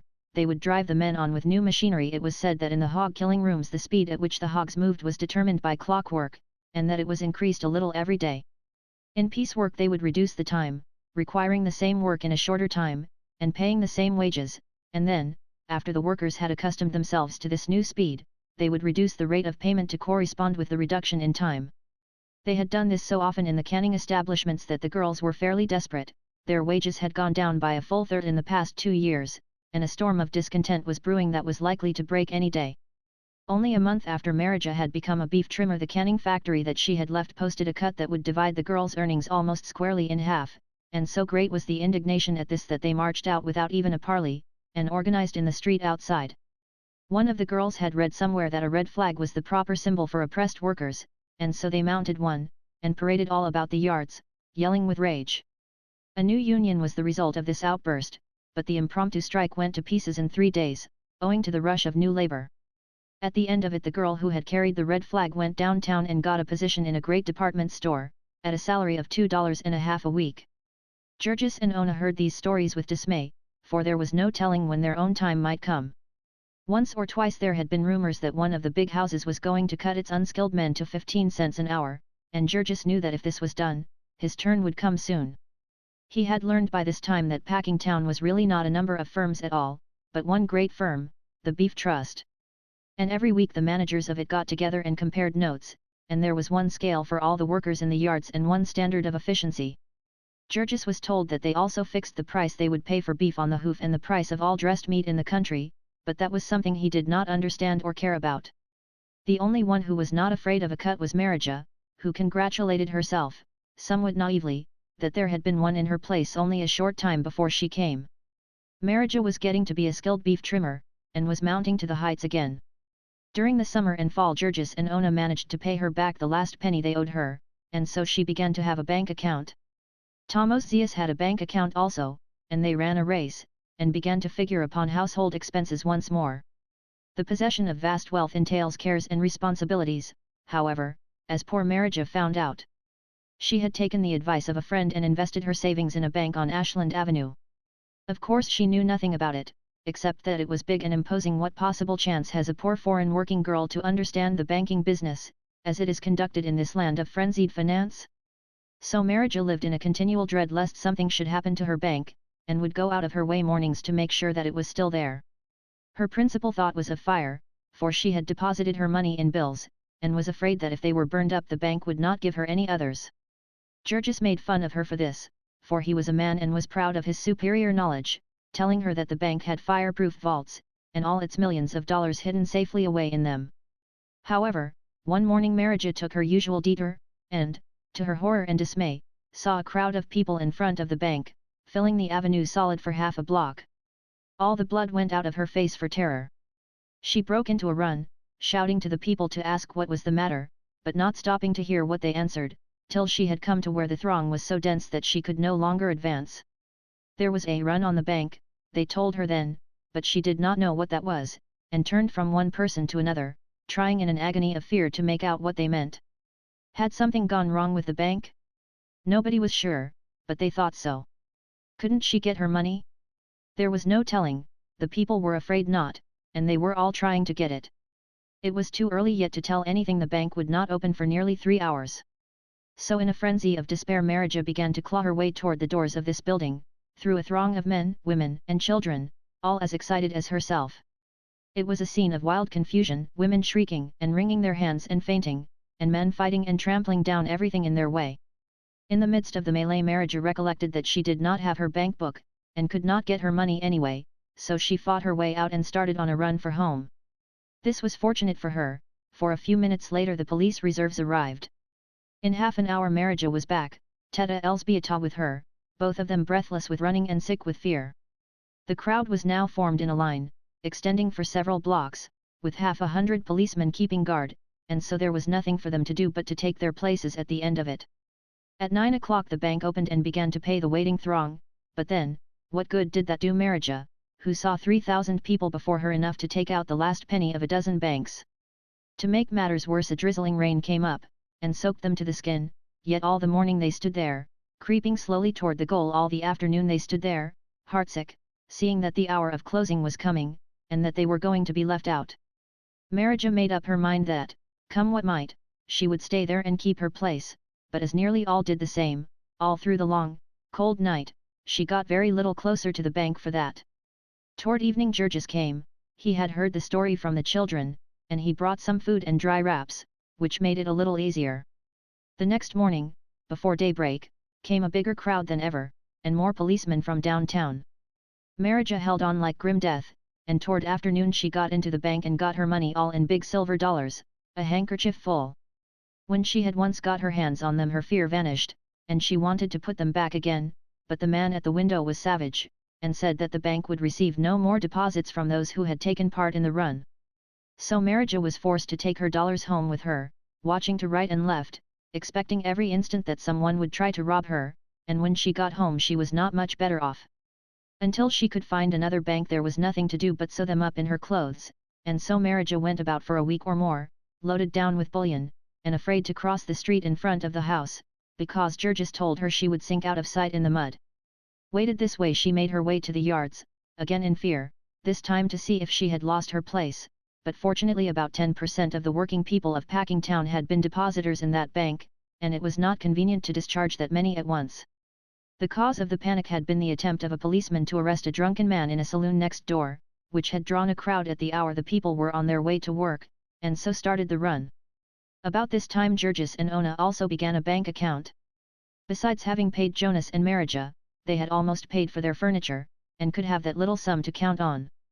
So long as each of them could bring home $9 or $10 a week, they were able to get along finely. Also election day came round again, and Georges made half a week's wages out of that, all net profit. It was a very close election that year, and the echoes of the battle reached even to Packingtown. The two rival sets of grafters hired halls and set off fireworks and made speeches, to try to get the people interested in the matter. Although Georges did not understand it all, he knew enough by this time to realize that it was not supposed to be right to sell your vote. However, as everyone did it, and his refusal to join would not have made the slightest difference in the results, the idea of refusing would have seemed absurd, had it ever come into his head. Now chill winds and shortening days began to warn them that the winter was coming again. It seemed as if the respite had been too short, they had not had time enough to get ready for it, but still it came, inexorably, and the hunted look began to come back into the eyes of little Stanislovas. The prospect struck fear to the heart of Georges also, for he knew that Ona was not fit to face the cold and the snowdrifts this year. And suppose that some day when a blizzard struck them and the cars were not running, Ona should have to give up, and should come the next day to find that her place had been given to someone who lived near and could be depended on? It was the week before Christmas that the first storm came, and then the soul of Georges rose up within him like a sleeping lion. There were 4 days that the Ashland Avenue cars were stalled, and in those days, for the first time in his life, Georges knew what it was to be really opposed. He had faced difficulties before, but they had been child's play. Now there was a death struggle, and all the furies were unchained within him. The first morning they set out 2 hours before dawn, Ona wrapped all in blankets and tossed upon his shoulder like a sack of meal, and the little boy, bundled nearly out of sight, hanging by his coat tails. There was a raging blast beating in his face, and the thermometer stood below 0, the snow was never short of his knees, and in some of the drifts it was nearly up to his armpits. It would catch his feet and try to trip him, it would build itself into a wall before him to beat him back, and he would fling himself into it, plunging like a wounded buffalo, puffing and snorting in rage. So foot by foot he drove his way, and when at last he came to Dums he was staggering and almost blind, and leaned against a pillar, gasping, and thanking God that the cattle came late to the killing beds that day. In the evening the same thing had to be done again, and because Georges could not tell what hour of the night he would get off, he got a saloon keeper to let Ona sit and wait for him in a corner. Once it was 11 o'clock at night, and black as the pit, but still they got home. That blizzard knocked many a man out, for the crowd outside begging for work was never greater, and the packers would not wait long for anyone.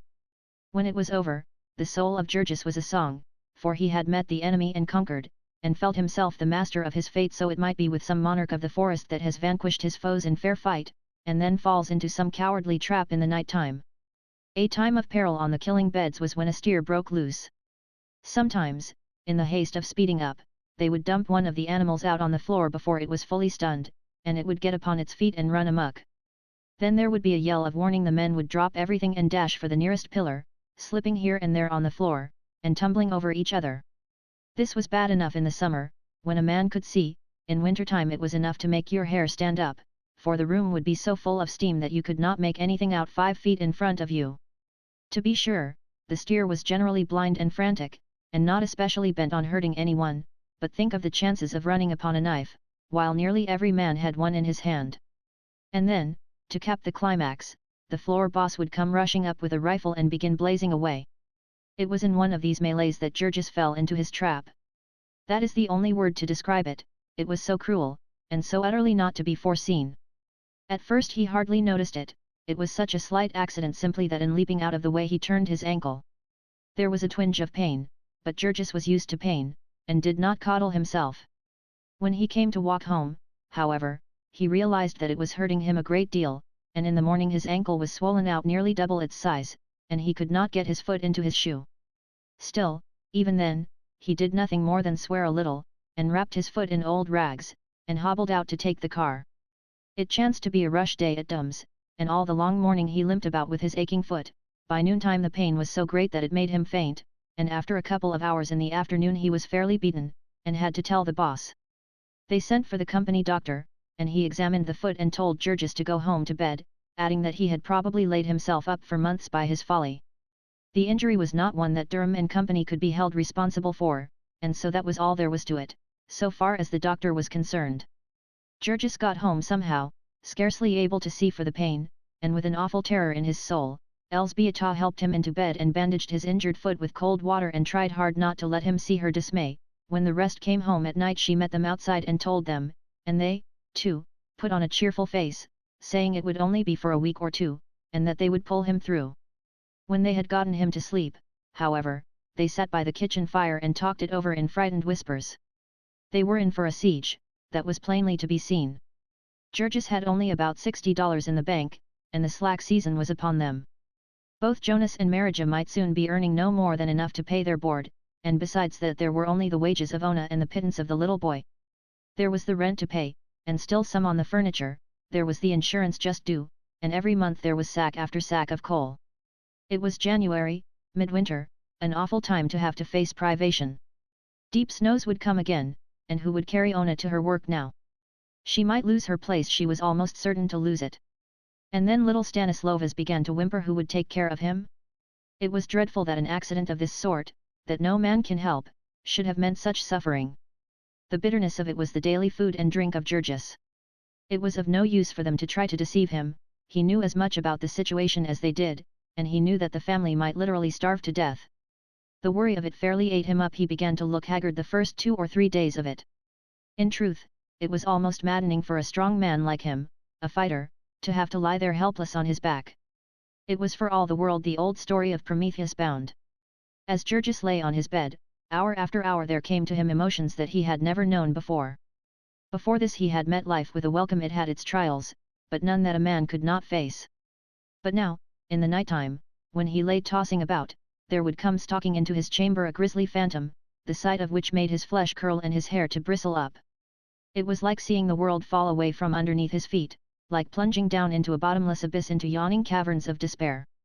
It might be true, then, after all, what others had told him about life, that the best powers of a man might not be equal to it. It might be true that, strive as he would, toil as he would, he might fail, and go down and be destroyed. The thought of this was like an icy hand at his heart, the thought that here, in this ghastly home of all horror, he and all those who were dear to him might lie and perish of starvation and cold, and there would be no ear to hear their cry, no hand to help them.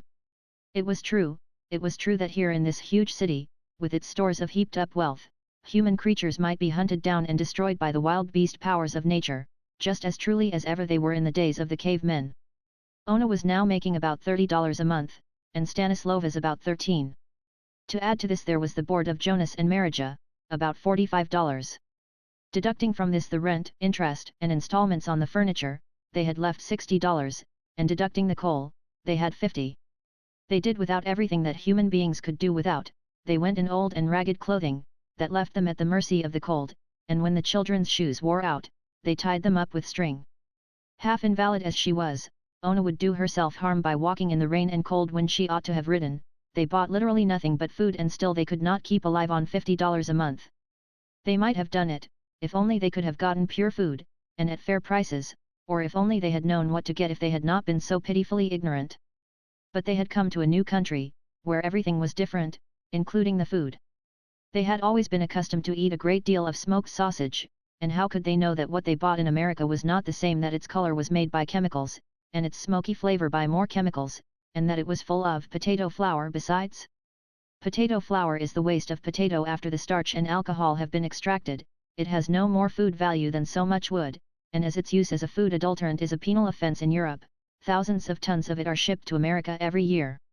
It was amazing what quantities of food such as this were needed every day, by 11 hungry persons. $1.65 a day was simply not enough to feed them, and there was no use trying, and so each week they made an inroad upon the pitiful little bank account that Ona had begun. Because the account was in her name, it was possible for her to keep this a secret from her husband, and to keep the heartsickness of it for her own. It would have been better if Georges had been really ill, if he had not been able to think. For he had no resources such as most invalids have. All he could do was to lie there and toss about from side to side. Now and then he would break into cursing, regardless of everything, and now and then his impatience would get the better of him, and he would try to get up, and poor Teta Elzbieta would have to plead with him in a frenzy. Elzbieta was all alone with him the greater part of the time. She would sit and smooth his forehead by the hour, and talk to him and try to make him forget. Sometimes it would be too cold for the children to go to school, and they would have to play in the kitchen, where Georges was, because it was the only room that was half warm. These were dreadful times, for Georges would get as cross as any bear. He was scarcely to be blamed, for he had enough to worry him, and it was hard when he was trying to take a nap to be kept awake by noisy and peevish children. Elzbieta's only resource in those times was little Antanas. Indeed, it would be hard to say how they could have gotten along at all if it had not been for little Antanas. It was the one consolation of Georges' long imprisonment that now he had time to look at his baby. Teta Elzbieta would put the clothes basket in which the baby slept alongside of his mattress, and Georges would lie upon one elbow and watch him by the hour, imagining things. Then little Antanas would open his eyes. He was beginning to take notice of things now, and he would smile how he would smile. So Georges would begin to forget and be happy because he was in a world where there was a thing so beautiful as the smile of little Antanas, and because such a world could not but be good at the heart of it. He looked more like his father every hour, Elzbieta would say, and said it many times a day, because she saw that it pleased Georges. The poor little terror-stricken woman was planning all day and all night to soothe the prisoned giant who was entrusted to her care. Georges, who knew nothing about the age-long and everlasting hypocrisy of woman, would take the bait and grin with delight, and then he would hold his finger in front of little Antona's eyes, and move it this way and that, and laugh with glee to see the baby follow it. There is no pet quite so fascinating as a baby, he would look into George's face with such uncanny seriousness, and Georges would start and cry, Paylock! Look, Muma, he knows his papa. He does, he does. Tu Manozerdal, the little rascal. Chapter 12. For 3 weeks after his injury Georges never got up from bed. It was a very obstinate sprain, the swelling would not go down, and the pain still continued. At the end of that time, however, he could contain himself no longer, and began trying to walk a little every day, laboring to persuade himself that he was better. No arguments could stop him, and 3 or 4 days later he declared that he was going back to work. He limped to the cars and got to Brown's, where he found that the boss had kept his place, that is, was willing to turn out into the snow the poor devil he had hired in the meantime. Every now and then the pain would force Georges to stop work, but he stuck it out till nearly an hour before closing. Then he was forced to acknowledge that he could not go on without fainting. It almost broke his heart to do it, and he stood leaning against a pillar and weeping like a child. 2 of the men had to help him to the car, and when he got out he had to sit down and wait in the snow till someone came along. So they put him to bed again, and sent for the doctor, as they ought to have done in the beginning. It transpired that he had twisted a tendon out of place, and could never have gotten well without attention. Then he gripped the sides of the bed, and shut his teeth together, and turned white with agony, while the doctor pulled and wrenched away at his swollen ankle. When finally the doctor left, he told him that he would have to lie quiet for 2 months, and that if he went to work before that time he might lame himself for life. 3 days later there came another heavy snowstorm, and Jonas and Marija and Ona and little Stanislovas all set out together, an hour before daybreak, to try to get to the yards. About noon the last 2 came back, the boy screaming with pain. His fingers were all frosted, it seemed. They had had to give up trying to get to the yards, and had nearly perished in a drift. All that they knew how to do was to hold the frozen fingers near the fire, and so little Stanislovas spent most of the day dancing about in horrible agony, till Georges flew into a passion of nervous rage and swore like a madman, declaring that he would kill him if he did not stop. All that day and night the family was half crazed with fear that Ona and the boy had lost their places, and in the morning they set out earlier than ever, after the little fellow had been beaten with a stick by Georges. There could be no trifling in a case like this, it was a matter of life and death. Little Stanislovas could not be expected to realize that he might a great deal better freeze in the snowdrift than lose his job at the lard machine. Ona was quite certain that she would find her place gone, and was all unnerved when she finally got to Brown's, and found that the forelady herself had failed to come, and was therefore compelled to be lenient. One of the consequences of this episode was that the first joints of 3 of the little boy's fingers were permanently disabled, and another that thereafter he always had to be beaten before he set out to work, whenever there was fresh snow on the ground. Georges was called upon to do the beating, and as it hurt his foot he did it with a vengeance, but it did not tend to add to the sweetness of his temper. They say that the best dog will turn cross if he be kept chained all the time, and it was the same with the man. He had not a thing to do all day but lie and curse his fate, and the time came when he wanted to curse everything. This was never for very long, however, for when Ona began to cry, Georges could not stay angry. The poor fellow looked like a homeless ghost, with his cheeks sunken in and his long black hair straggling into his eyes. He was too discouraged to cut it, or to think about his appearance. His muscles were wasting away, and what were left were soft and flabby. He had no appetite, and they could not afford to tempt him with delicacies. It was better, he said, that he should not eat, it was a saving. About the end of March he had got hold of Ona's bank book, and learned that there was only $3 left to them in the world. But perhaps the worst of the consequences of this long siege was that they lost another member of their family. Brother Jonas disappeared. One Saturday night he did not come home, and thereafter all their efforts to get trace of him were futile. It was said by the boss at Duhm's that he had gotten his week's money and left there. That might not be true, of course, for sometimes they would say that when a man had been killed, it was the easiest way out of it for all concerned. When, for instance, a man had fallen into one of the rendering tanks and had been made into pure leaf lard and peerless fertilizer, there was no use letting the fact out and making his family unhappy. More probable, however, was the theory that Jonas had deserted them, and gone on the road, seeking happiness. He had been discontented for a long time, and not without some cause. He paid good board, and was yet obliged to live in a family where nobody had enough to eat. And Marija would keep giving them all her money, and of course he could not but feel that he was called upon to do the same. Then there were crying brats, and all sorts of misery. A man would have had to be a good deal of a hero to stand it all without grumbling, and Jonas was not in the least a hero. He was simply a weather-beaten old fellow who liked to have a good supper and sit in the corner by the fire and smoke his pipe in peace before he went to bed. Here there was not room by the fire, and through the winter the kitchen had seldom been warm enough for comfort. So, with the springtime, what was more likely than that the wild idea of escaping had come to him. 2 years he had been yoked like a horse to a half-ton truck in Durham's dark cellars, with never a rest, save on Sundays and 4 holidays in the year, and with never a word of thanks, only kicks and blows and curses, such as no decent dog would have stood. And now the winter was over, and the spring winds were blowing, and with a day's walk a man might put the smoke of packing town behind him forever, and be where the grass was green and the flowers all the colors of the rainbow. But now the income of the family was cut down more than 1/3, and the food demand was cut only 1/11, so that they were worse off than ever. Also they were borrowing money from Marija, and eating up her bank account, and spoiling once again her hopes of marriage and happiness. And they were even going into debt to Tomosius Kuzleka and letting him impoverish himself.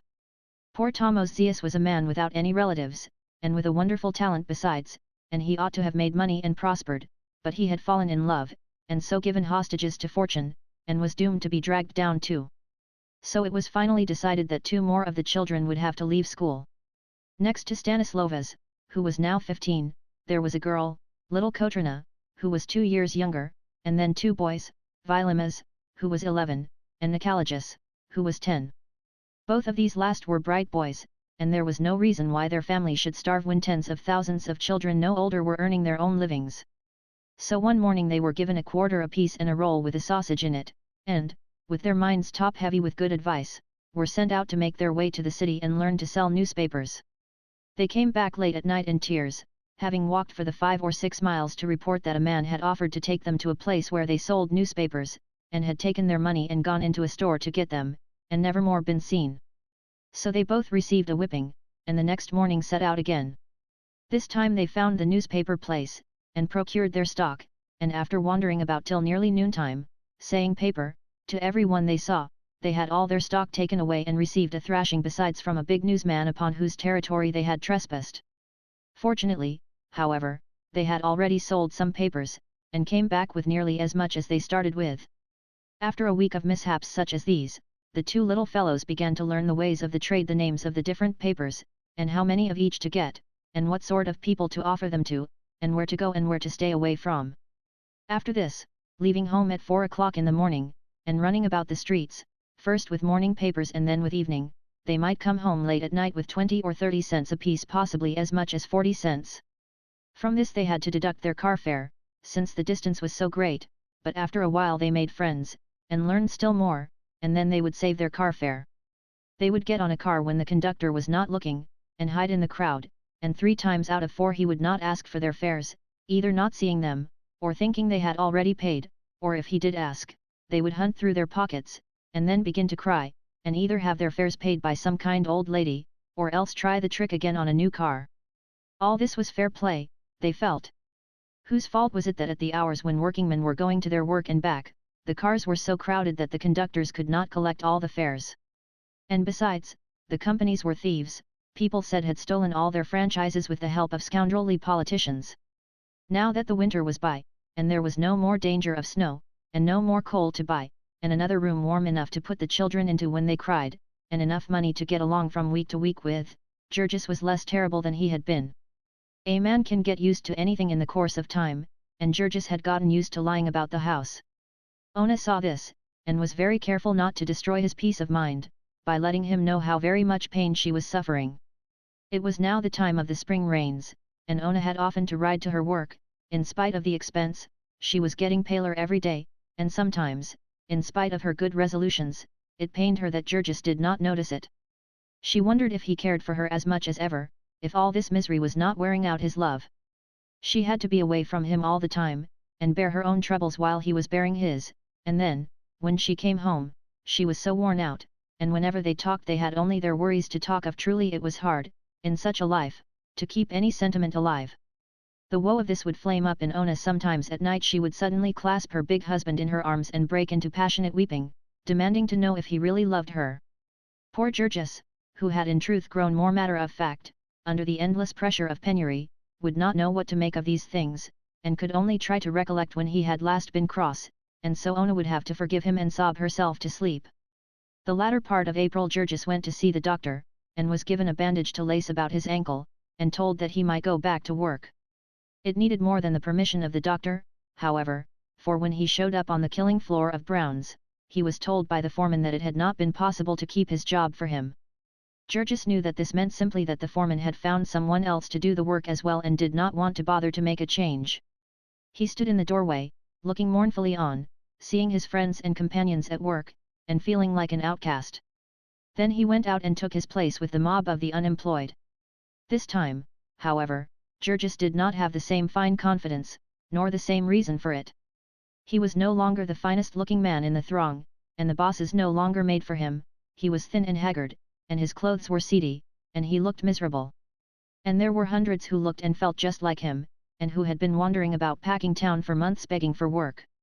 This was a critical time in Georges' life, and if he had been a weaker man he would have gone the way the rest did. Those out-of-work wretches would stand about the packing houses every morning till the police drove them away, and then they would scatter among the saloons.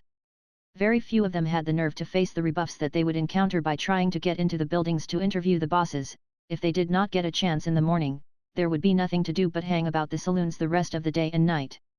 Georges was saved from all this partly, to be sure, because it was pleasant weather, and there was no need to be indoors, but mainly because he carried with him always the pitiful little face of his wife. He must get work, he told himself, fighting the battle with despair every hour of the day. He must get work.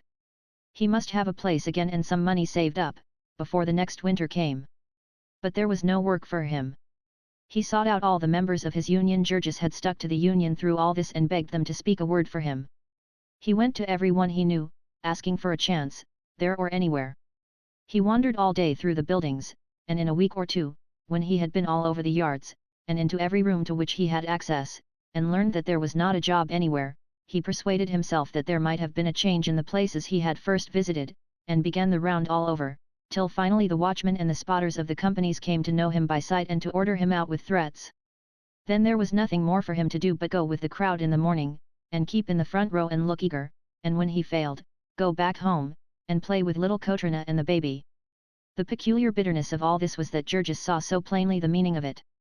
In the beginning he had been fresh and strong, and he had gotten a job the first day, but now he was second-hand, a damaged article, so to speak, and they did not want him. They had got the best of him, they had worn him out, with their speeding up and their carelessness, and now they had thrown him away. And Georges would make the acquaintance of others of these unemployed men and find that they had all had the same experience. There were some, of course, who had wandered in from other places, who had been ground up in other mills. There were others who were out from their own fault, some, for instance, who had not been able to stand the awful grind without drink. The vast majority, however, were simply the worn-out parts of the great merciless packing machine. They had toiled there, and kept up with the pace, some of them for 10 or 20 years, until finally the time had come when they could not keep up with it any more. Some had been frankly told that they were too old, that a sprier man was needed. Others had given occasion, by some act of carelessness or incompetence.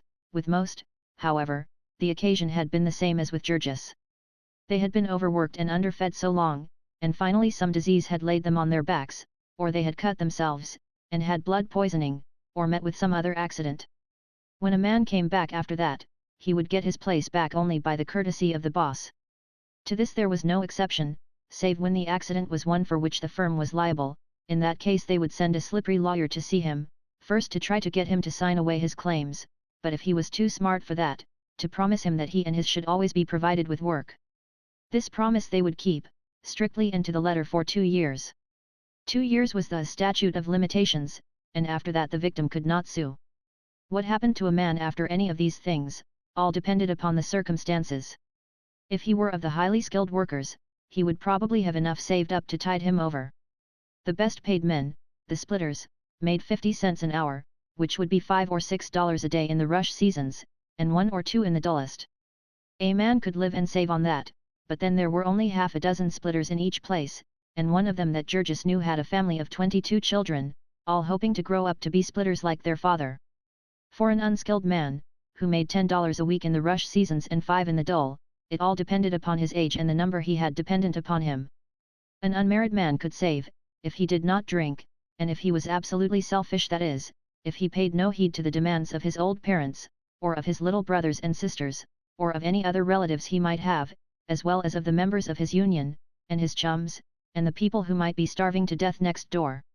Chapter 13. During this time that Georges was looking for work occurred the death of little Christophoras, one of the children of Teta Elzbieta.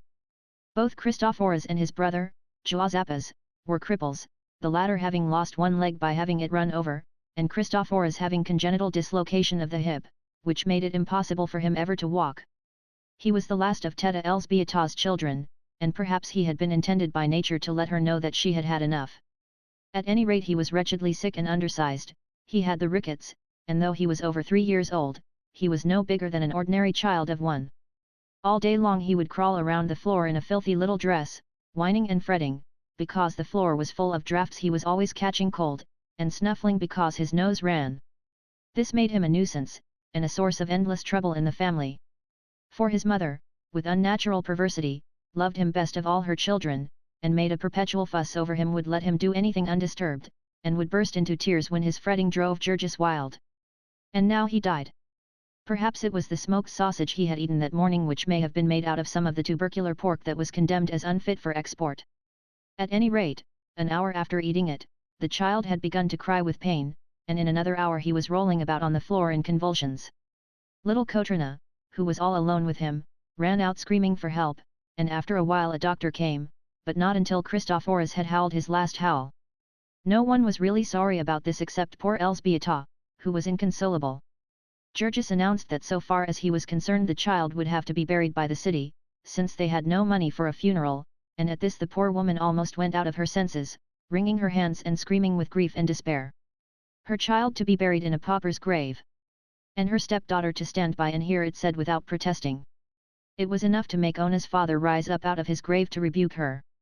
If it had come to this, they might as well give up at once, and be buried all of them together. In the end Marija said that she would help with $10, and Georges being still obdurate, Elzbieta went in tears and begged the money from the neighbors, and so little Christophoras had a mass in a hearse with white plumes on it, and a tiny plot in a graveyard with a wooden cross to mark the place. The poor mother was not the same for months after that. The mere sight of the floor where little Christophoras had crawled about would make her weep. He had never had a fair chance, poor little fellow, she would say. He had been handicapped from his birth. If only she had heard about it in time, so that she might have had that great doctor to cure him of his lameness. Some time ago, Elzbieta was told, a Chicago billionaire had paid a fortune to bring a great European surgeon over to cure his little daughter of the same disease from which Christophoras had suffered. And because this surgeon had to have bodies to demonstrate upon, he announced that he would treat the children of the poor, a piece of magnanimity over which the papers became quite eloquent. Elzbieta, alas, did not read the papers, and no one had told her, but perhaps it was as well, for just then they would not have had the car fare to spare to go every day to wait upon the surgeon, nor for that matter anybody with the time to take the child. All this while that he was seeking for work, there was a dark shadow hanging over Georges, as if a savage beast were lurking somewhere in the pathway of his life, and he knew it, and yet could not help approaching the place. There are all stages of being out of work in Packingtown, and he faced in dread the prospect of reaching the lowest. There is a place that waits for the lowest man, the fertilizer plant. The men would talk about it in awe-stricken whispers. Not more than 1 in 10 had ever really tried it, the other 9 had contented themselves with hearsay evidence and a peep through the door. There were some things worse than even starving to death. They would ask Georges if he had worked there yet, and if he meant to, and Georges would debate the matter with himself. As poor as they were, and making all the sacrifices that they were, would he dare to refuse any sort of work that was offered to him, be it as horrible as ever it could? Would he dare to go home and eat bread that had been earned by Ona, weak and complaining as she was, knowing that he had been given a chance, and had not had the nerve to take it, and yet he might argue that way with himself all day, and one glimpse into the fertilizer works would send him away again shuddering. He was a man, and he would do his duty. He went and made application, but surely he was not also required to hope for success. The fertilizer works of Dahums lay away from the rest of the plant. Few visitors ever saw them, and the few who did would come out looking like Dante, of whom the peasants declared that he had been into hell. To this part of the yards came all the tankage and the waste products of all sorts. Here they dried out the bones, and in suffocating cellars where the daylight never came you might see men and women and children bending over whirling machines and sawing bits of bone into all sorts of shapes, breathing their lungs full of the fine dust, and doomed to die, every one of them, within a certain definite time. Here they made the blood into albumin, and made other foul-smelling things into things still more foul-smelling. In the corridors and caverns where it was done you might lose yourself as in the great caves of Kentucky. In the dust and the steam the electric lights would shine like far-off twinkling stars, red and blue, green and purple stars, according to the color of the mist and the brew from which it came. For the odors of these ghastly charnel houses there may be words in Lithuanian, but there are none in English. The person entering would have to summon his courage as for a cold water plunge. He would go in like a man swimming under water, he would put his handkerchief over his face, and begin to cough and choke, and then, if he were still obstinate, he would find his head beginning to ring, and the veins in his forehead to throb, until finally he would be assailed by an overpowering blast of ammonia fumes, and would turn and run for his life, and come out half-dazed. On top of this were the rooms where they dried the tankage, the mass of brown stringy stuff that was left after the waste portions of the carcasses had had the lard and tallow dried out of them. This dried material they would then grind to a fine powder, and after they had mixed it up well with a mysterious but inoffensive brown rock which they brought in and ground up by the hundreds of carloads for that purpose, the substance was ready to be put into bags and sent out to the world as any one of 100 different brands of standard bone phosphate. And then the farmer in Maine or California or Texas would buy this, at say $25 a ton, and plant it with his corn, and for several days after the operation the fields would have a strong odor, and the farmer and his wagon and the very horses that had hauled it would all have it too. In Packing Town the fertilizer is pure, instead of being a flavoring, and instead of a ton or so spread out on several acres under the open sky, there are hundreds and thousands of tons of it in one building, heaped here and there in haystack piles, covering the floor several inches deep, and filling the air with a choking dust that becomes a blinding sandstorm when the wind stirs. It was to this building that Georges came daily, as if dragged by an unseen hand. The month of May was an exceptionally cool one, and his secret prayers were granted, but early in June there came a record-breaking hot spell, and after that there were men wanted in the fertilizer mill. The boss of the grinding room had come to know Georges by this time, and had marked him for a likely man, and so when he came to the door about 2 o'clock this breathless hot day, he felt a sudden spasm of pain shoot through him. The boss beckoned to him. In 10 minutes more Georges had pulled off his coat and overshirt, and set his teeth together and gone to work. Here was one more difficulty for him to meet and conquer. His labor took him about 1 minute to learn. Before him was one of the vents of the mill in which the fertilizer was being ground, rushing forth in a great brown river, with the spray of the finest dust flung forth in clouds. Georges was given a shovel, and along with half a dozen others it was his task to shovel this fertilizer into carts. That others were at work he knew by the sound, and by the fact that he sometimes collided with them, otherwise they might as well not have been there, for in the blinding dust storm a man could not see 6 feet in front of his face. When he had filled one cart he had to grope around him until another came, and if there was none on hand he continued to grope till one arrived. In 5 minutes he was, of course, a mass of fertilizer from head to feet. They gave him a sponge to tie over his mouth, so that he could breathe, but the sponge did not prevent his lips and eyelids from caking up with it and his ears from filling solid. He looked like a brown ghost at twilight. From hair to shoes he became the color of the building and of everything in it, and for that matter 100 yards outside it. The building had to be left open, and when the wind blew Durham and Company lost a great deal of fertilizer. Working in his shirt sleeves, and with the thermometer at over 100, the phosphates soaked in through every pore of George's skin, and in 5 minutes he had a headache, and in 15 was almost dazed. The blood was pounding in his brain like an engine's throbbing, there was a frightful pain in the top of his skull, and he could hardly control his hands. Still, with the memory of his 4-month siege behind him, he fought on, in a frenzy of determination, and half an hour later he began to vomit. He vomited until it seemed as if his inwards must be torn into shreds. A man could get used to the fertilizer mill, the boss had said, if he would make up his mind to it, but Georges now began to see that it was a question of making up his stomach. At the end of that day of horror, he could scarcely stand. He had to catch himself now and then, and lean against a building and get his bearings. Most of the men, when they came out, made straight for a saloon. They seemed to place fertilizer and rattlesnake poison in one class. But Georges was too ill to think of drinking. He could only make his way to the street and stagger onto a car. He had a sense of humor, and later on, when he became an old hand, he used to think it fun to board a streetcar and see what happened. Now, however, he was too ill to notice it. How the people in the car began to gasp and sputter, to put their handkerchiefs to their noses, and transfix him with furious glances. Georges only knew that a man in front of him immediately got up and gave him a seat, and that half a minute later the two people on each side of him got up, and that in a full minute the crowded car was nearly empty, those passengers who could not get room on the platform having gotten out to walk. Of course Georges had made his home a miniature fertilizer mill a minute after entering. The stuff was half an inch deep in his skin, his whole system was full of it, and it would have taken a week not merely of scrubbing, but of vigorous exercise, to get it out of him. As it was, he could be compared with nothing known to men, save that newest discovery of the savants, a substance which emits energy for an unlimited time, without being itself in the least diminished in power. He smelled so that he made all the food at the table taste, and set the whole family to vomiting. For himself it was 3 days before he could keep anything upon his stomach. He might wash his hands, and use a knife and fork, but were not his mouth and throat filled with the poison? And still Georges stuck it out. In spite of splitting headaches he would stagger down to the plant and take up his stand once more, and begin to shovel in the blinding clouds of dust. And so at the end of the week he was a fertilizer man for life. He was able to eat again, and though his head never stopped aching, it ceased to be so bad that he could not work. So there passed another summer. It was a summer of prosperity, all over the country, and the country ate generously of packing house products, and there was plenty of work for all the family, in spite of the packers' efforts to keep a superfluity of labor. They were again able to pay their debts and to begin to save a little sum, but there were 1 or 2 sacrifices they considered too heavy to be made for long. It was too bad that the boys should have to sell papers at their age. It was utterly useless to caution them and plead with them, quite without knowing it, they were taking on the tone of their new environment. They were learning to swear in voluble English, they were learning to pick up cigar stumps and smoke them, to pass hours of their time gambling with pennies and dice and cigarette cards. They were learning the location of all the houses of prostitution on the levee, and the names of the madams who kept them, and the days when they gave their state banquets, which the police captains and the big politicians all attended.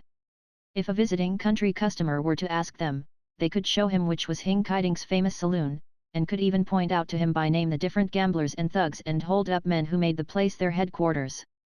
And worse yet, the boys were getting out of the habit of coming home at night. What was the use, they would ask, of wasting time and energy in a possible car fare riding out to the stockyards every night when the weather was pleasant and they could crawl under a truck or into an empty doorway and sleep exactly as well? So long as they brought home a $50 for each day, what mattered it when they brought it? But Georges declared that from this to ceasing to come at all would not be a very long step, and so it was decided that Vilimas and Nicolaus should return to school in the fall, and that instead Elzbieta should go out and get some work, her place at home being taken by her younger daughter. Little Kotrina was like most children of the poor, prematurely made old. She had to take care of her little brother, who was a cripple, and also of the baby. She had to cook the meals and wash the dishes and clean house, and have supper ready when the workers came home in the evening. She was only 13, and small for her age, but she did all this without a murmur, and her mother went out, and after trudging a couple of days about the yards, settled down as a servant of a sausage machine. Elzbieta was used to working, but she found this change a hard one, for the reason that she had to stand motionless upon her feet from 7 o'clock in the morning till 12:30, and again from 1 till 5:30. For the first few days it seemed to her that she could not stand it. She suffered almost as much as Georges had from the fertilizer, and would come out at sundown with her head fairly reeling. Besides this, she was working in one of the dark holes, by electric light, and the dampness, too, was deadly. There were always puddles of water on the floor, and a sickening odor of moist flesh in the room. The people who worked here followed the ancient custom of nature, whereby the ptarmigan is the color of dead leaves in the fall and of snow in the winter, and the chameleon, who is black when he lies upon a stump and turns green when he moves to a leaf. The men and women who worked in this department were precisely the color of the fresh country sausage they made. The sausage room was an interesting place to visit, for 2 or 3 minutes, and provided that you did not look at the people, the machines were perhaps the most wonderful things in the entire plant. Presumably sausages were once chopped and stuffed by hand, and if so it would be interesting to know how many workers had been displaced by these inventions. On one side of the room were the hoppers, into which men shoveled loads of meat and wheelbarrows full of spices. In these great bowls were whirling knives that made 2,000 revolutions a minute, and when the meat was ground fine and adulterated with potato flour, and well mixed with water, it was forced to the stuffing machines on the other side of the room. The latter were tended by women. There was a sort of spout, like the nozzle of a hose, and one of the women would take a long string of casing and put the end over the nozzle and then work the whole thing on, as one works on the finger of a tight glove. This string would be 20 or 30 feet long, but the woman would have it all on in a jiffy, and when she had several on, she would press a lever, and a stream of sausage meat would be shot out, taking the casing with it as it came. Thus one might stand and see appear, miraculously born from the machine, a wriggling snake of sausage of incredible length. In front was a big pan which caught these creatures, and 2 more women who seized them as fast as they appeared and twisted them into links. This was for the uninitiated the most perplexing work of all, for all that the woman had to give was a single turn of the wrist, and in some way she contrived to give it so that instead of an endless chain of sausages, one after another, there grew under her hands a bunch of strings, all dangling from a single center. It was quite like the feat of a prestidigitator, for the woman worked so fast that the eye could literally not follow her, and there was only a mist of motion, and tangle after tangle of sausages appearing. In the midst of the mist, however, the visitor would suddenly notice the tense set face, with the 2 wrinkles graven in the forehead, and the ghastly pallor of the cheeks, and then he would suddenly recollect that it was time he was going on. The woman did not go on, she stayed right there hour after hour, day after day, year after year, twisting sausage links and racing with death. It was piecework, and she was apt to have a family to keep alive, and stern and ruthless economic laws had arranged it that she could only do this by working just as she did, with all her soul upon her work, and with never an instant for a glance at the well-dressed ladies and gentlemen who came to stare at her, as at some wild beast in a menagerie. Chapter 14. With one member trimming beef in a cannery, and another working in a sausage factory, the family had a first-hand knowledge of the great majority of packing town swindles. For it was the custom, as they found, whenever meat was so spoiled that it could not be used for anything else, either to can it or else to chop it up into sausage. With what had been told them by Jonas, who had worked in the pickle rooms, they could now study the whole of the spoiled meat industry on the inside, and read a new and grim meaning into that old packing town jest that they use everything of the pig except the squeal. Jonas had told them how the meat that was taken out of pickle would often be found sour, and how they would rub it up with soda to take away the smell, and sell it to be eaten on free lunch counters, also of all the miracles of chemistry which they performed, giving to any sort of meat, fresh or salted, whole or chopped, any color and any flavor and any odor they chose. In the pickling of hams they had an ingenious apparatus, by which they saved time and increased the capacity of the plant, a machine consisting of a hollow needle attached to a pump. By plunging this needle into the meat and working with his foot, a man could fill a ham with pickle in a few seconds. And yet, in spite of this, there would be hams found spoiled, some of them with an odor so bad that a man could hardly bear to be in the room with them. To pump into these the packers had a second and much stronger pickle which destroyed the odor, a process known to the workers as giving them 30%. Also, after the hams had been smoked, there would be found some that had gone to the bad. Formerly these had been sold as No. 3 grade, but later on some ingenious person had hit upon a new device, and now they would extract the bone, about which the bad part generally lay, and insert in the hole a white-hot iron. After this invention there was no longer No. 1, 2, and 3 grade, there was only No. 1 grade. The packers were always originating such schemes. They had what they called boneless hams, which were all the odds and ends of pork stuffed into casings, and California hams, which were the shoulders, with big knuckle joints, and nearly all the meat cut out, and fancy skinned hams, which were made of the oldest hogs, whose skins were so heavy and coarse that no one would buy them, that is, until they had been cooked and chopped fine and labeled head cheese. It was only when the whole ham was spoiled that it came into the department of Elsbeta. Cut up by the 2,000 revolutions a minute flyers, and mixed with half a ton of other meat, no odor that ever was in a ham could make any difference. There was never the least attention paid to what was cut up for sausage. There would come all the way back from Europe old sausage that had been rejected, and that was moldy and white. It would be dosed with borax and glycerin, and dumped into the hoppers, and made over again for home consumption. There would be meat that had tumbled out on the floor, in the dirt and sawdust, where the workers had tramped and spit uncounted billions of consumption germs. There would be meat stored in great piles in rooms, and the water from leaky roofs would drip over it, and thousands of rats would race about on it. It was too dark in these storage places to see well, but a man could run his hand over these piles of meat and sweep off handfuls of the dried dung of rats. These rats were nuisances, and the packers would put poisoned bread out for them. They would die, and then rats, bread, and meat would go into the hoppers together. This is no fairy story and no joke. The meat would be shoveled into carts, and the man who did the shoveling would not trouble to lift out a rat even when he saw one. There were things that went into the sausage in comparison with which a poisoned rat was a tidbit. There was no place for the men to wash their hands before they ate their dinner, and so they made a practice of washing them in the water that was to be ladled into the sausage. There were the butt ends of smoked meat, and the scraps of corned beef, and all the odds and ends of the waste of the plants, that would be dumped into old barrels in the cellar and left there. Under the system of rigid economy which the packers enforced, there were some jobs that it only paid to do once in a long time, and among these was the cleaning out of the waste barrels. Every spring they did it, and in the barrels would be dirt and rust and old nails and stale water, and cartload after cartload of it would be taken up and dumped into the hoppers with fresh meat, and sent out to the public's breakfast. Some of it they would make into smoked sausage, but as the smoking took time, and was therefore expensive, they would call upon their chemistry department, and preserve it with borax and color it with gelatin to make it brown. All of their sausage came out of the same bowl, but when they came to wrap it they would stamp some of it special, and for this they would charge 2 cents more a pound. Such were the new surroundings in which Elzbieta was placed, and such was the work she was compelled to do. It was stupefying, brutalizing work. It left her no time to think, no strength for anything. She was part of the machine she tended, and every faculty that was not needed for the machine was doomed to be crushed out of existence. There was only one mercy about the cruel grind, that it gave her the gift of insensibility. Little by little she sank into a torpor. She fell silent. She would meet Georges and Ona in the evening, and the three would walk home together, often without saying a word. Ona, too, was falling into a habit of silence. Ona, who had once gone about singing like a bird. She was sick and miserable, and often she would barely have strength enough to drag herself home. And there they would eat what they had to eat, and afterward, because there was only their misery to talk of, they would crawl into bed and fall into a stupor and never stir until it was time to get up again, and dress by candlelight, and go back to the machines. They were so numbed that they did not even suffer much from hunger. Now, only the children continued to fret when the food ran short. Yet the soul of Ona was not dead. The souls of none of them were dead, but only sleeping, and now and then they would waken, and these were cruel times. The gates of memory would roll open, old joys would stretch out their arms to them, old hopes and dreams would call to them, and they would stir beneath the burden that lay upon them, and feel its forever immeasurable weight. They could not even cry out beneath it, but anguish would seize them, more dreadful than the agony of death.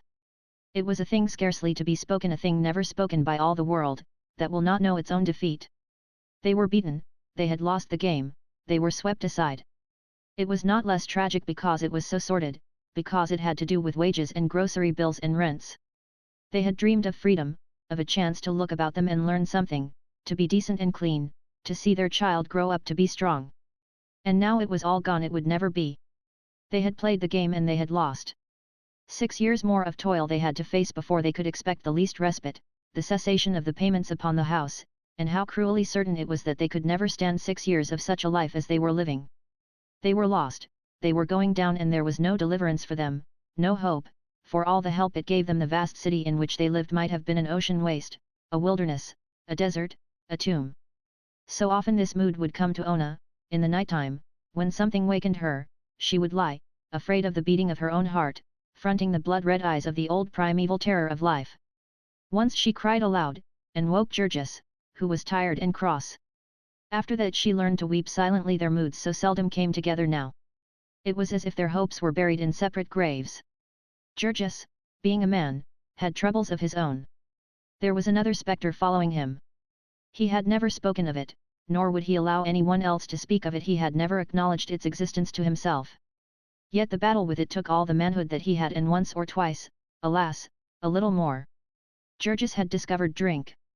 He was working in the steaming pit of hell, day after day, week after week, until now, there was not an organ of his body that did its work without pain, until the sound of ocean breakers echoed in his head day and night, and the buildings swayed and danced before him as he went down the street.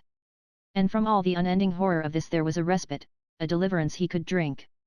He could forget the pain, he could slip off the burden, he would see clearly again, he would be master of his brain, of his thoughts, of his will. His dead self would stir in him, and he would find himself laughing and cracking jokes with his companions. He would be a man again, and master of his life. It was not an easy thing for Georges to take more than 2 or 3 drinks.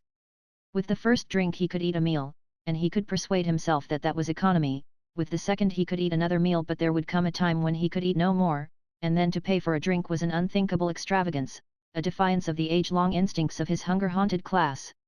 One day, however, he took the plunge, and drank up all that he had in his pockets, and went home half-piped, as the men phrase it. He was happier than he had been in a year, and yet, because he knew that the happiness would not last, he was savage, too, with those who would wreck it, and with the world, and with his life, and then again, beneath this, he was sick with the shame of himself. Afterward, when he saw the despair of his family, and reckoned up the money he had spent, the tears came into his eyes, and he began the long battle with the spectre. It was a battle that had no end, that never could have won. But Georges did not realize that very clearly. He was not given much time for reflection. He simply knew that he was always fighting. Steeped in misery and despair as he was, merely to walk down the street was to be put upon the rack.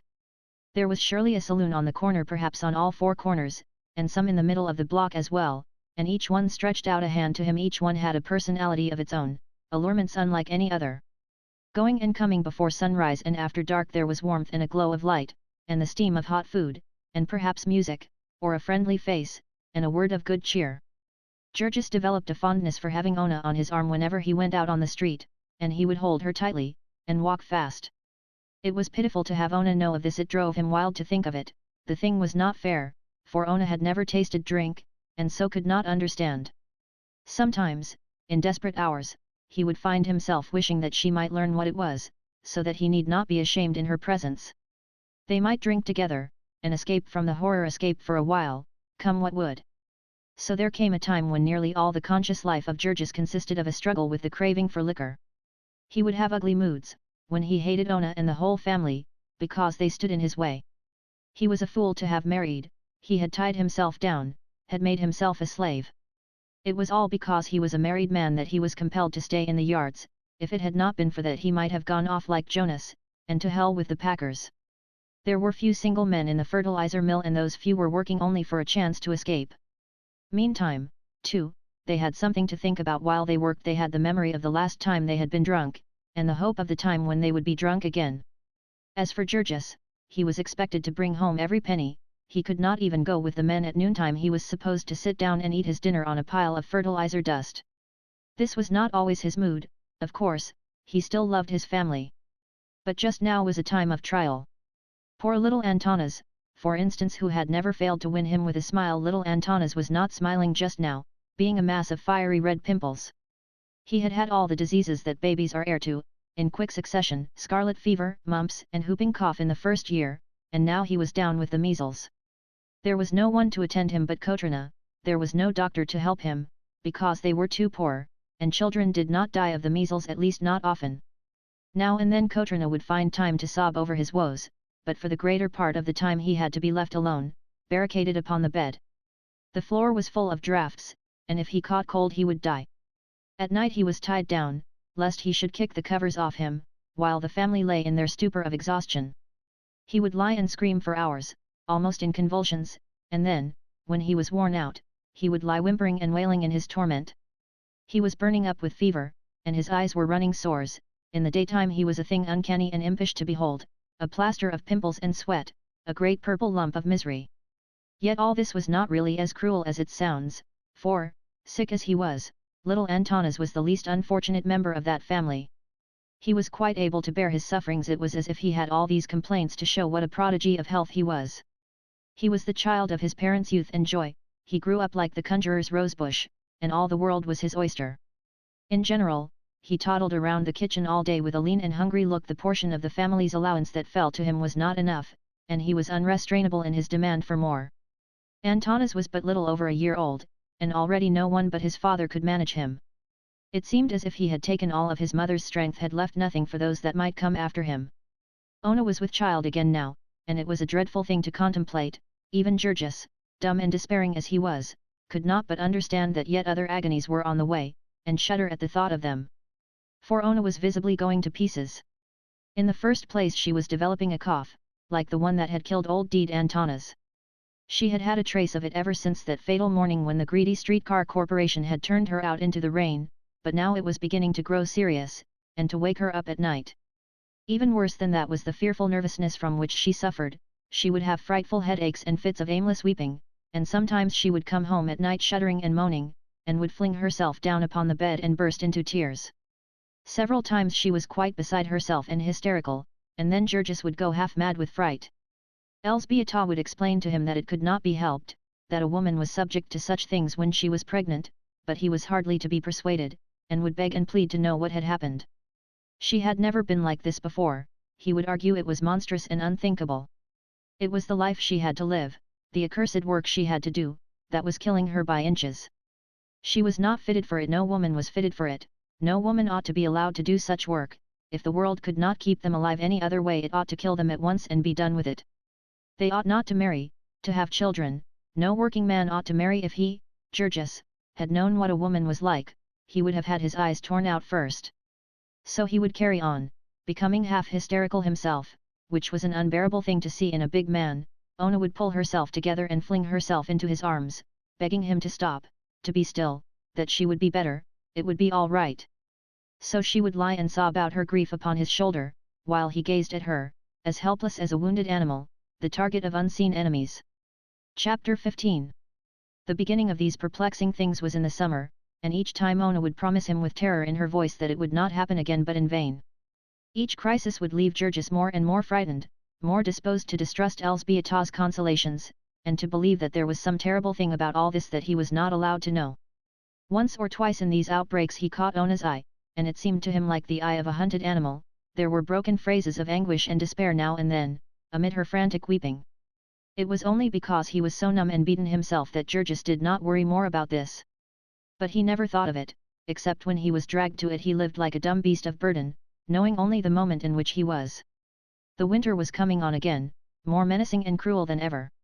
It was October, and the holiday rush had begun.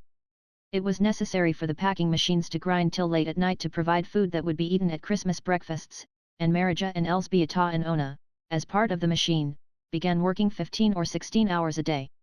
There was no choice about this. Whatever work there was to be done they had to do, if they wished to keep their places.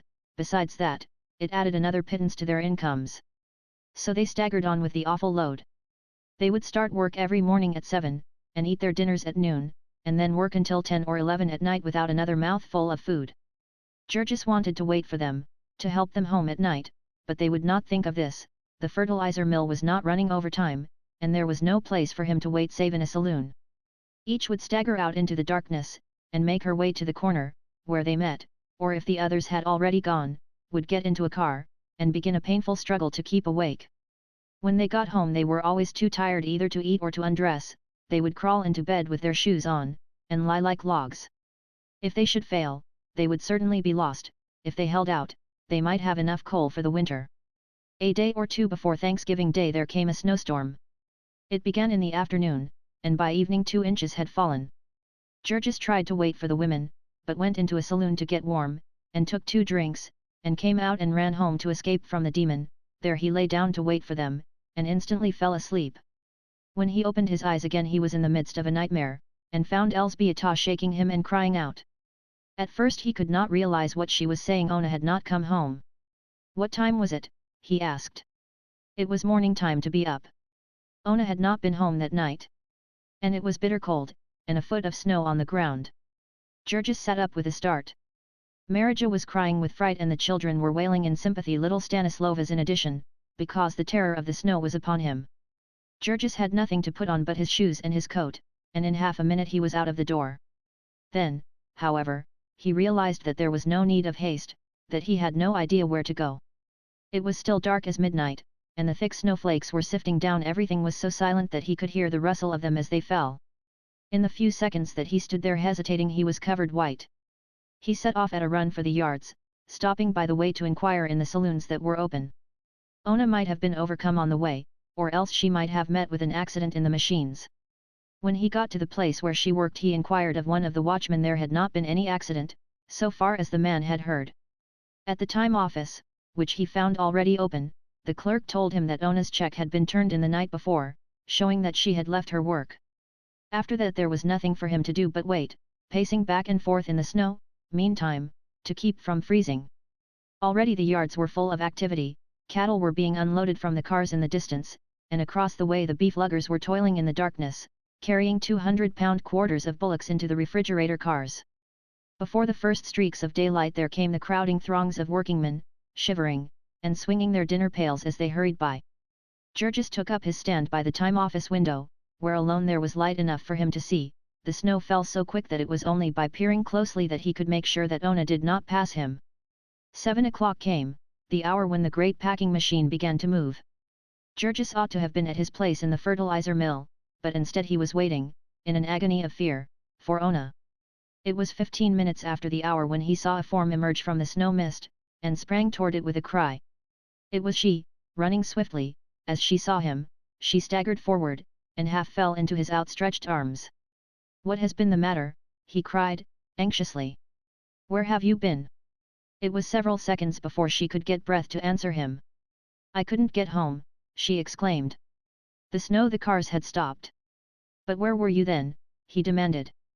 "I had to go home with a friend," she panted with Jadviga. Georges drew a deep breath, but then he noticed that she was sobbing and trembling as if in one of those nervous crises that he dreaded so. "But what's the matter?" he cried. "What has happened?" "Oh, Georges, I was so frightened," she said, clinging to him wildly. "I have been so worried." They were near the time station window, and people were staring at them. Georges led her away. "How do you mean?" he asked, in perplexity. "I was afraid, I was just afraid," sobbed Ona. "I knew you wouldn't know where I was, and I didn't know what you might do. I tried to get home, but I was so tired." "Oh, Georges, Georges."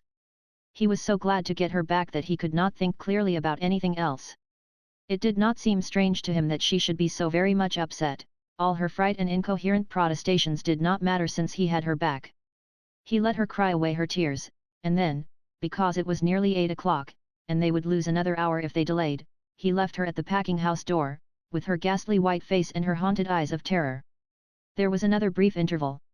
Christmas was almost come, and because the snow still held, and the searching cold, morning after morning Georges half carried his wife to her post, staggering with her through the darkness, until at last, one night, came the end. It lacked but 3 days of the holidays.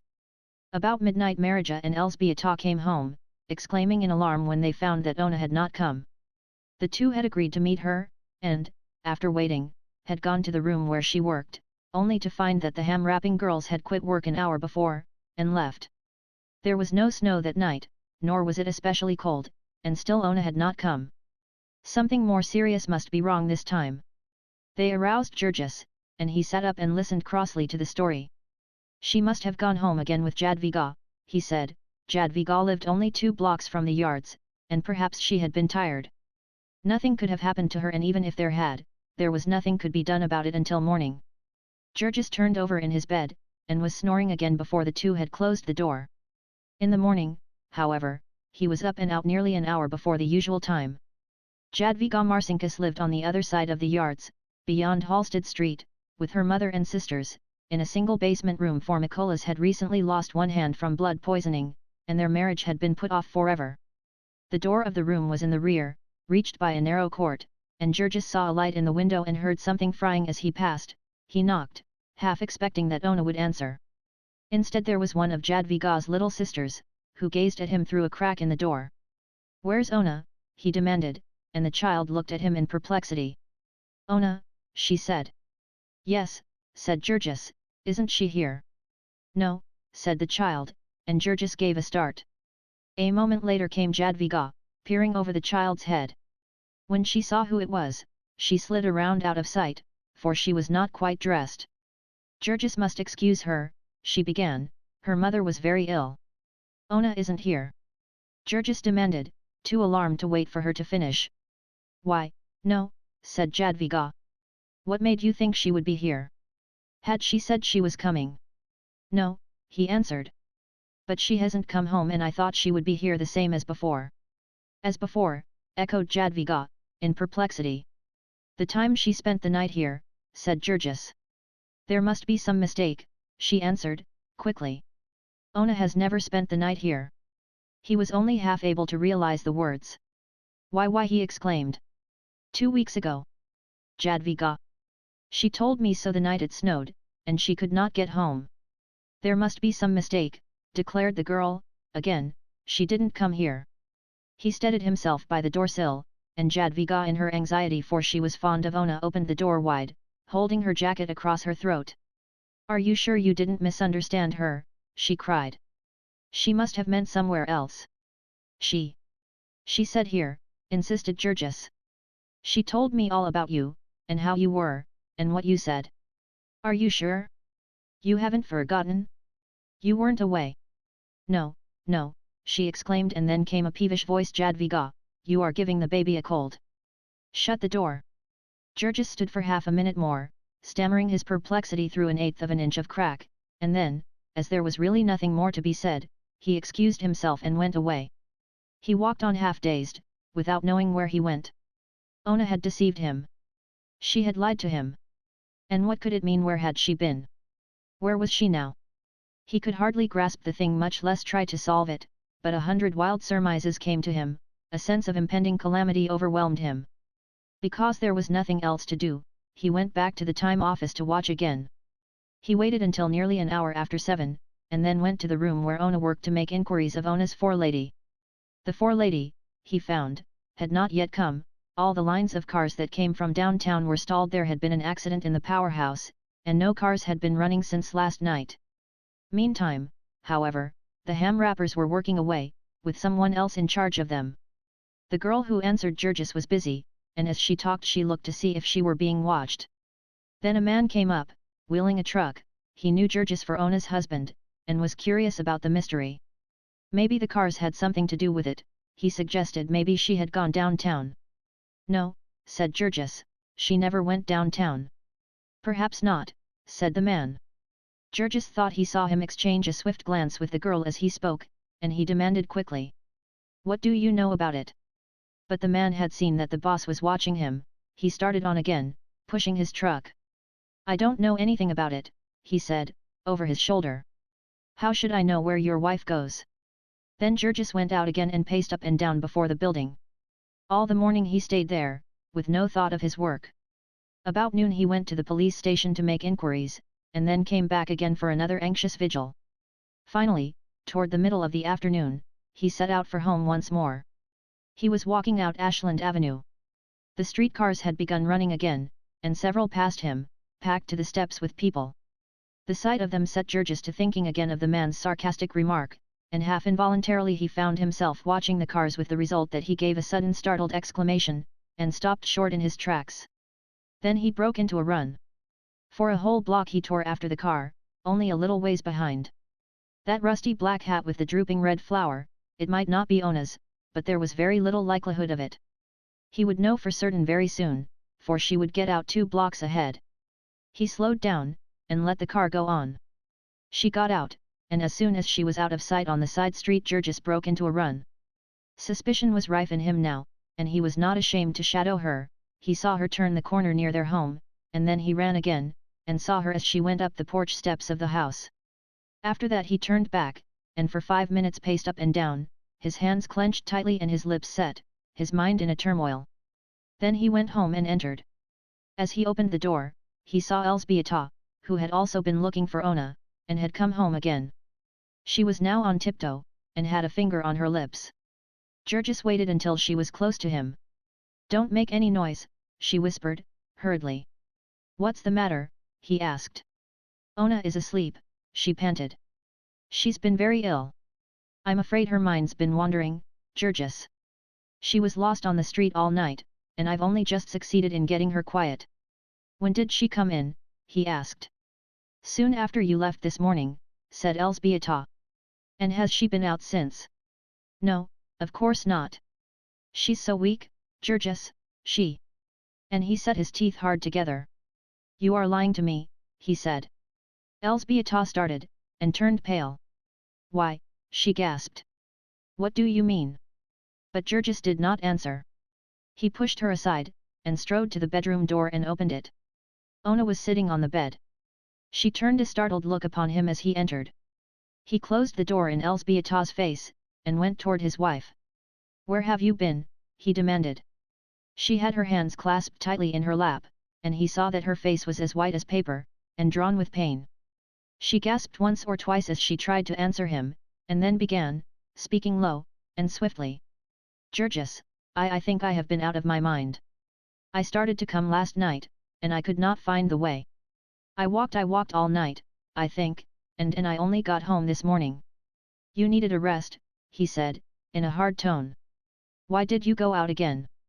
He was looking her fairly in the face, and he could read the sudden fear and wild uncertainty that leaped into her eyes. I had to go to the store, she gasped, almost in a whisper. I had to go. You are lying to me, said Georges. Then he clenched his hands and took a step toward her. Why do you lie to me, he cried, fiercely. What are you doing that you have to lie to me? Georges, she exclaimed, starting up in fright. Oh, Georges, how can you? You have lied to me, I say, he cried. You told me you had been to Jadviga's house that other night, and you hadn't. You had been where you were last night somewheres downtown, for I saw you get off the car. Where were you? It was as if he had struck a knife into her. She seemed to go all to pieces. For half a second she stood, reeling and swaying, staring at him with horror in her eyes, then, with a cry of anguish, she tottered forward, stretching out her arms to him. But he stepped aside deliberately and let her fall. She caught herself at the side of the bed, and then sank down, burying her face in her hands and bursting into frantic weeping. There came one of those hysterical crises that had so often dismayed him.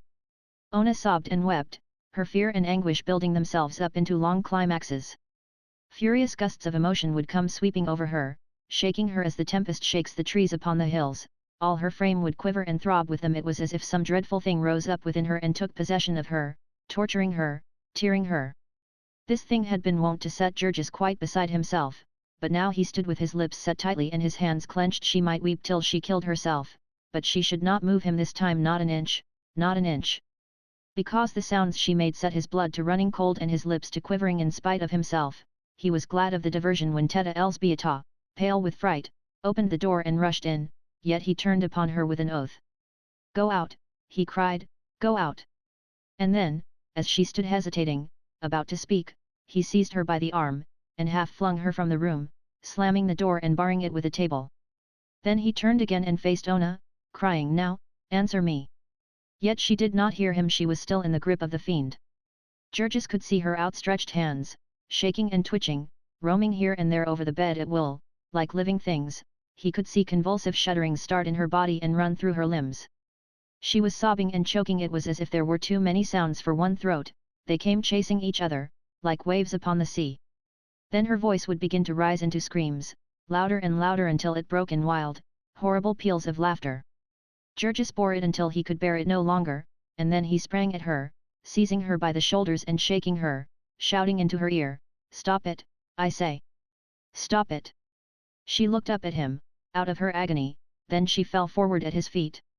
She caught them in her hands, in spite of his efforts to step aside, and with her face upon the floor lay writhing. It made a choking in Georges' throat to hear her, and he cried again, more savagely than before, "Stop it, I say!" This time she heeded him, and caught her breath and lay silent, save for the gasping sobs that wrenched all her frame. For a long minute she lay there, perfectly motionless, until a cold fear seized her husband, thinking that she was dying. Suddenly, however, he heard her voice, faintly, "Georges! Georges! What is it?" he said. He had to bend down to her, she was so weak. She was pleading with him, in broken phrases, painfully uttered, "Have faith in me. Believe me." "Believe what?" he cried. "Believe that I know best, that I love you. And do not ask me what you did. Oh, Georges, please, please. It is for the best, it is." He started to speak again, but she rushed on frantically, heading him off. "If you will only do it. If you will only believe me.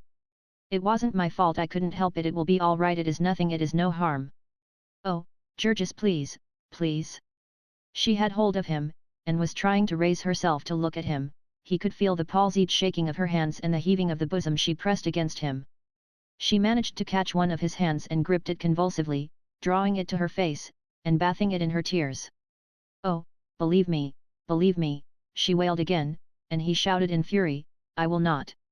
But still she clung to him, wailing aloud in her despair, "Oh, Georges, think what you are doing. It will ruin us, it will ruin us. Oh, no, you must not do it. No, don't do it. You must not do it. It will drive me mad, it will kill me, no, no, Georges, I am crazy, it is nothing. You do not really need to know. We can be happy, we can love each other just the same.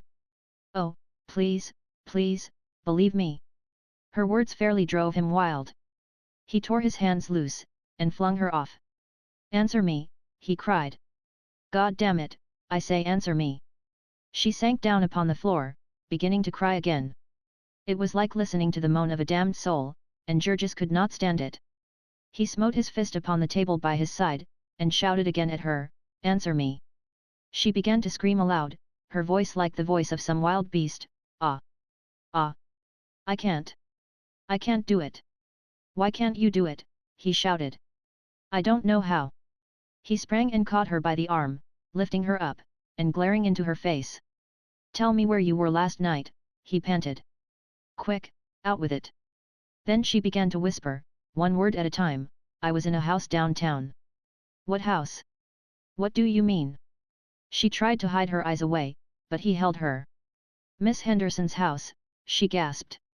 He did not understand at first. "Miss Henderson's house," he echoed. And then suddenly, as in an explosion, the horrible truth burst over him, and he reeled and staggered back with a scream. He caught himself against the wall, and put his hand to his forehead, staring about him, and whispering, "Jesus! Jesus!" An instant later he leaped at her, as she lay groveling at his feet. He seized her by the throat. "Tell me," he gasped, hoarsely. "Quick! Who took you to that place?" She tried to get away, making him furious. He thought it was fear, of the pain of his clutch. He did not understand that it was the agony of her shame. Still she answered him, "Connor." "Connor," he gasped. "Who is Connor?" "The boss," she answered. "The man." He tightened his grip, in his frenzy, and only when he saw her eyes closing did he realize that he was choking her. Then he relaxed his fingers, and crouched, waiting, until she opened her lids again. His breath beat hot into her face. "Tell me," he whispered, at last, "tell me about it." She lay perfectly motionless, and he had to hold his breath to catch her words. "I did not want to do it," she said, I tried not to do it. I only did it to save us. It was our only chance." Again, for a space, there was no sound but his panting. Ona's eyes closed, and when she spoke again she did not open them. "He told me he would have me turned off. He told me we would all of us lose our places. We could never get anything to do here again. He meant it, he would have ruined us." George's arms were shaking so that he could scarcely hold himself up, and lurched forward now and then as he listened. When did this begin?" he gasped. "At the very first," she said. She spoke as if in a trance. It was their plot, Miss Henderson's plot. She hated me. And he wanted me. He used to speak to me out on the platform. Then he began to make love to me. He offered me money. He begged me, he said he loved me. Then he threatened me. He knew all about us, he knew we would starve. He knew your boss, he knew marriages. He would hound us to death, he said. Then he said if we would all of us be sure of work always. Then one day he caught hold of me, he would not let go. He. Where was this? In the hallway at night after everyone had gone. I could not help it. I thought of you, of the baby, of mother and the children. I was afraid of him, afraid to cry out." A moment ago her face had been ashen grey, now it was scarlet. She was beginning to breathe hard again. Georges made not a sound. "That was 2 months ago. Then he wanted me to come to that house. He wanted me to stay there. He said all of us that we would not have to work. He made me come there in the evenings. I told you, you thought I was at the factory. Then one night it snowed, and I couldn't get back. And last night the cars were stopped. It was such a little thing to ruin us all. I tried to walk, but I couldn't. I didn't want you to know. It would have been all right.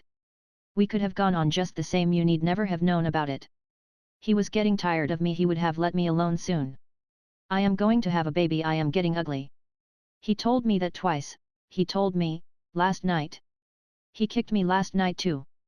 And now you will kill him, you will kill him, and we shall die." All this she had said without a quiver. She lay still as death, not an eyelid moving. And Georges, too, said not a word. He lifted himself by the bed, and stood up. He did not stop for another glance at her, but went to the door and opened it. He did not see Elzbieta, crouching terrified in the corner. He went out, hatless, leaving the street door open behind him. The instant his feet were on the sidewalk he broke into a run. He ran like one possessed, blindly, furiously, looking neither to the right nor left.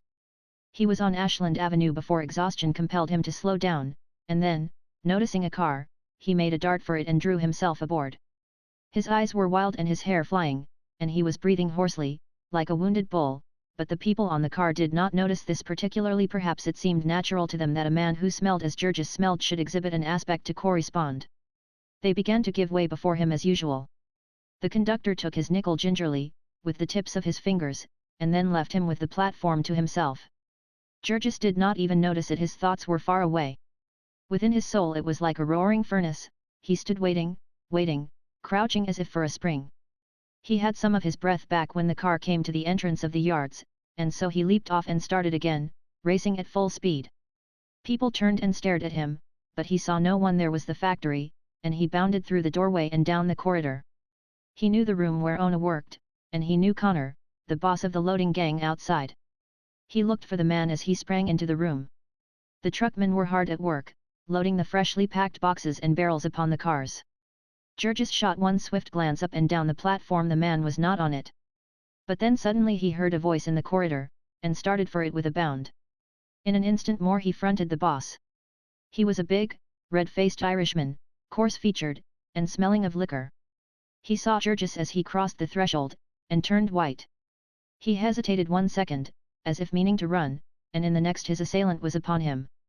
He put up his hands to protect his face, but Georges, lunging with all the power of his arm and body, struck him fairly between the eyes and knocked him backward. The next moment he was on top of him, burying his fingers in his throat. To Georges this man's whole presence reeked of the crime he had committed. The touch of his body was madness to him. It set every nerve of him a tremble, it aroused all the demon in his soul. It had worked its will upon Ona, this great beast, and now he had it. It was his turn now. Things swam blood before him, and he screamed aloud in his fury, lifting his victim and smashing his head upon the floor. The place, of course, was in an uproar, women fainting and shrieking, and men rushing in.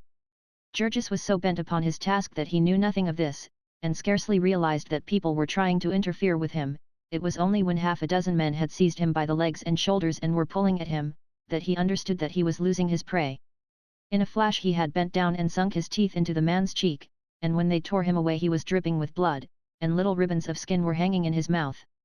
They got him down upon the floor, clinging to him by his arms and legs, and still they could hardly hold him. He fought like a tiger, writhing and twisting, half flinging them off, and starting toward his unconscious enemy. But yet others rushed in, until there was a little mountain of twisted limbs and bodies, heaving and tossing, and working its way about the room. In the end, by their sheer weight, they choked the breath out of him, and then they carried him to the company police station, where he lay still until they had summoned a patrol wagon to take him away. Chapter 16. When Georges got up again he went quietly enough. He was exhausted and half-dazed, and besides he saw the blue uniforms of the policemen. He drove in a patrol wagon with half a dozen of them watching him, keeping as far away as possible, however, on account of the fertilizer. Then he stood before the sergeant's desk and gave his name and address, and saw a charge of assault and battery entered against him. On his way to his cell a burly policeman cursed him because he started down the wrong corridor, and then added a kick when he was not quick enough. Nevertheless, Georges did not even lift his eyes. He had lived 2 years and a half in Packingtown, and he knew what the police were. It was as much as a man's very life was worth to anger them, here in their inmost lair, like as not a dozen would pile on to him at once, and pound his face into a pulp. It would be nothing unusual if he got his skull cracked in the melee, in which case they would report that he had been drunk and had fallen down, and there would be no one to know the difference or to care. So a barred door clanged upon Georges and he sat down upon a bench and buried his face in his hands. He was alone, he had the afternoon and all of the night to himself. At first he was like a wild beast that has glutted itself, he was in a dull stupor of satisfaction. He had done up the scoundrel pretty well, not as well as he would have if they had given him a minute more, but pretty well, all the same. The ends of his fingers were still tingling from their contact with the fellow's throat. But then, little by little, as his strength came back and his senses cleared, he began to see beyond his momentary gratification, that he had nearly killed the boss would not help Ona, not the horrors that she had borne, nor the memory that would haunt her all her days. It would not help to feed her and her child, she would certainly lose her place, while what was to happen to him God only knew. Half the night he paced the floor, wrestling with this nightmare, and when he was exhausted he lay down, trying to sleep, but finding instead, for the first time in his life, that his brain was too much for him. In the cell next to him was a drunken wife-beater, and in the one beyond a yelling maniac.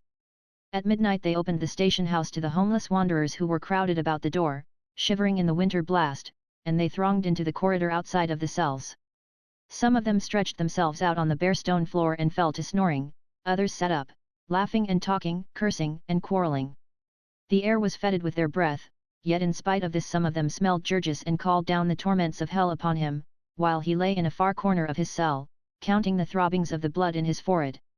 They had brought him his supper, which was duffers and dope being hunks of dry bread on a tin plate, and coffee, called dope because it was drugged to keep the prisoners quiet. Georges had not known this, or he would have swallowed the stuff in desperation. As it was, every nerve of him was aquiver with shame and rage. Toward morning the place fell silent, and he got up and began to pace his cell, and then within the soul of him there rose up a fiend, red-eyed and cruel, and tore out the strings of his heart. It was not for himself that he suffered. What did a man who worked in Duham's fertilizer mill care about anything that the world might do to him? What was any tyranny of prison compared with the tyranny of the past, of the thing that had happened and could not be recalled, of the memory that could never be effaced? The horror of it drove him mad. He stretched out his arms to heaven, crying out for deliverance from it, and there was no deliverance, there was no power even in heaven that could undo the past. It was a ghost that would not drown, it followed him, it seized upon him and beat him to the ground. Ah, if only he could have foreseen it, but then, he would have foreseen it, if he had not been a fool. He smote his hands upon his forehead, cursing himself because he had ever allowed Ona to work where she had, because he had not stood between her and a fate which everyone knew to be so common.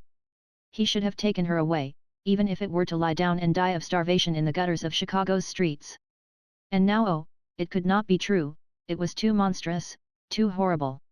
It was a thing that could not be faced. A new shuddering seized him every time he tried to think of it. No, there was no bearing the load of it, there was no living under it. There would be none for her. He knew that he might pardon her, might plead with her on his knees, but she would never look him in the face again, she would never be his wife again. The shame of it would kill her. There could be no other deliverance, and it was best that she should die. This was simple and clear, and yet, with cruel inconsistency, whenever he escaped from this nightmare it was to suffer and cry out at the vision of Ona starving. They had put him in jail, and they would keep him here a long time, years maybe. And Ona would surely not go to work again, broken and crushed as she was. And Elsbieta and Marija, too, might lose their places if that hell-fiend Connor chose to set to work to ruin them. They would all be turned out. And even if he did not, they could not live. Even if the boys left school again, they could surely not pay all the bills without him and Ona. They had only a few dollars now. They had just paid the rent of the house a week ago, and that after it was 2 weeks overdue. So it would be due again in a week. They would have no money to pay it then, and they would lose the house, after all their long, heartbreaking struggle. 3 times now the agent had warned him that he would not tolerate another delay. Perhaps it was very base of Georges to be thinking about the house when he had the other unspeakable thing to fill his mind, yet, how much he had suffered for this house, how much they had all of them suffered. It was their one hope of respite.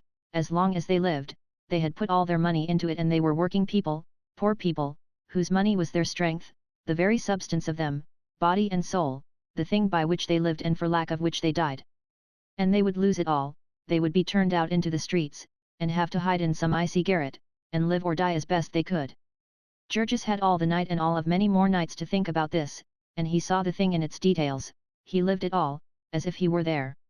They would sell their furniture, and then run into debt at the stores, and then be refused credit. They would borrow a little from the Sheedvilazes, whose delicatessen store was tottering on the brink of ruin. The neighbors would come and help them a little poorer. Sick Jadviga would bring a few spare pennies, as she always did when people were starving, and Tomoziusku's Leka would bring them the proceeds of a night's fiddling. So they would struggle to hang on until he got out of jail. Or would they know that he was in jail? Would they be able to find out anything about him? Would they be allowed to see him, or was it to be part of his punishment to be kept in ignorance about their fate? His mind would hang upon the worst possibilities. He saw Ona ill and tortured, Marija out of her place, little Stanislovas unable to get to work for the snow, the whole family turned out on the street. God Almighty! Would they actually let them lie down in the street and die? Would there be no help even then? Would they wander about in the snow till they froze? Georges had never seen any dead bodies in the streets, but he had seen people evicted and disappear, no one knew where, and though the city had a relief bureau, though there was a charity organization society in the Stockyards district, in all his life there he had never heard of either of them. They did not advertise their activities, having more calls than they could attend to without that. So on until morning.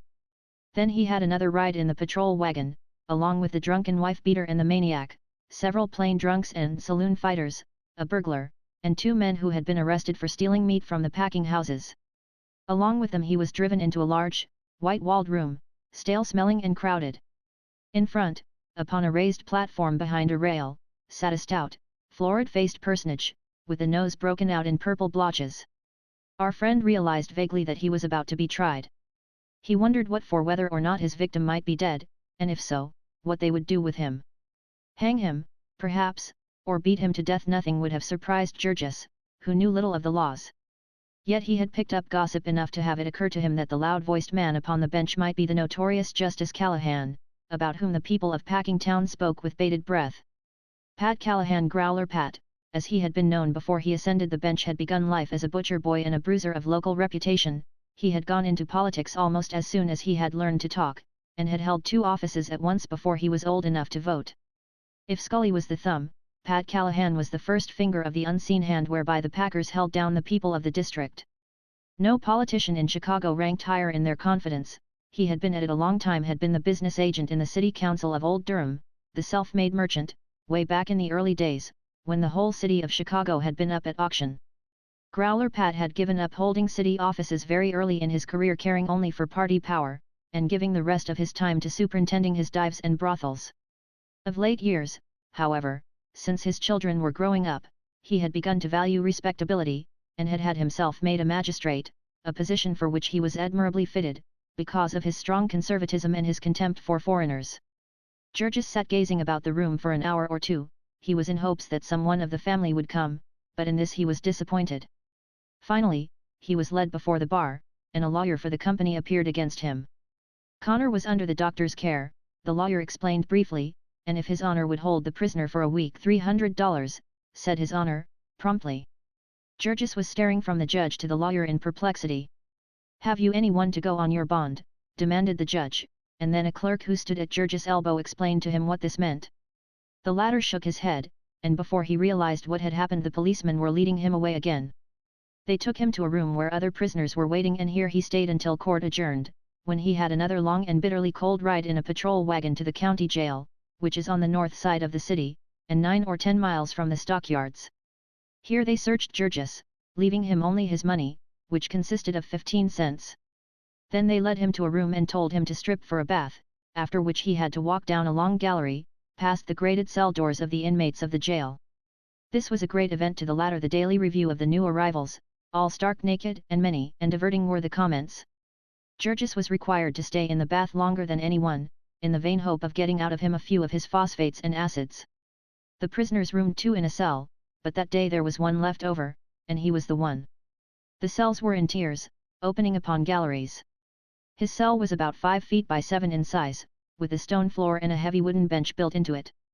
There was no window, the only light came from windows near the roof at one end of the court outside. There were 2 bunks, one above the other, each with a straw mattress and a pair of grey blankets, the latter stiff as boards with filth, and alive with fleas, bedbugs, and lice. When Georges lifted up the mattress he discovered beneath it a layer of scurrying roaches, almost as badly frightened as himself. Here they brought him more duffers and dope, with the addition of a bowl of soup. Many of the prisoners had their meals brought in from a restaurant, but Georges had no money for that. Some had books to read and cards to play, with candles to burn by night, but Georges was all alone in darkness and silence. He could not sleep again, there was the same maddening procession of thoughts that lashed him like whips upon his naked back. When night fell he was pacing up and down his cell like a wild beast that breaks its teeth upon the bars of its cage. Now and then in his frenzy he would fling himself against the walls of the place, beating his hands upon them. They cut him and bruised him, they were cold and merciless as the men who had built them. In the distance there was a church tower bell that tolled the hours one by one. When it came to midnight Georges was lying upon the floor with his head in his arms, listening. Instead of falling silent at the end, the bell broke into a sudden clangor.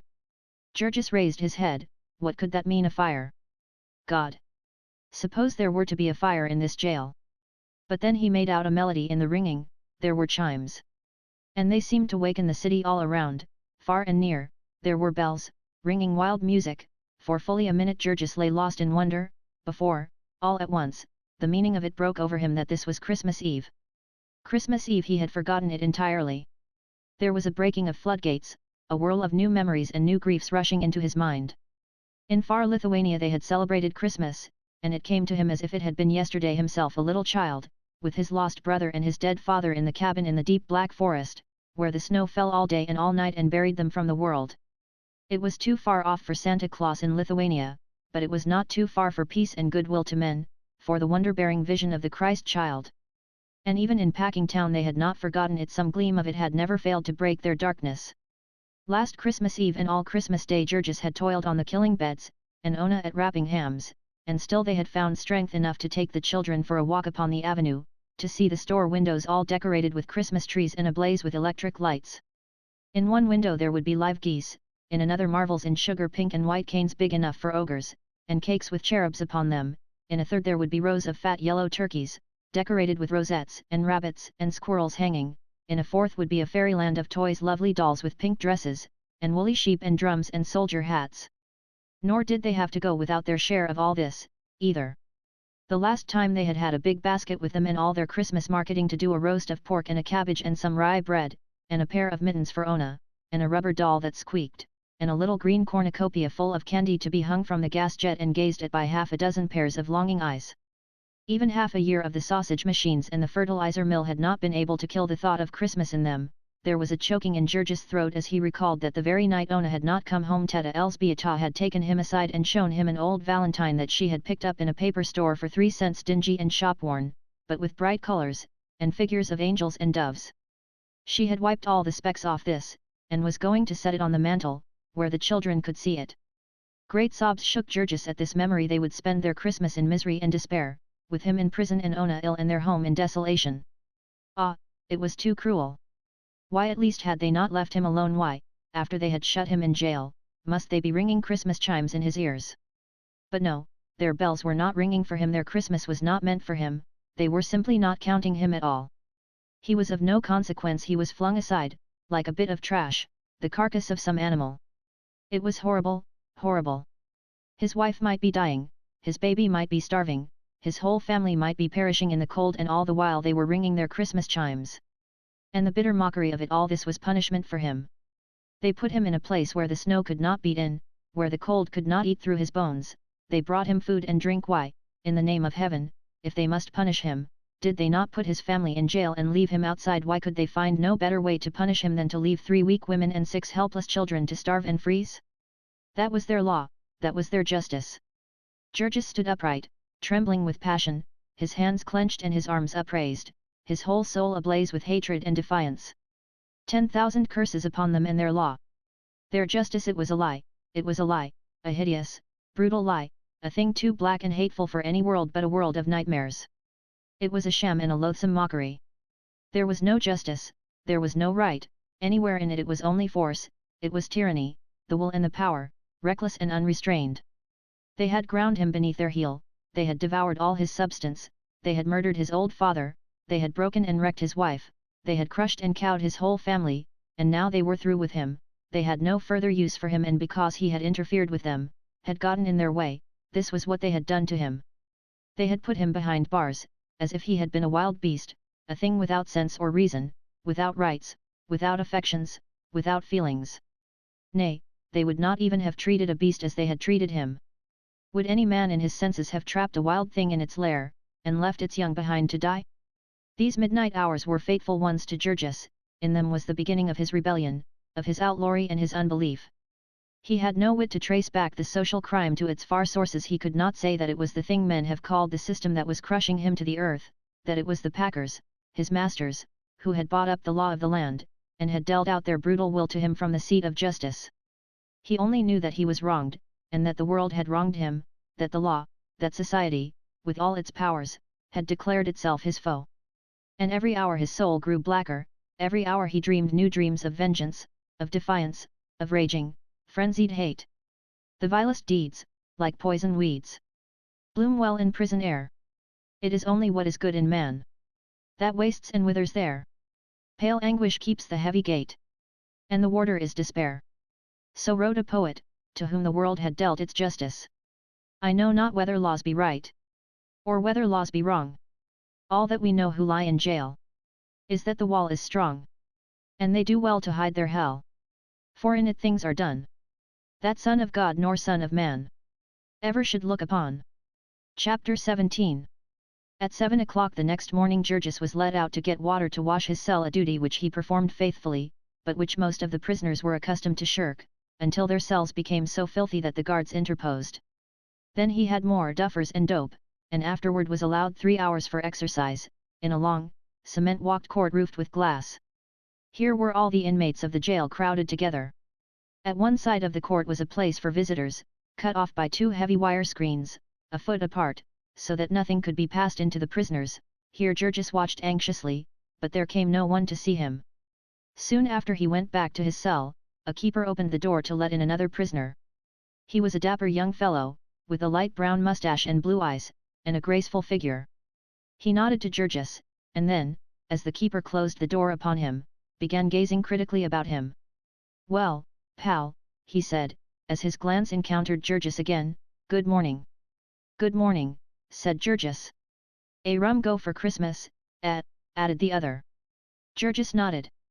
The newcomer went to the bunks and inspected the blankets. He lifted up the mattress, and then dropped it with an exclamation. "My God," he said, "that's the worst yet." He glanced at Georges again.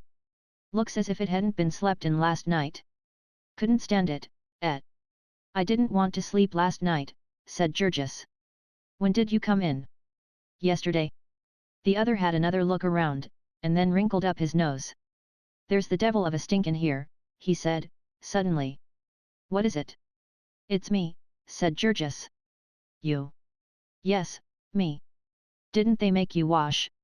"Yes, but this don't wash." "What is it?" "Fertilizer." "Fertilizer? The deuce! What are you?" "I work in the stockyards, at least I did until the other day." "It's in my clothes." "That's a new one on me," said the newcomer. "I thought I'd been up against 'em all." "What are you in for?" "I hit my boss." "Oh, that's it. What did he do?" He treated me mean." "I see. You're what's called an honest working man." "What are you?" Georges asked. "I." The other laughed. "They say I'm a cracksman," he said. "What's that?" asked Georges. "Safes, and such things," answered the other.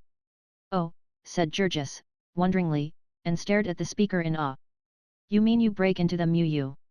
"Yes," laughed the other, "that's what they say." He did not look to be over 22 or 3, though, as Georges found afterward, he was 30. He spoke like a man of education, like what the world calls a gentleman.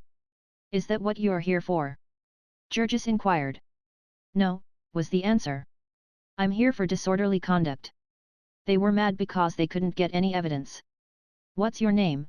the young fellow continued after a pause. "My name's Dwayne, Jack Dwayne. I've more than a dozen, but that's my company one." He seated himself on the floor with his back to the wall and his legs crossed, and went on talking easily. He soon put Georges on a friendly footing. He was evidently a man of the world, used to getting on, and not too proud to hold conversation with a mere labouring man. He drew Georges out, and heard all about his life, all but the one unmentionable thing, and then he told stories about his own life. He was a great one for stories, not always of the choicest. Being sent to jail had apparently not disturbed his cheerfulness. He had done time twice before, it seemed, and he took it all with a frolic welcome. What with women and wine and the excitement of his vocation, a man could afford to rest now and then. Naturally, the aspect of prison life was changed for Georges by the arrival of a cell-mate. He could not turn his face to the wall and sulk, he had to speak when he was spoken to, nor could he help being interested in the conversation of Dwayne, the first educated man with whom he had ever talked. How could he help listening with wonder while the other told of midnight ventures and perilous escapes, of feastings and orgies, of fortunes squandered in a night? The young fellow had an amused contempt for Georges. As a sort of working mule, he, too, had felt the world's injustice, but instead of bearing it patiently, he had struck back, and struck hard. He was striking all the time there was war between him and society. He was a genial freebooter, living off the enemy without fear or shame. He was not always victorious, but then defeat did not mean annihilation, and need not break his spirit. Withal he was a good-hearted fellow, too much so, it appeared. His story came out, not in the first day, nor the second, but in the long hours that dragged by, in which they had nothing to do but talk and nothing to talk of but themselves. Jack Dwayne was from the East. He was a college-bred man, had been studying electrical engineering. Then his father had met with misfortune in business and killed himself, and there had been his mother and a younger brother and sister. Also, there was an invention of Dwayne's. Georges could not understand it clearly, but it had to do with telegraphing, and it was a very important thing. There were fortunes in it, millions upon millions of dollars. And Dwayne had been robbed of it by a great company, and got tangled up in lawsuits and lost all his money. Then somebody had given him a tip on a horse race, and he had tried to retrieve his fortune with another person's money, and had to run away, and all the rest had come from that. The other asked him what had led him to safe breaking to Georges, a wild and appalling occupation to think about. A man he had met, his cellmate, had replied, one thing leads to another. Didn't he ever wonder about his family? Georges asked. Sometimes, the other answered, but not often. He didn't allow it. Thinking about it would make it no better. This wasn't a world in which a man had any business with a family. Sooner or later Georges would find that out also, and give up the fight and shift for himself. Georges was so transparently what he pretended to be that his cellmate was as open with him as a child. It was pleasant to tell him adventures. He was so full of wonder and admiration. He was so new to the ways of the country.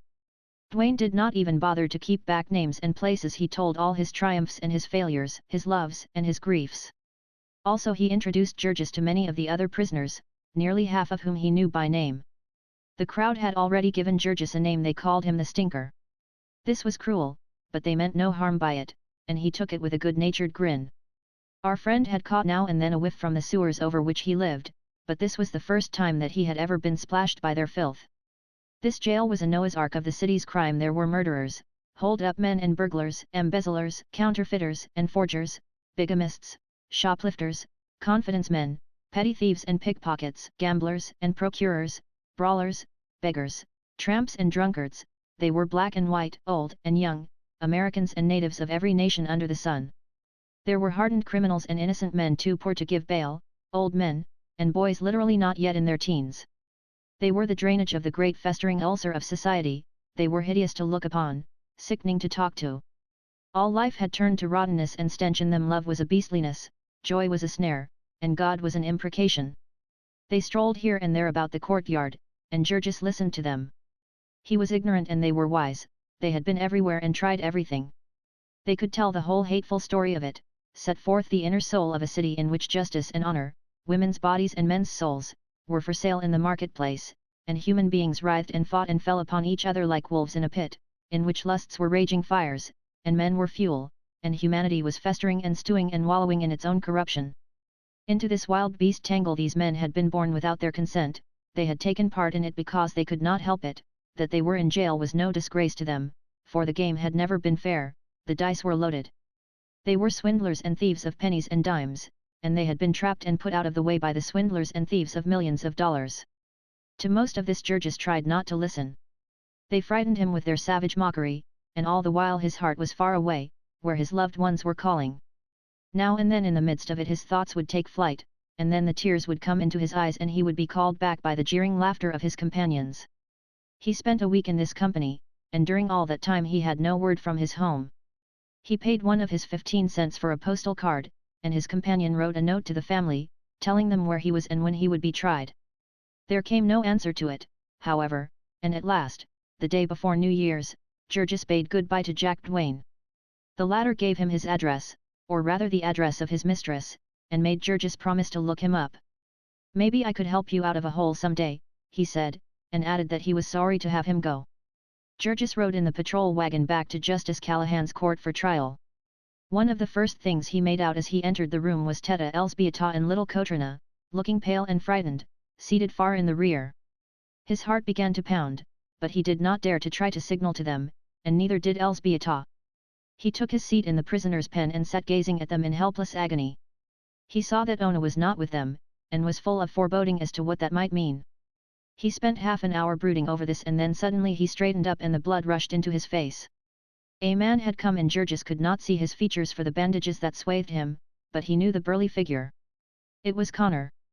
A trembling seized him, and his limbs bent as if for a spring. Then suddenly he felt a hand on his collar, and heard a voice behind him, "Sit down, you son of a..." He subsided, but he never took his eyes off his enemy. The fellow was still alive, which was a disappointment, in one way, and yet it was pleasant to see him, all in penitential plasters. He and the company lawyer, who was with him, came and took seats within the judge's railing, and a minute later the clerk called George's name, and the policeman jerked him to his feet and led him before the bar, gripping him tightly by the arm, lest he should spring upon the boss. Georges listened while the man entered the witness chair, took the oath, and told his story. The wife of the prisoner had been employed in a department near him, and had been discharged for impudence to him. Half an hour later he had been violently attacked, knocked down, and almost choked to death. He had brought witnesses. They will probably not be necessary, observed the judge, and he turned to Georges. You admit attacking the plaintiff? He asked. Him? Inquired Georges, pointing at the boss. Yes, said the judge. I hit him, sir, said Georges. Say your honor, said the officer, pinching his arm hard. Your honor, said Georges, obediently. You tried to choke him. Yes, sir, your honor. Ever been arrested before? No, sir, your honor. What have you to say for yourself? Georges hesitated. What had he to say? In 2 years and a half he had learned to speak English for practical purposes, but these had never included the statement that someone had intimidated and seduced his wife.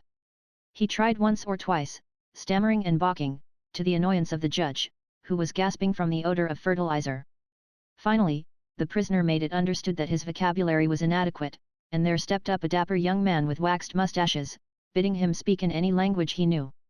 Georges began, supposing that he would be given time. He explained how the boss had taken advantage of his wife's position to make advances to her and had threatened her with the loss of her place. When the interpreter had translated this, the judge, whose calendar was crowded, and whose automobile was ordered for a certain hour, interrupted with the remark, "Oh, I see. Well, if he made love to your wife, why didn't she complain to the superintendent or leave the place?" Georges hesitated, somewhat taken aback. He began to explain that they were very poor, that work was hard to get. "I see," said Justice Callahan, "so instead you thought you would knock him down." He turned to the plaintiff, inquiring, "Is there any truth in this story, Mr. Connor?"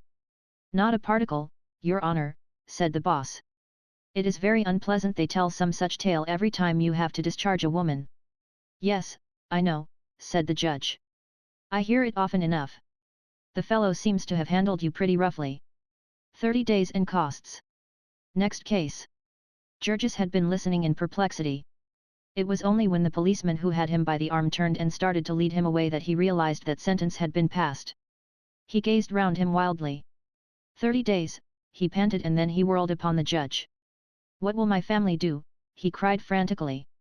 "I have a wife and baby, sir, and they have no money. My God, they will starve to death." "You would have done well to think about them before you committed the assault," said the judge dryly, as he turned to look at the next prisoner. Georges would have spoken again, but the policeman had seized him by the collar and was twisting it, and a second policeman was making for him with evidently hostile intentions. So he let them lead him away. Far down the room he saw Elzbieta and Kotrina, risen from their seats, staring in fright. He made one effort to go to them, and then, brought back by another twist at his throat, he bowed his head and gave up the struggle. They thrust him into a cell room, where other prisoners were waiting, and as soon as court had adjourned they led him down with them into the Black Maria, and drove him away. This time Georges was bound for the Bridewell, a petty jail where Cook County prisoners serve their time. It was even filthier and more crowded than the county jail. All the smaller fry out of the latter had been sifted into it, the petty thieves and swindlers, the brawlers and vagrants. For his cellmate Georges had an Italian fruit seller who had refused to pay his graft to the policeman, and been arrested for carrying a large pocket knife. As he did not understand a word of English, our friend was glad when he left. He gave place to a Norwegian sailor, who had lost half an ear in a drunken brawl, and who proved to be quarrelsome, cursing Georges because he moved in his bunk and caused the roaches to drop upon the lower one. It would have been quite intolerable, staying in a cell with this wild beast, but for the fact that all day long the prisoners were put at work breaking stone. 10 days of his 30 Georges spent thus, without hearing a word from his family. Then one day a keeper came and informed him that there was a visitor to see him. Georges turned white, and so weak at the knees that he could hardly leave his cell. The man led him down the corridor and a flight of steps to the visitor's room, which was barred like a cell. Through the grating Georges could see someone sitting in a chair, and as he came into the room the person started up, and he saw that it was little Stanislovas. At the sight of someone from home the big fellow nearly went to pieces. He had to steady himself by a chair, and he put his other hand to his forehead, as if to clear away a mist. "Well," he said, weakly. Little Stanislovas was also trembling, and all but too frightened to speak. They sent me to tell you," he said, with a gulp. "Well?" Georges repeated. He followed the boy's glance to where the keeper was standing watching them. "Never mind that," Georges cried, wildly. "How are they?" "Ona is very sick," Stanislovas said, "and we are almost starving. We can't get along. We thought you might be able to help us." Georges gripped the chair tighter. There were beads of perspiration on his forehead, and his hand shook. "I can't help you," he said. "Ona lies in her room all day," the boy went on, breathlessly. "She won't eat anything, and she cries all the time.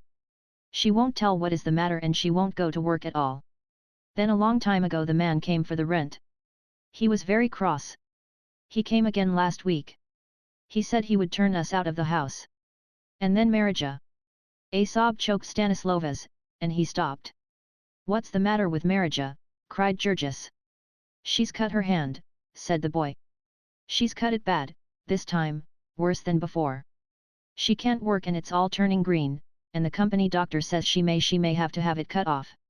And Marija cries all the time. Her money is nearly all gone, too, and we can't pay the rent and the interest on the house, and we have no coal and nothing more to eat, and the man at the store, he says." The little fellow stopped again, beginning to whimper. "Go on," the other panted in frenzy. "Go on." I will," sobbed Stanislovas. "It's so cold all the time. And last Sunday it snowed again, a deep snow, and I couldn't get to work. God!" Georges half shouted, and he took a step toward the child. There was an old hatred between them because of the snow ever since that dreadful morning when the boy had had his fingers frozen and Georges had to beat him to send him to work. Now he clenched his hands, looking as if he would try to break through the grating. "You little villain," he cried, "you didn't try." I did," wailed Stanislovas, shrinking from him in terror. "I tried all day 2 days. Elzbieta was with me, and she couldn't either. We couldn't walk at all, it was so deep. And we had nothing to eat, and oh, it was so cold. I tried, and then the 3rd day Ona went with me." "Ona?" "Yes. She tried to get to work, too. She had to. We were all starving. But she had lost her place." Georges reeled, and gave a gasp. "She went back to that place," he screamed. "She tried to," said Stanislovas, gazing at him in perplexity. "Why not, Georges?"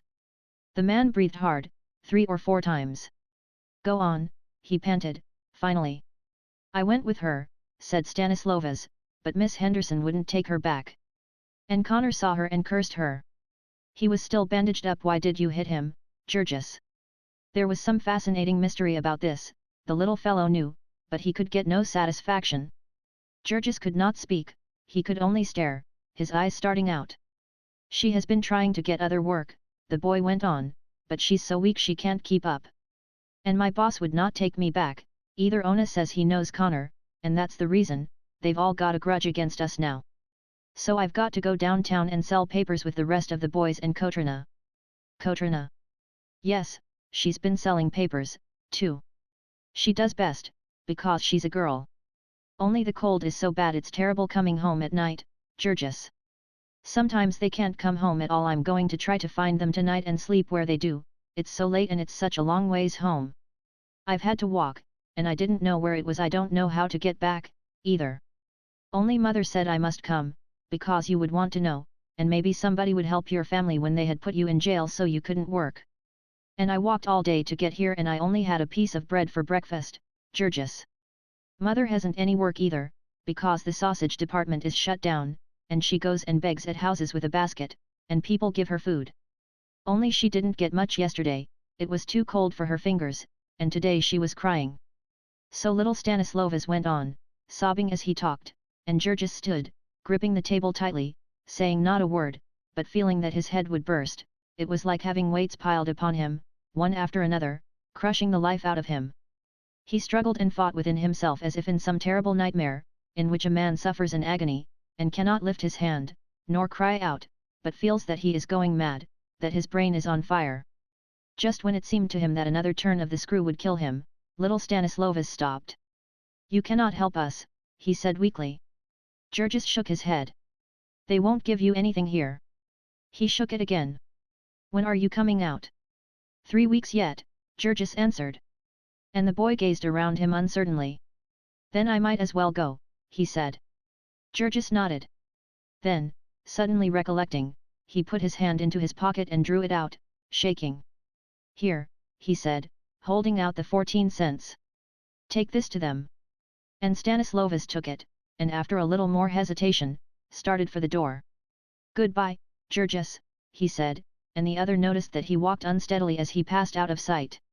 For a minute or so Georges stood clinging to his chair, reeling and swaying, then the keeper touched him on the arm, and he turned and went back to breaking stone.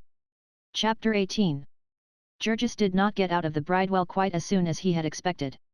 To his sentence there were added court costs of $1.50 he was supposed to pay for the trouble of putting him in jail, and not having the money, was obliged to work it off by 3 days more of toil.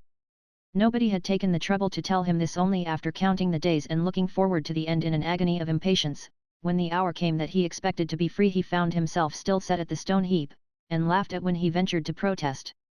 Then he concluded he must have counted wrong, but as another day passed, he gave up all hope and was sunk in the depths of despair, when one morning after breakfast a keeper came to him with the word that his time was up at last. So he doffed his prison garb, and put on his old fertilizer clothing, and heard the door of the prison clang behind him. He stood upon the steps, bewildered. He could hardly believe that it was true that the sky was above him again and the open street before him, that he was a free man. But then the cold began to strike through his clothes, and he started quickly away. There had been a heavy snow, and now a thaw had set in. Fine sleety rain was falling, driven by a wind that pierced Georges to the bone. He had not stopped for his overcoat when he set out to do up Connor, and so his rides in the patrol wagons had been cruel experiences. His clothing was old and worn thin, and it never had been very warm. Now as he trudged on, the rain soon wet it through. There were 6 inches of watery slush on the sidewalks, so that his feet would soon have been soaked, even had there been no holes in his shoes. Georges had had enough to eat in the jail, and the work had been the least trying of any that he had done since he came to Chicago, but even so, he had not grown strong. The fear and grief that had preyed upon his mind had worn him thin. Now he shivered and shrunk from the rain, hiding his hands in his pockets and hunching his shoulders together. The bridewell grounds were on the outskirts of the city, and the country around them was unsettled and wild. On one side was the big drainage canal, and on the other a maze of railroad tracks, and so the wind had full sweep. After walking a ways, Georges met a little ragamuffin whom he hailed, "Hey, sonny." The boy cocked one eye at him. He knew that Georges was a jailbird by his shaven head. "What you want?" he queried. "How do you go to the stockyards?" Georges demanded. "I don't go," replied the boy. Georges hesitated a moment, nonplussed. Then he said, "I mean, which is the way?" "Why don't yer say so then?" was the response, and the boy pointed to the northwest, across the tracks. "That way." "How far is it?" Georges asked. "I dunno," said the other. "Maybe 20 miles or so." 20 miles. Georges echoed, and his face fell. He had to walk every foot of it, for they had turned him out of jail without a penny in his pockets.